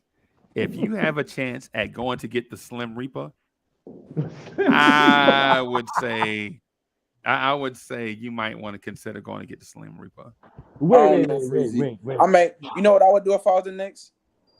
I'd call the Kings. I'm not entertaining Kevin Durant because this is a setup. Yep. This is a booby trap. Clickbait. Because what's going to happen is he going to entertain the Knicks and then end up choosing like Miami or Dallas or something, like where he can like actually go jump in or the Wizards, a favorite, or the Wizards. Why would we even when you try to play so nasty? The Wizards. I could see him calling Dame like Dame. Let's run it. He's from DC, right? Or the Maryland area. Oh, Joe, for real. Yeah, I was just thinking. I'm like, why DC? Would he consider Bradley Beal? But I was okay. Yeah, that's something I would see. Yeah. Based on Uncle Freezy, we're gonna have to give up all of our players, all of our picks. I mean, we're just gonna have to. We're gonna have to. Would you have done that for a 33-year-old Michael Jordan? No. Would you have given up your entire team for a 33-year-old Michael Jordan? No. I would have. You know why? Because at 33 years old, Michael Jordan only had 2 rings.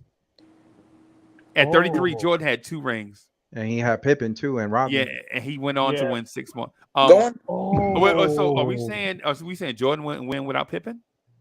I'm pretty sure he would. I mean, I'm just who we replace Pippen with, like that matters. Yeah, exactly. Pippen with. I see what you did there, Freezy. I see what you did. Because if you be slick with the wordplay, yeah, I'm just going by what the people say. My man said he wouldn't have Pippen, so I just wanted to go by what my man. So Freezy, do you see Jordan actually winning without Pippen or Rodman? Yes. It depends who you replace him with. If you take Pippen and Robin off the Bulls and don't replace them with anybody comparable, does he really beat the Knicks? I don't know. He might not. There's a reason that Steve Jordan Kerr and PJ Brown he had. Not PJ Brown, the other two. But like it depends who you replace Pippen with. If like you replace Pippen with a scrub, that matters. Like every generation or every 10-year, every decade, basketball keeps on changing. We cannot keep on thinking that 90 type of NBA type of basketball will work out now. If Jordan talent would is have been not good in involved. any area, bro. So yeah, that's talent. But I'm Yeah. saying that it changes. A lot of things changes. There's a reason Jordan won in Rodman like tremendously. Like I won Rodman, and they didn't even got along. But he knew what Rodman was about to offer to Chicago. Did Jordan win rings without Dennis Rodman? Yes. Yes. Yes. Yeah. Okay. Well, not all of them, but yeah. Okay. But I'll just. Where was the big difference? How many rings that he won with Rodman, and how many did he win without? 3 and 3. Yeah, Horace Grant. But And Horace Grant, yes.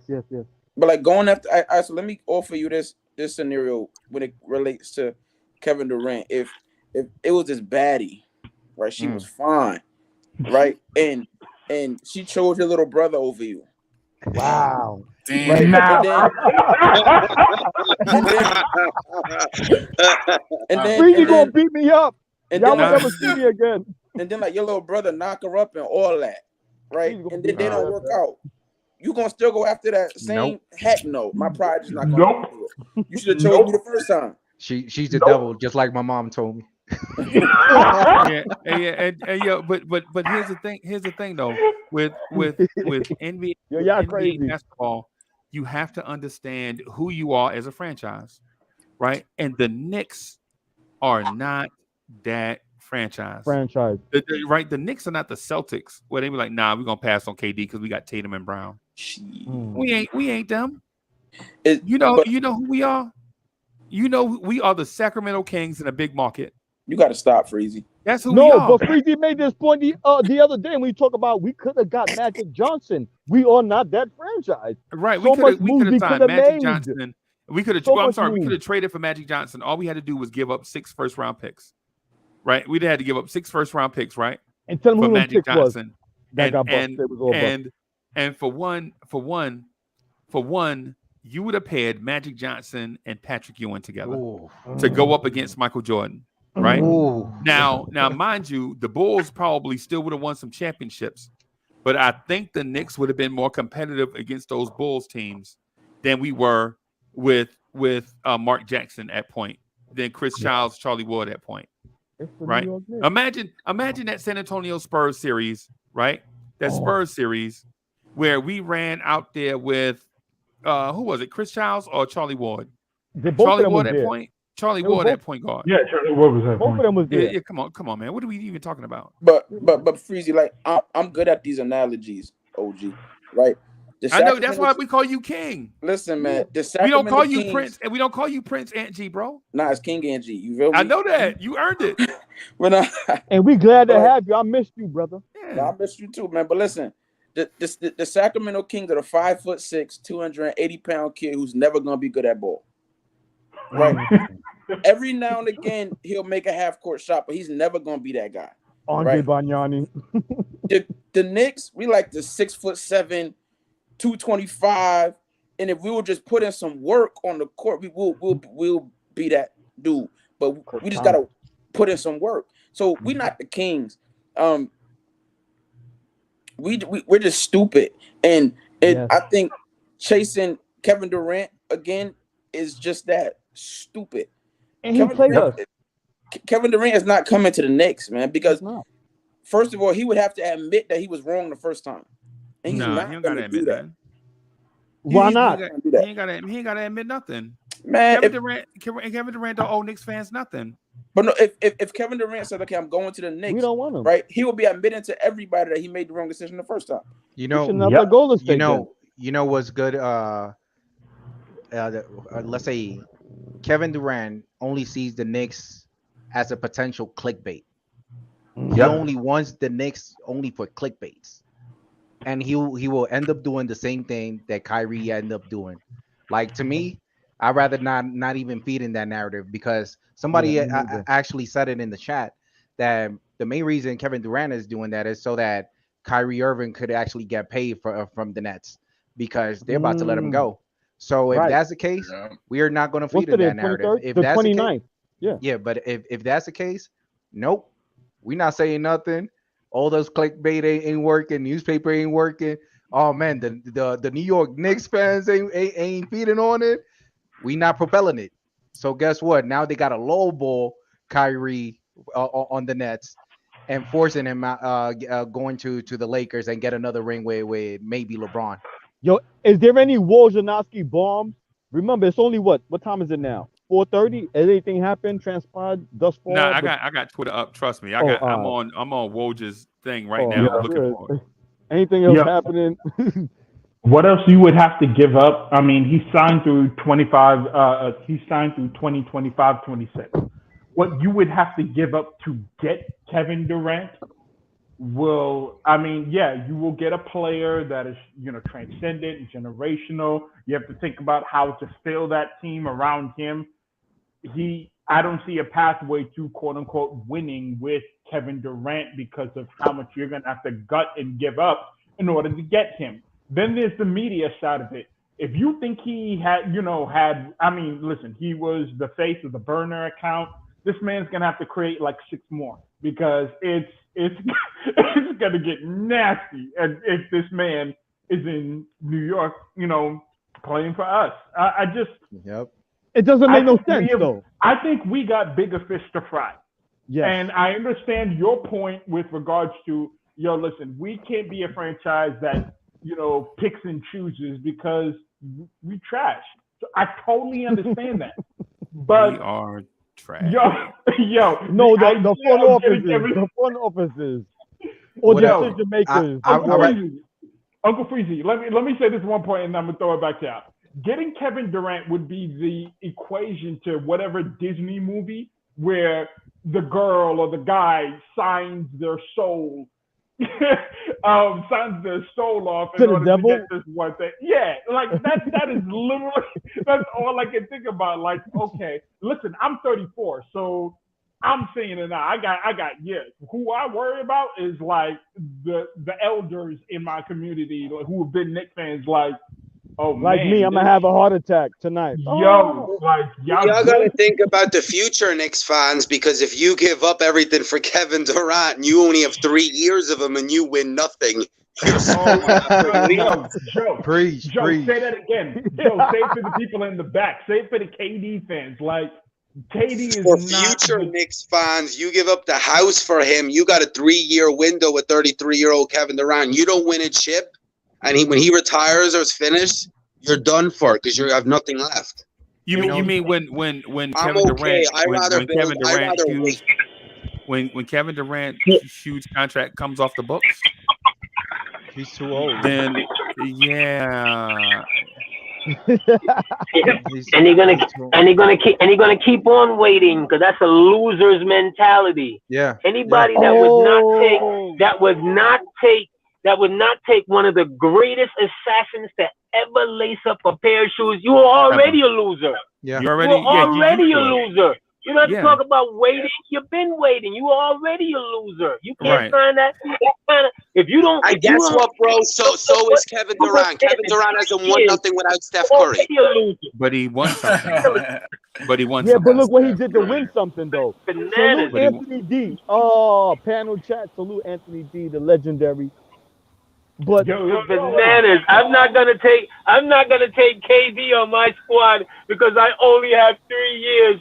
Oh my God! But are you serious, guys? We might as well bring Melo back then, right? What are we talking about? So the question is going to be not. Yeah, we'll do the Melo thing over again, but worse. No, it's worse. It's worse. It'll be way worse. Again, the Carmelo Anthony trade, you gave up nothing. You gave up nothing. We gave up a lot of play. Didn't David Lee win a championship with Golden State? No, you didn't give up nothing, bro. We gave up Jamal Crawford. We gave up Wilson Chandler with a. You didn't give up Jamal Crawford. Jamal Crawford wasn't in that deal. The Carmelo Anthony trade wasn't a bad trade. It was done. What was done directly after the Carmelo trade is what hurt us. Yeah. So listen, if you're gonna go and get a transcendent, I mean, this dude is gonna be, well, I don't know if he's gonna be on Mount Rushmore, but this is KD, right? The lethal assassin to ever lace them up. If you go and get him, you are giving up everything. Freezy, what you call them? A minority stake in the. You giving up a minority stake in the franchise.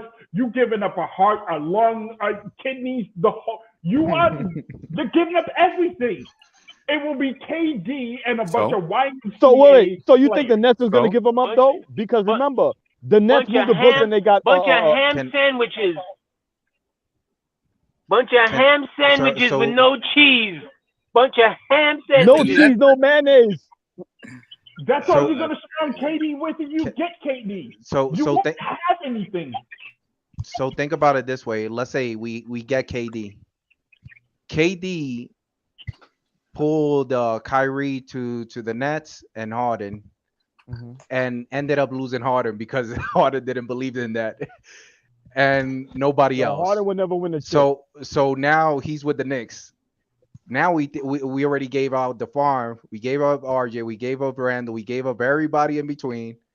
And now we gotta be thinking. Wait a minute. Who did you say we gave up for KD? Say that everybody. No, RJ, Randle, and everybody in between. RJ definitely would be. RJ quickly 5 years worth of picks. Wait a minute. So y'all are saying y'all holding up a trade? Y'all holding up a trade for Kevin Durant for Julius Randle and RJ Barrett? Yo, I think, but that's an alternate reality. This is the alternate reality. That's the funniest shit of the decade. That's the real reality. We're in the alternate reality.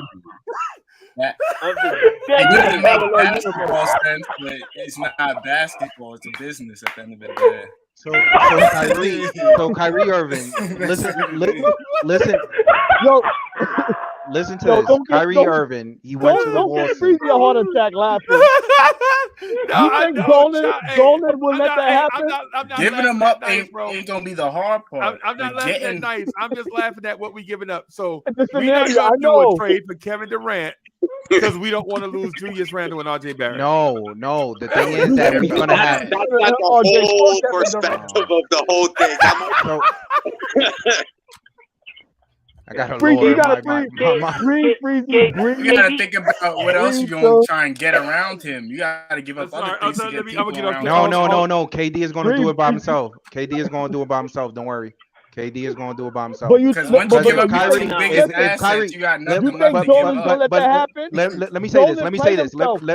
Chop. Let me say this real quick. Okay. Everybody is sold on KD. Everybody is sold in with Kyrie. Kyrie couldn't do nothing in Boston. And look how far they went without Kyrie. Kevin Durant couldn't do nothing in Oklahoma. And let me say this, Choplo. Okay. KD couldn't do nothing in Oklahoma, and he needed to end up pairing up with who? With Stephen Curry, because he didn't believe in his ability. And you believe giving out the farm for KD and having nobody else but KD. Yeah, we gonna have at least 50 wins. Well, I'm with you. Yeah, hoorah. No. That ain't what I'm. That ain't what I'm saying. First round exit. Yeah. Okay. So you're saying but that you are not going to trade for a top 10 player of all time. Wow. For the farm. You need a plan behind that. It can't just be move and that's it. I'm not exactly like we need to. All right. If we trade the farm, who else is going to come with KD? Because Harden didn't work out. And what do you think that everybody in the league is not seeing that? Ain't working out either. It's not working out. It's not. KD, there's a reason KD went to Golden State. It's because he doesn't believe in his ability. He doesn't believe like he's going to go that far. Because he doesn't believe in his ability to do what? To do something he's been doing since he's like 2.5 years old. When he won a championship, when he won a ring, he won it by himself.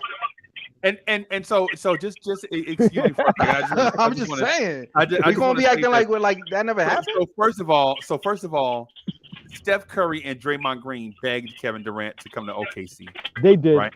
They went to begged see the him. dude, Beg right? him. They begged him to come to He Golden still State. went to Golden State. They begged him to come to Golden State, right? When he got to go, you notice when he got to Golden State on his recruiting trip, he never left there to go to Houston because he was supposed to go to Houston next to link up with James Harden, right? He stayed in Golden State, and they pitched him on every idea. Steph Curry told him, like, you come here, even though we're the NBA champions, and I'm the reigning league MVP, you come here and we'll feature you and you'll be the man, right? Other teams, LeBron James ain't saying that to no Kevin Durant. That even though I'm the reigning MVP, you can come here and be the man, right? They said that for a reason. And then when they added, and then mind you, when they said that to Kevin Durant, they had already lost in the NBA Finals to Cleveland, right? They had already lost in the NBA Finals to Cleveland. They was like, wait, that was when LeBron was with Kyrie? And in order for us to beat Cleveland, man, we need you to help us beat Cleveland. I mean, we saying it's like Kevin Durant is a nobody. Kevin Durant is a top 10 player to ever play the game. And we saying the farm. Who's the farm? The farm is Quentin Grimes, Miles McBride, RJ Barrett, Emmanuel Quickly, Obi Toppin. Yeah, that's the farm. Freezy. Are you telling me you won't trade them for Kevin Durant? What are we talking about? Freezy. So just think about it this way. But you don't want Kevin Durant, he went to Golden State because there was something already there.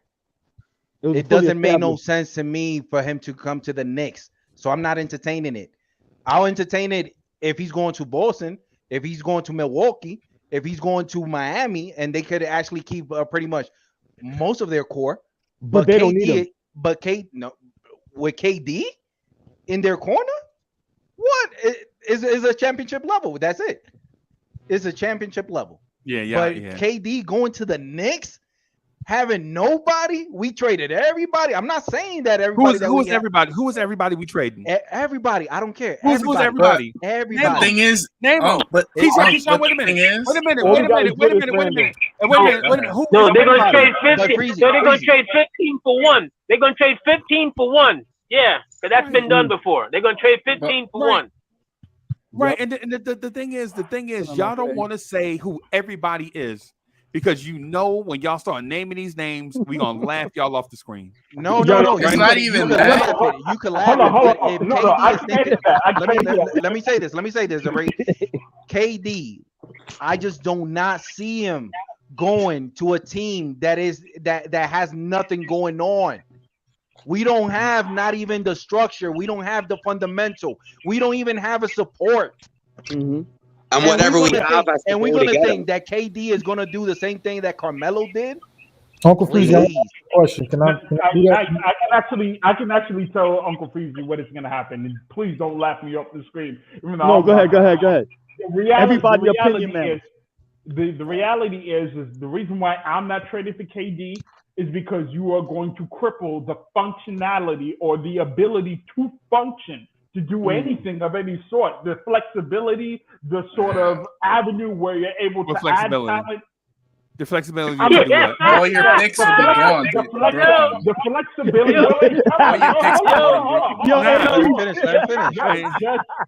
Guys, 1 second. I'm saying that you would have the innovation. Like, who are you bringing with KD?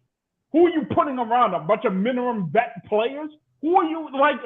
I don't understand this. I get the Ray. Let's do one thing at a time, right? Sure. All right. So first of all, the salary cap is $120 million, right? Yes.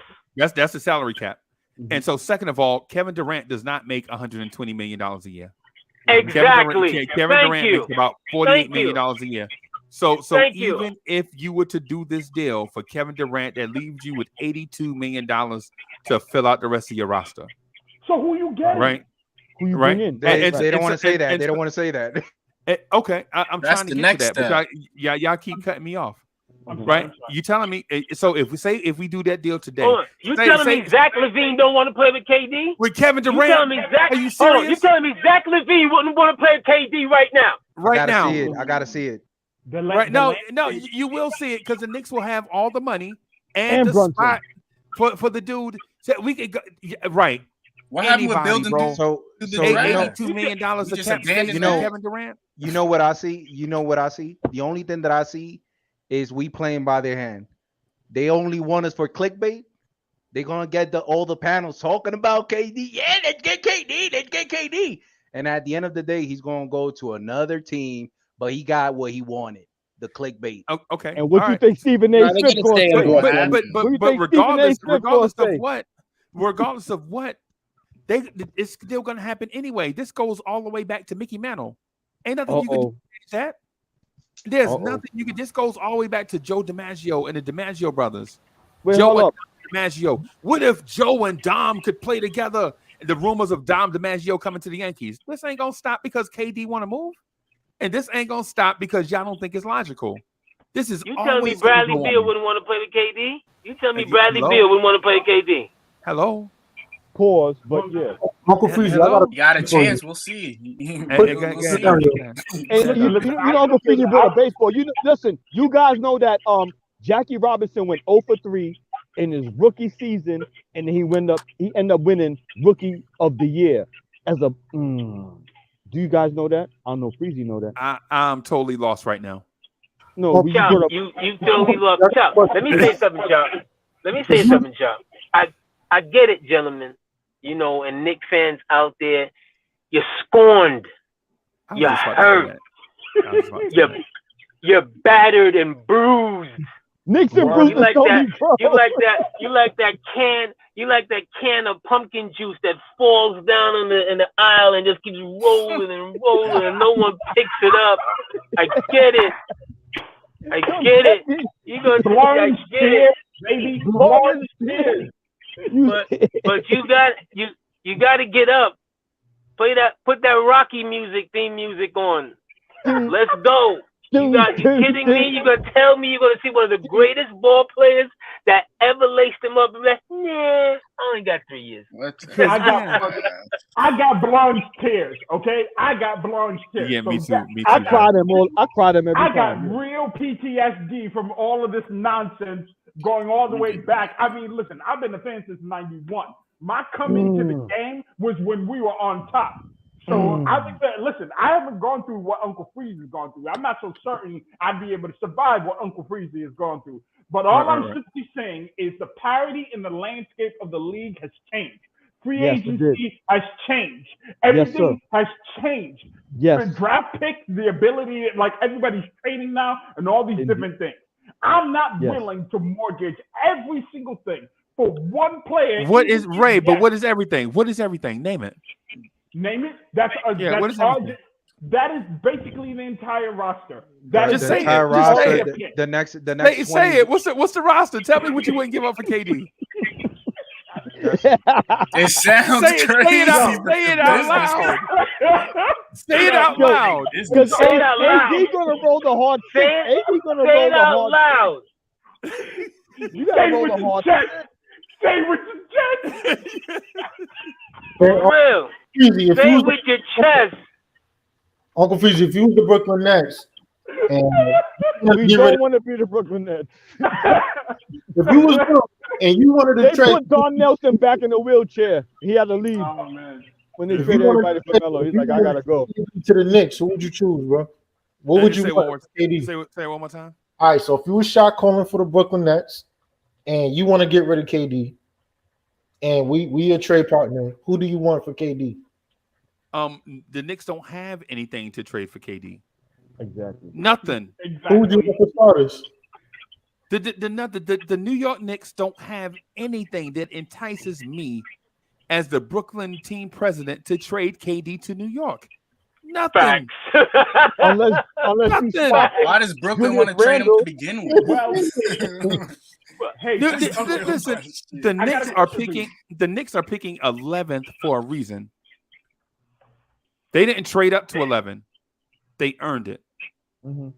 Yep. So I got a question. I would laugh you off the screen if you started with Randle as your top trade piece. Right. That's the only one we have, though.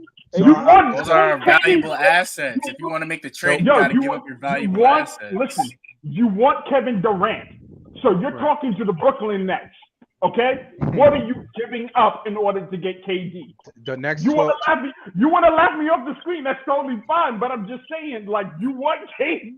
It's not a. Yeah, let's add some context to it. Who you giving up, bro? If we gonna give the next 20 years of first round picks, everybody in the that we have, we really gonna be the laughing stock of the league. Not the league. The whole sport, the whole sport the whole sport. Baseball. And then KD gonna ask for a trade right after football. that. The judge is gonna be looking at the Knicks like that's a dumb organization. Hold on.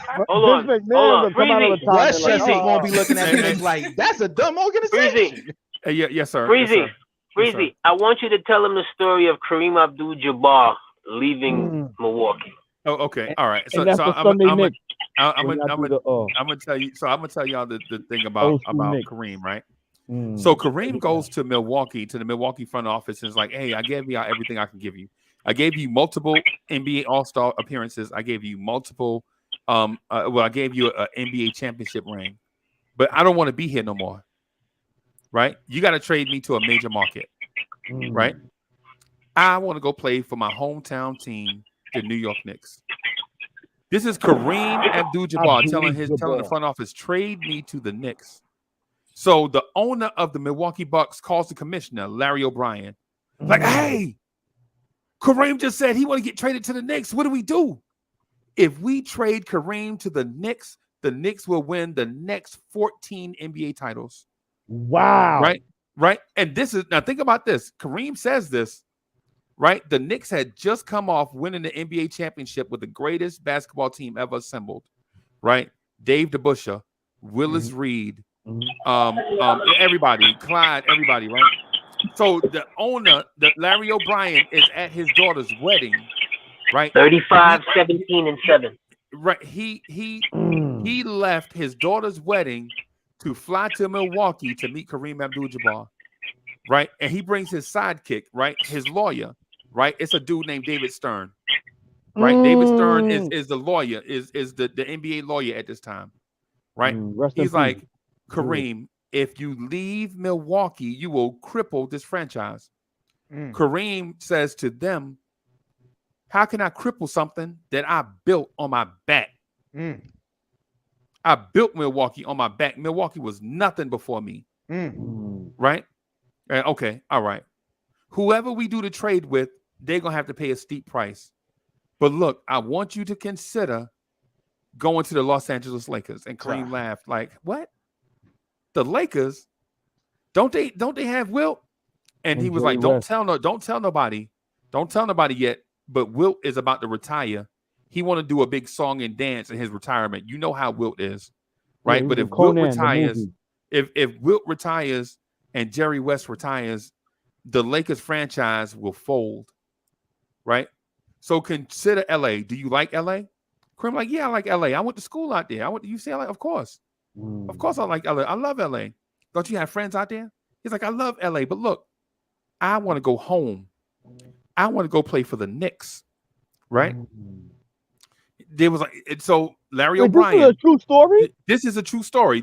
Larry O'Brien, the dude that they named the trophy after. Larry O'Brien. Yeah, the dude that they named the NBA championship trophy after. This is a and true then you story. said his lawyer was David Stern. David Stern. Right. Oh, okay. And later on, Adam Silver became David Stern's commissioning deputy. But anyway, the story is the story is this. Larry O'Brien leaves the meeting like, Kareem, if this get out to the press that Kareem want to go to the Knicks, everybody is going to want to go play for the Knicks. Wow. Right? Everybody is going to want to go play for the Imagine Knicks. social media was out back then, Freezy. Right. If social media was out then, Right. And so what they do is they like, "Yo, give us 24 hours to figure out something." Right? So Kareem's like, "No, I'm flying to New York tomorrow." And so Larry O'Brien says, "Before you go stop by and see us at the hotel before you leave and go to the airport." So Kareem's like, "Oh, okay. All right." So Kareem stops by the hotel. They go into this conference room. And Larry O'Brien says this, "Kareem, listen. If you give the Lakers a chance, we'll do everything in our power to help you build up the Lakers. but we can't afford to let the Lakers fold. Because if the Lakers fold, that means every team out west will want to move back to the East Coast, right? We can't allow the Lakers to fold. Give us this chance to send you to the Lakers. Kareem says, no. Boston has a dynasty, and my Knicks deserve to have a dynasty, right? My Knicks deserve to have a dynasty, right? David Stern says, Kareem, listen, let's at least give the Lakers a 50-50 chance, right? Let's at least give them a 50-50 chance, right?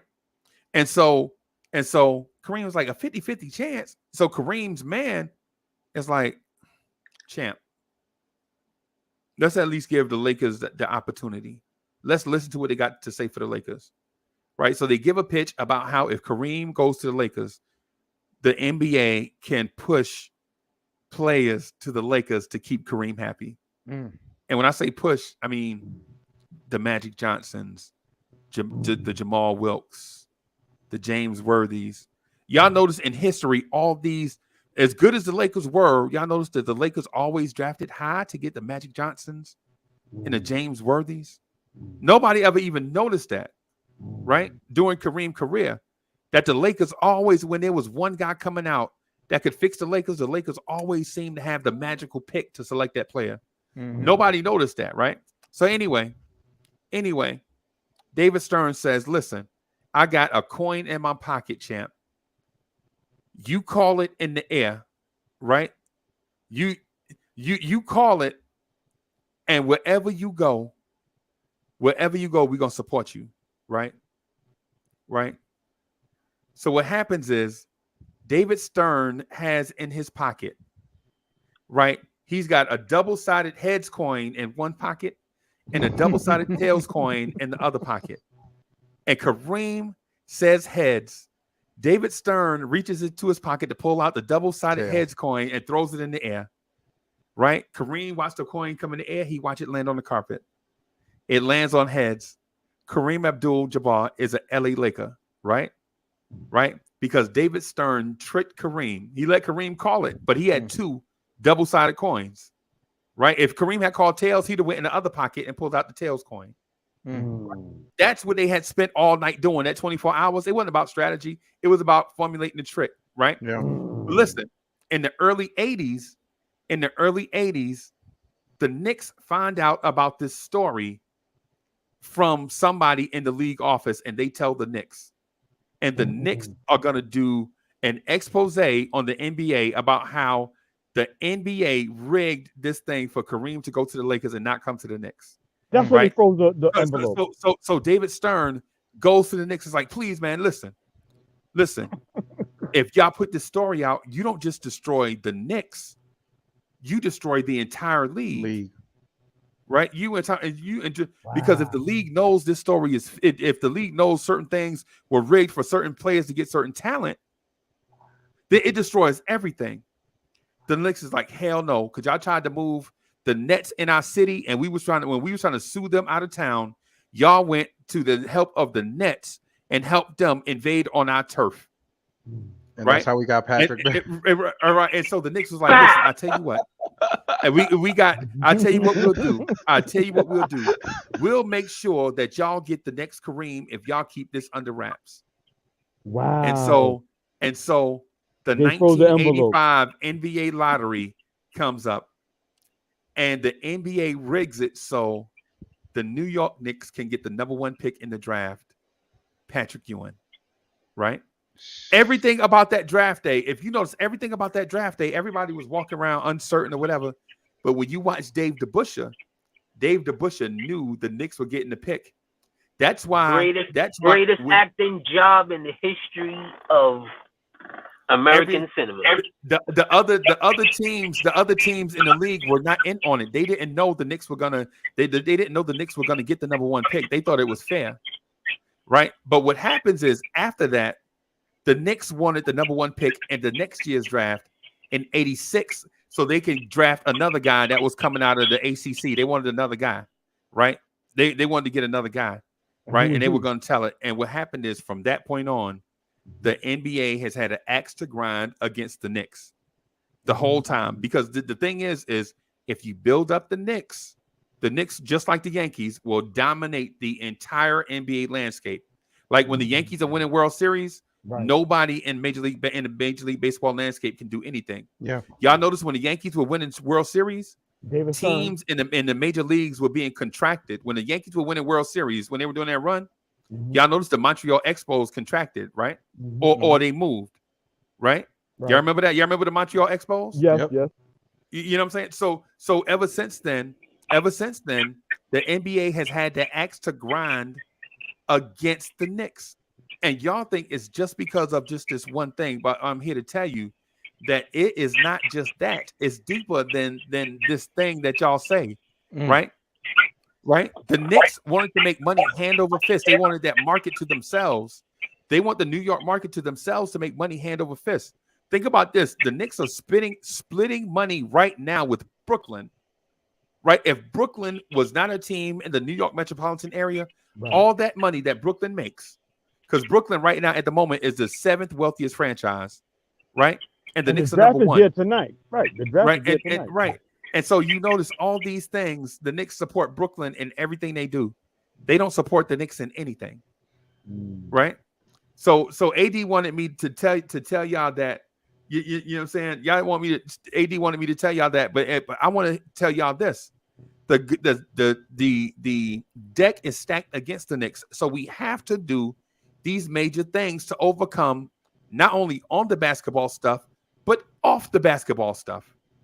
Like, think about this: when is the last time you heard Adam Silver say a positive thing about the New York Knicks? As long as he's been a commissioner, when have you ever heard Adam Silver say any positive thing about the New York Knicks? And your big money maker, you know that. your cash cow, your big money maker in your number one market.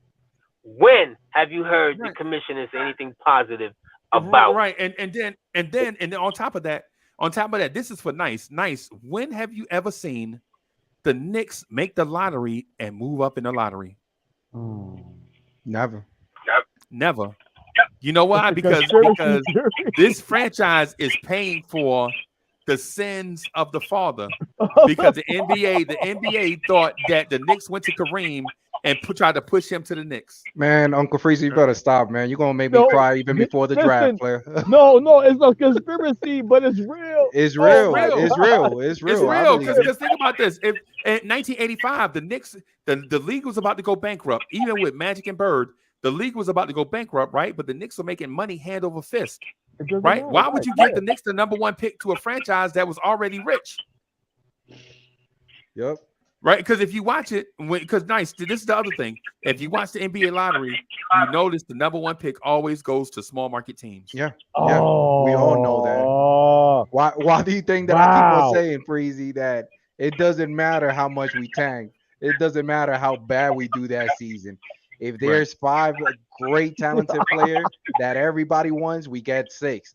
If there's 10, I'm talking about 10 players that is talented, and we are the worst in that season, guess what? For some odd reason, we're not getting 1 through 10. We get an 11. Right. And then you get him in the movie with Will Ferrell. Breaking news on Kyrie. You want me to call it out? Yep. All right. If Kyrie Irving, this is from Adrian. Well, I don't even know how to pronounce it. Whoa, just a Woj bomb. It's a Woj. There you go. If Kyrie Irving can reach an agreement to stay with Brooklyn, he has a list of teams he'd like them to consider on sign and trades, including Lakers, Clippers, Heat, Mavs, 76ers, and guess who? The Knicks. None of those teams have cap space to sign him without Nets help.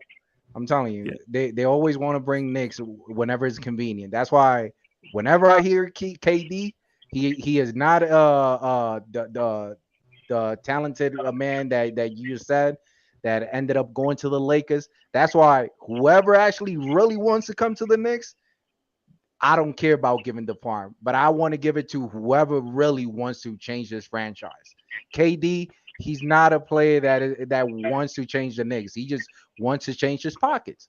He want to make any type of benefit that it will I mean, anything that will benefit him for the best regard, but just use us for his advantage and then poop on us. So I'd rather whatever it comes with KD, whatever comes with Kyrie, don't even entertain it. Please don't. All right. I mean, that's your opinion. What I was getting at though is if you're a New York Knicks fan, you got to acquire talent, bro.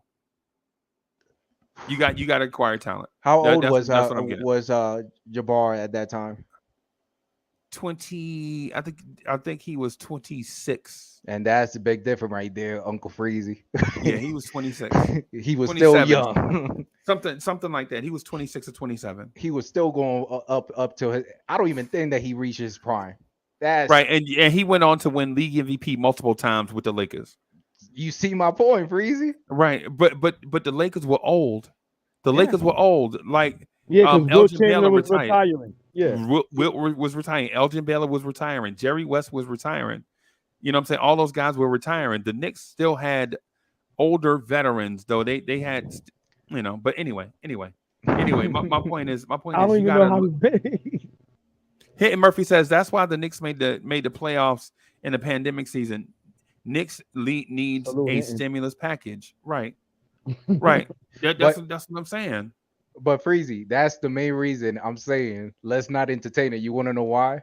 So that we could do them a real big favor. That if it's not helping us, yeah, we ain't in it. We ain't in it. You figure it out. You small market team. Like if you can't make money, well, that's on you, boo boo. But that ain't our problem. Yeah, but if you ain't been doing it, don't start. Why would you consider coming here if you didn't want to come here? They don't want to come. They don't want to come. Like since LeBron did what he did with I'm gonna take my talent to South Beach. Right. All the players in the league and the organization, they knew that the Knicks had something special. And what is that? Is to stack more commodity on their favor. So that's why if it's not gonna benefit the Knicks, I'd rather not entertain it. Yo, the Knicks is like Orlando. People go to Orlando to retire when they get old. That's what it is. People want to come here and get money, like Kyrie, Derrick Rose, and Kemba. Like they come here and retire. They can't play no more. That's what it is. We the money. We the cash cow. You know what we doing, Uncle Freezy and everybody in the panel in the chat. If we start doing that, we gonna force them to give us a championship by default, because it's like, damn, Knicks fan and the Knicks organization, the Knicks media, they not entertaining nothing that we throw at them. Right, yeah, but we got right, and nice. Just real quick, you notice that big market teams on the East Coast don't win championships. You know why? Because they make money already. Right? They think about big market teams on the East Coast. How many championships do they win? Right? You're right. Big market. The only one I can think of is Toronto, and they're out of the. No, Toronto's a small market, bro. No, Toronto is a big city. It's like New York. You know, that's the only team in Toronto in is, Canada. but not Milwaukee. That's what I'm saying. Right. Toronto is, but not Milwaukee. Oh, like Boston, for as passionate as they are, Boston, Massachusetts is smaller than Brooklyn, New York. But that's a rivalry for, we hate them. New York. Like if you from Brooklyn, think about it. If you from the borough of if you from Queens, Queens, New York is bigger than Boston, Massachusetts. Right. You feel me? So what I'm saying is, the city of Austin is in Texas. Austin is probably bigger than Queens, but Austin is in Texas. Yeah. Listen, it's so big down here in Texas. You can drive 8 hours in Texas and still be in Texas. Yeah, still be in Texas. Still not get to your destination. Like I'm down here and I'm telling you, like, there's so many towns in Texas like states. Right. I'm just saying the main reason I do not want to propel other players, other team, is because they have been pooping on us for the longest, and now it's time for us to poop on them. We might as well let's propel all the players that we have for the Knicks. If EP was here, he's the best player. He's better than everybody. So that whatever team is not, EP, yeah, we all know EP. But you know for what? So that these small market teams, they be like, man, everybody's so high on EP. We need EP in RG. Man, but EP is only shooting like 2 points per game. Who cares, man? He sells revenue. And they'll give up the farm for whoever they got just for EP. That's why I just do not want to propel nobody else. Screw with KD, screw Kyrie, screw everybody else. If you're not in the Knicks, I don't care. I'm a Knicks fan, and that's what we need to do. We need to start acting like Knicks fans. Yes. We can't be thinking. We can't be acting like those horses that has those two things right on the side of their eyes, just because. But that's what they showing. Nah. We gotta be realistic. If the league is not going to help us, we're going to help ourselves. And if we don't make the playoff, we were the best team of the league. Are they delusional? Yeah, but they still number one. Oh, look at all these small market teams. They not doing good. But we got, what's his name? We got Antetokounmpo. We making all these. Yeah, but we not making money with Antetokounmpo. Just give them to the Knicks. And you know what? The franchise been doing that for so many years. So it's like, what we gonna do tonight is the question. Like, what are we gonna do tonight? That's the major. That's the major question. Yep. Right. So it's, in my opinion, it starts with us making a major move and turning the tide on the thing that we had been doing for years that's not working. Stacking ham sandwiches. You can stack ham sandwiches to the sky, but you know what you're gonna have after you finish? A stack of ham sandwiches that reach the sky. But I could put them on the grill and like push them down and make it a little tastier. Right. Hey, Marine, how you doing? Salute, Marine. Oh, salute Marine. The general. How are you? I'm sorry. I'm still laughing. I'm still laughing. Of course, Aaron Judge, baby. Aaron Judge. No worries. No worries. Yeah, baby. Breezy, I had to replay that question you asked. Randle. Right. All I was asking, like, what is it, bro? Name it so I can laugh. I'm sorry. I'm trying to hold myself back because that's a question right there. Which again, it goes back to, oh man, yesterday I was asking the question about, the value of our players. Right. And how much is it going to improve in value and what can they do? Right. I love RJ. Is RJ potentially a superstar? Probably a star, I think. But is he potentially a superstar? No. Who's potentially a superstar? Not yet. Anybody in the panel? No. Not yet. No, let's say 3 years. No, 3 years from now, can he become a superstar? Not a star. I think he's going to be an excellent player, a superstar. An all-star, not a superstar. All-star. All-star. Okay, all-star. Okay, is Ivy potentially a superstar? Yes. Yeah. I don't know. That's in question for me. I don't know. Well, based on what you see right now, is he potentially going to be a superstar? And my answer is yes. He has that explosive that the league. Well, go ahead. Sorry for that. Let's go for the ones who say I don't know. You know that RJ will not become a superstar. You know that. But there's a chance with the I don't know statement. That's the worst case scenario. I don't know if Ivy could be a superstar. Right. So you want to take a bet on, because you need a superstar to win a chip, right?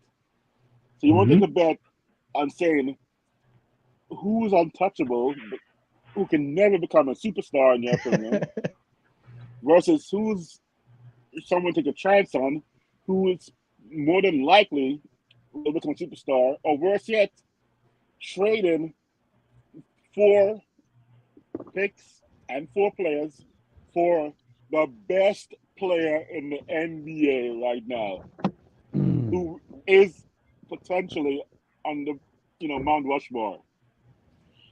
I don't know why we even debate that. I mean, I'm like, you have to put it on the table. It can be a debate. It has to be on the table. It got to be. You're not Kyrie though, boss. The reason why it's up for debate is because the way you guys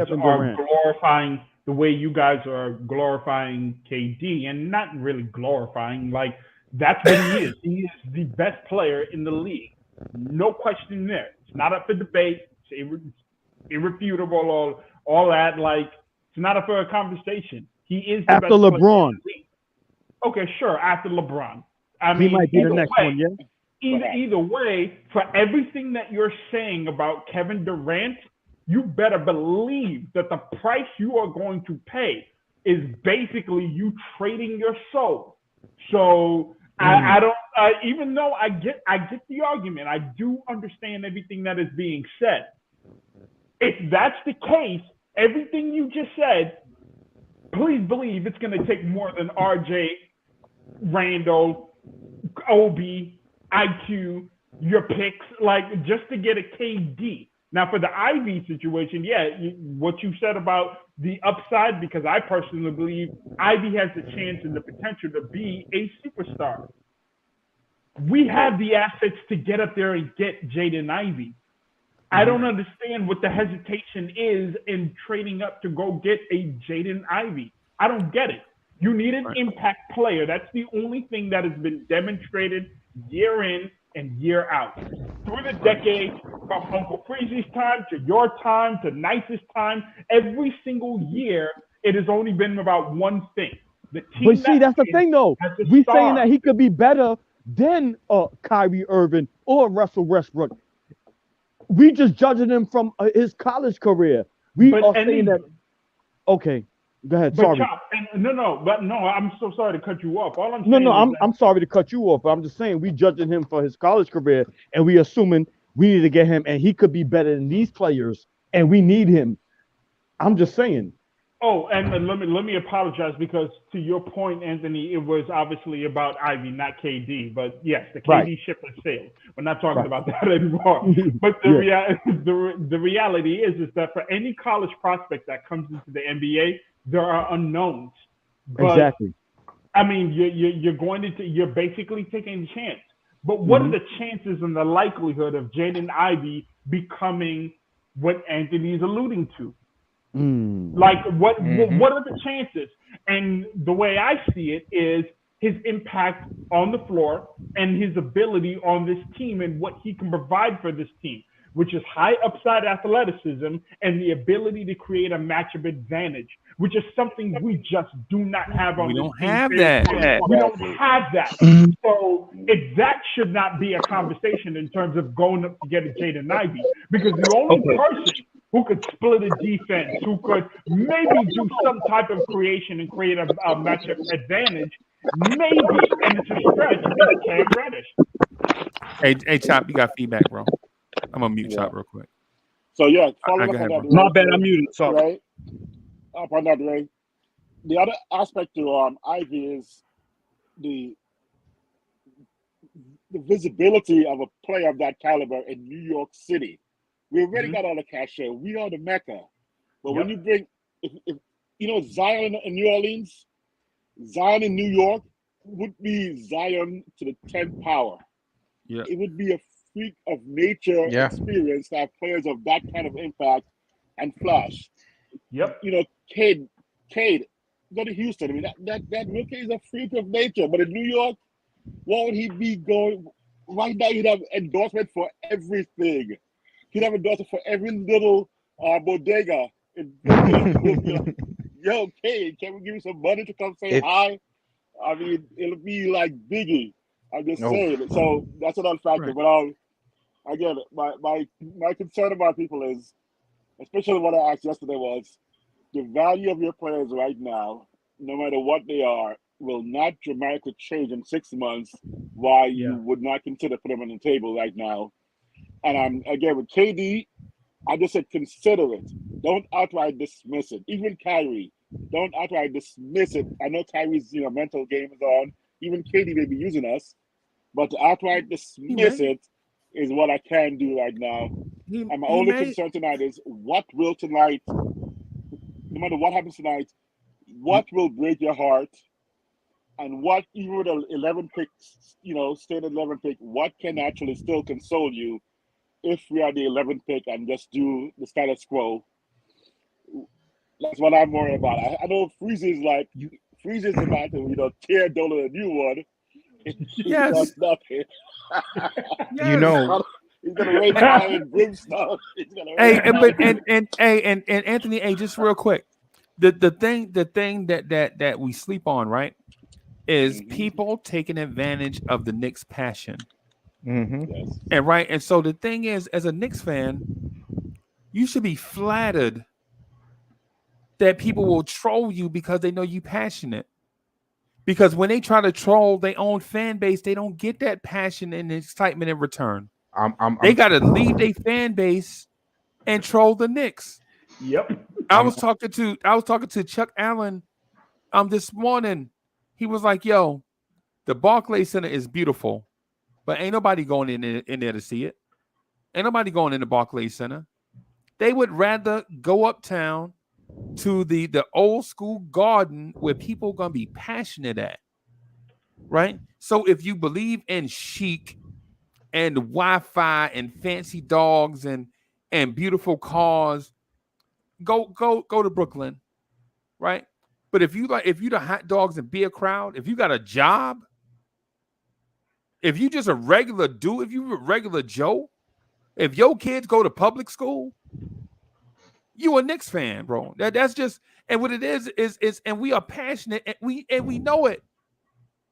You know what I'm saying? If you are everyday cat, you a Knicks fan.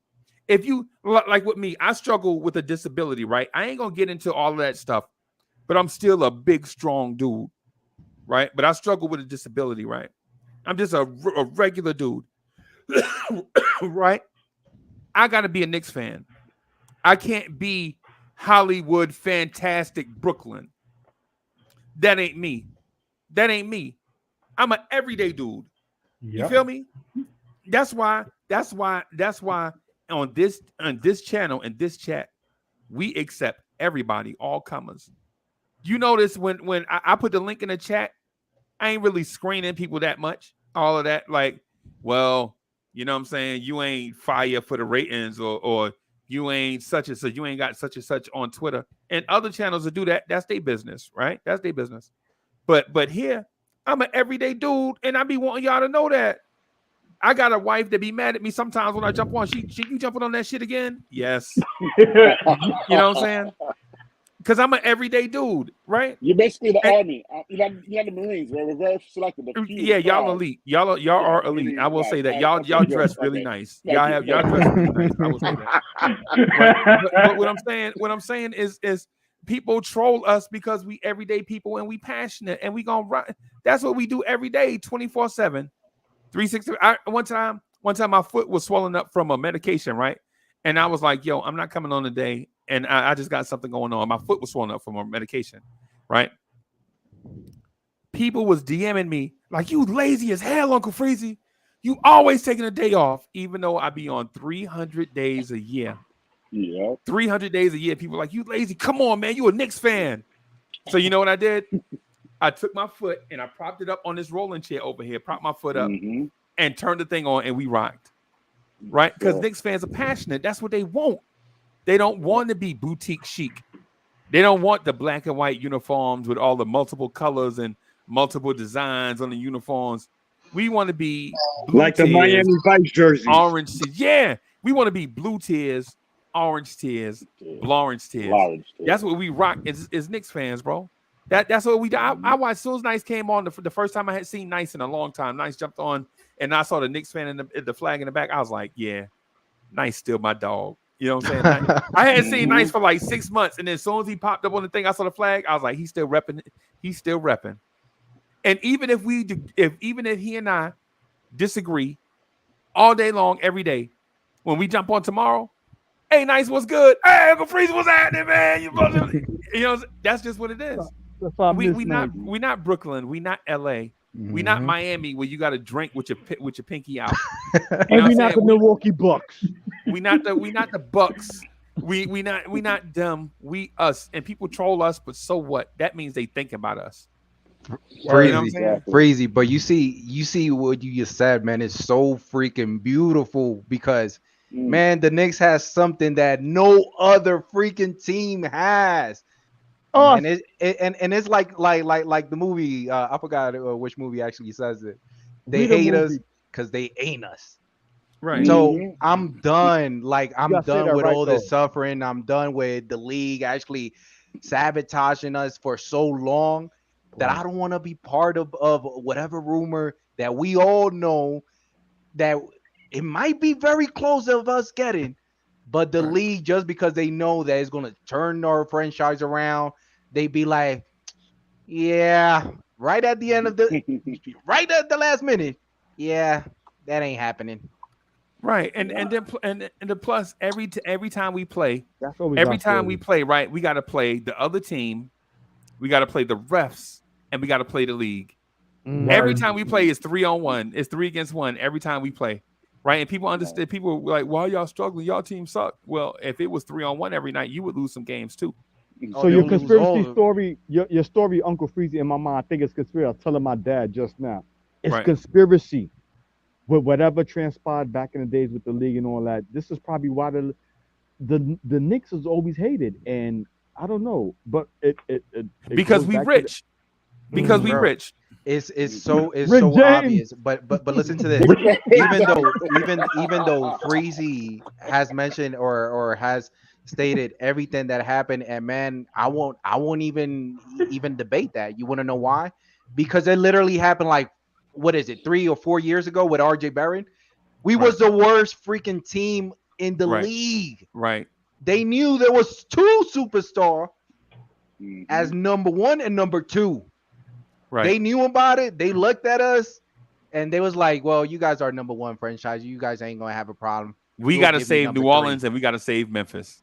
And why we gotta save any of them? We gotta save ourselves. Because they did New Orleans dirty by moving Davis. They did the same thing that they did with the story that you just said, Freezy. With Pelicans, sending them to the Lakers, and Pelicans is all upheated. Like, man, they did the same thing with Chris Paul. Remember when Chris Paul was traded to the Lakers? Remember Chris Paul is embedded. Chris Paul agreed. They agreed to trade Chris Paul to the Lakers to play with Kobe.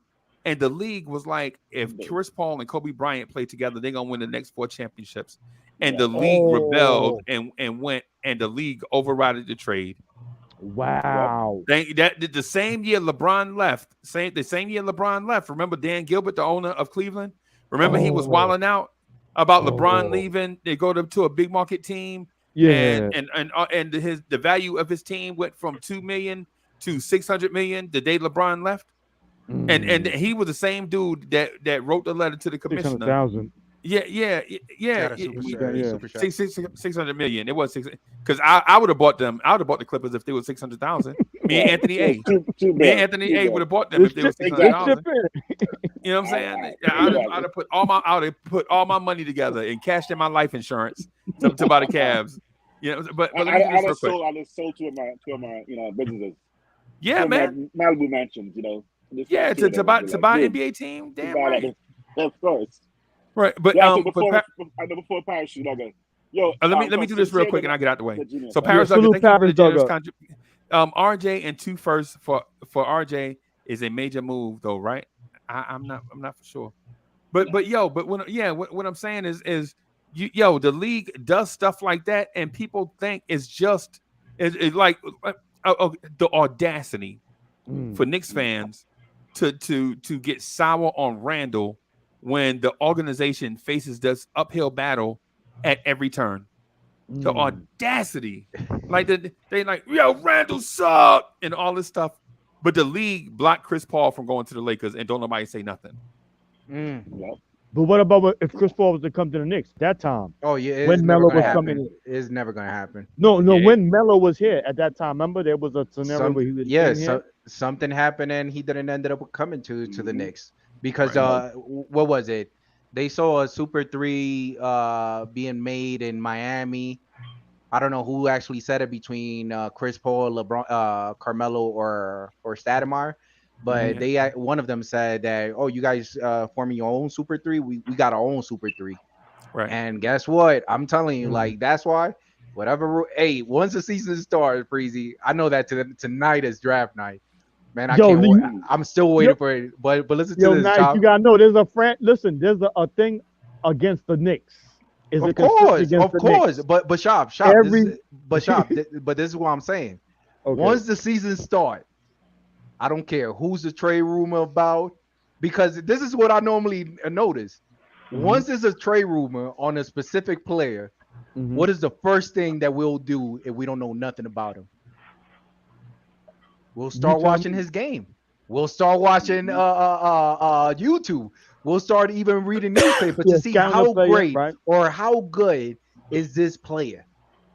If it's not something like it's coming out of the dude's let's say mouth, pause on that. They mouth, right? But saying it like, I want to come to the Knicks. I don't care about I don't care about this team. I don't care. I want to come to the Knicks like now. Like, better happen in the next 5 minutes. I'm not entertaining it because we have been pooped so long. Yes. And I'm not doing it. I'm not doing it no more. Yes, like Mike. if there's a player, they about to get traded for the Knicks, LA, you know something? I don't care about that player. I don't care about his potential until it happens. If it happens, nice. great. You have that PTSD where all of us fans and everybody in the panel, everybody in the chat, we are sick and tired of being sick and tired. Yeah. Sick Yeah. and tired. But listen to this, Sharp. If we sick and tired of doing the same thing and Every expecting year. a different outcome, there's a word for it. I mean, You know? nice. We don't do.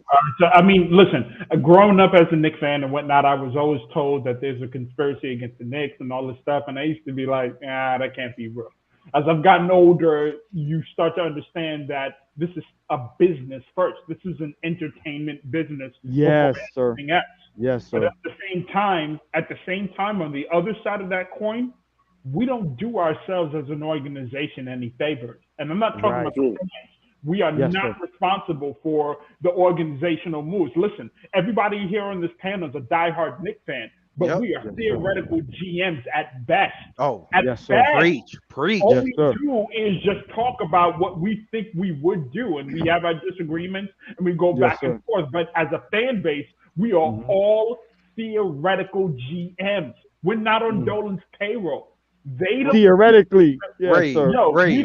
we don't do ourselves any favors as an organization with the real half-assed bad moves we make all the time. And that's Yes, just sir. something that I've grown up on. Sort of, I don't want to say, well, yeah, I've become used to it. So when we talk about draft We've night, come immune to it. you We hear- like you. Yeah. you hear people say, "Oh yeah, the Knicks are not going to do anything." That comes from a real place. Like that's Yes. not just something you throw against the wall and hope it sticks. I understand why there are fans saying, "Yo, we're not going to do anything. We're going to trade back. We never get aggressive." Like I totally get that angle all the way through and through. So I don't know what to expect for tonight. There's a hope, a glimmer of hope that is in me that says we make an aggressive move and we go up and get Ivy. I think we have the assets to go up and get a guy who can change things for us offensively. I know there are Knicks fans that don't agree, and that's totally fine. But we need an impact player that changes the narrative and the ability of how we do things on the court that leads And to the dynamic. In Yes, sir. in hindsight, Ray, think Yes, about sir. it, but think about it this way, Ray. If the league was losing this much money in the bubble, and then the next season, all of a sudden, the Knicks end up in number 4 spot. Don't you feel like the league was forced to actually help out the Knicks because they wasn't making that much money? And you nice. You hear what you said? I always hear this all the time in passing and everywhere in interviews and da. They said the league will be so much better if the Knicks is winning or if the Knicks is in a playoff, right? But we never. Don't you always hear that? Clickbait. Yeah. Clickbait. Oh, Clickbait. LeBron said it on Twitter. The Knicks. You know what? Let me correct myself. LeBron only said that just because he wasn't having his name out there, and he wants clickbait. Whenever you mention the Knicks, you could be even EP. You could be even Dennis Smith Jr. If he says anything about the Knicks, I'm telling you right now, people's gonna read it.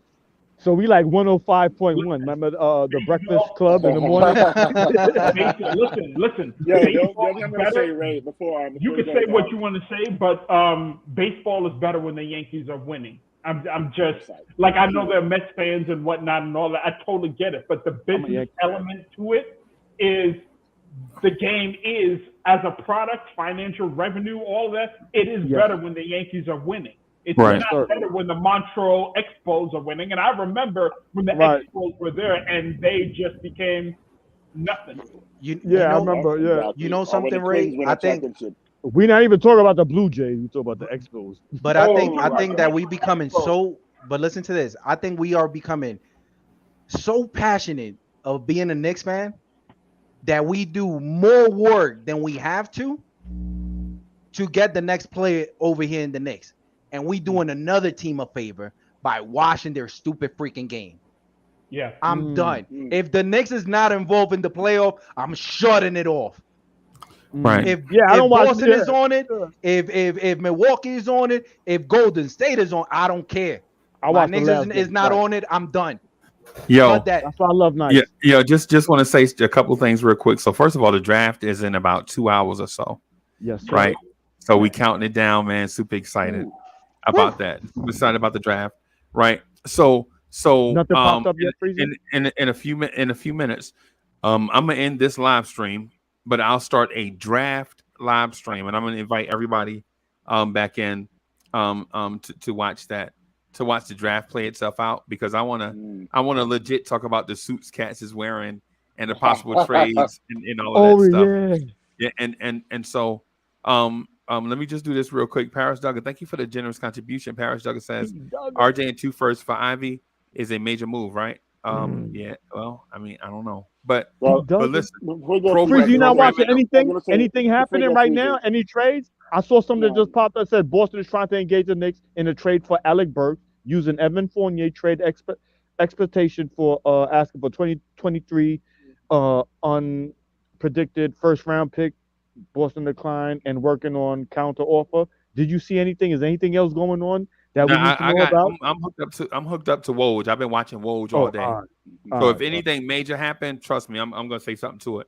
But listen, just as a programming note, we'll probably end right here and then jump back on at like 6:45, 7-ish to give everybody some time to maybe go get your snacks, get your popcorn ready, all of that stuff. So we can be ready for the draft. We'll do the draft until the draft is just about over. Then we'll end that live stream and then do Knicks after party. So we'll take a short break right here, and then after that we probably gonna rock to like 2:30, 3 o'clock in the morning. Can I say one thing? Listen, I'm not gonna lie to you. I could imagine. Right? Would you say nice? Yeah, I'm sorry. Real quick, everybody. Salute to everybody in the panel. Ray, Shoplo, Anthony L, Uncle Freezy to have an amazing show and letting us wrapping it up in the panel. But especially to the 225 people in the chat. Salute. It can't be done without you guys. Like, we appreciate you guys a ton. Right. Yes. Let's make a change. No let's start making that change. Right. We are the heart of New York Knicks, and I can imagine what's going to happen later night. I want to wrap on that too, Freezy. What you said many times. Just because we have RJ's and Randle or somebody's name mentioned in the possible trade doesn't mean we don't think they're ballers. Right. We don't think that RJ could become, like I think the Genius was saying, he could become a superstar. We can't dismiss the possibility. You know, I mean, we got a cat in Miami who didn't look like a superstar, and then all of a sudden, boom, you know, he's looking like a superstar with some of the same skills RJ has. So we're not dissing our ballers. We're not dissing our players. We love our players. We're just keeping an open mind on the possibilities of getting better. So when people think we're dropping on them, we're not. I love Randle. He's got skills. He's serious skills. So I'm just saying that to the friend you as well, Freezy. People sometimes jump on you when you mention one thing about our guards, the stats. You gave us facts on the stats. Right. You weren't insulting our guards. You just gave us some numbers that were facts. Not saying they suck, but they did not produce. And Anthony A is like that. Anthony A is like that dude that say the grace before everybody eat, and he started praying, and you like, damn preacher, hurry up, we starving. And then he smacked my hand. He smacked my hand because I was grabbing the chicken first.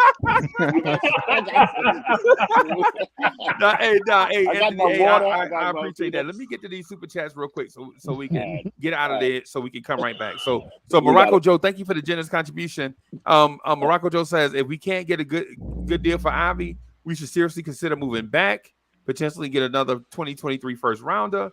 And Jeremy Maynard says, let's get Ivy, Mathurin, or Sharp if we go up, or Agbaji, Tyree, Easton, or Jalen Williams if we move back. All right. So with all of that said, we're gonna get out of here, and we'll probably see y'all about 7 o'clock. Y'all know Uncle Freezy got a Julius Randle bobblehead.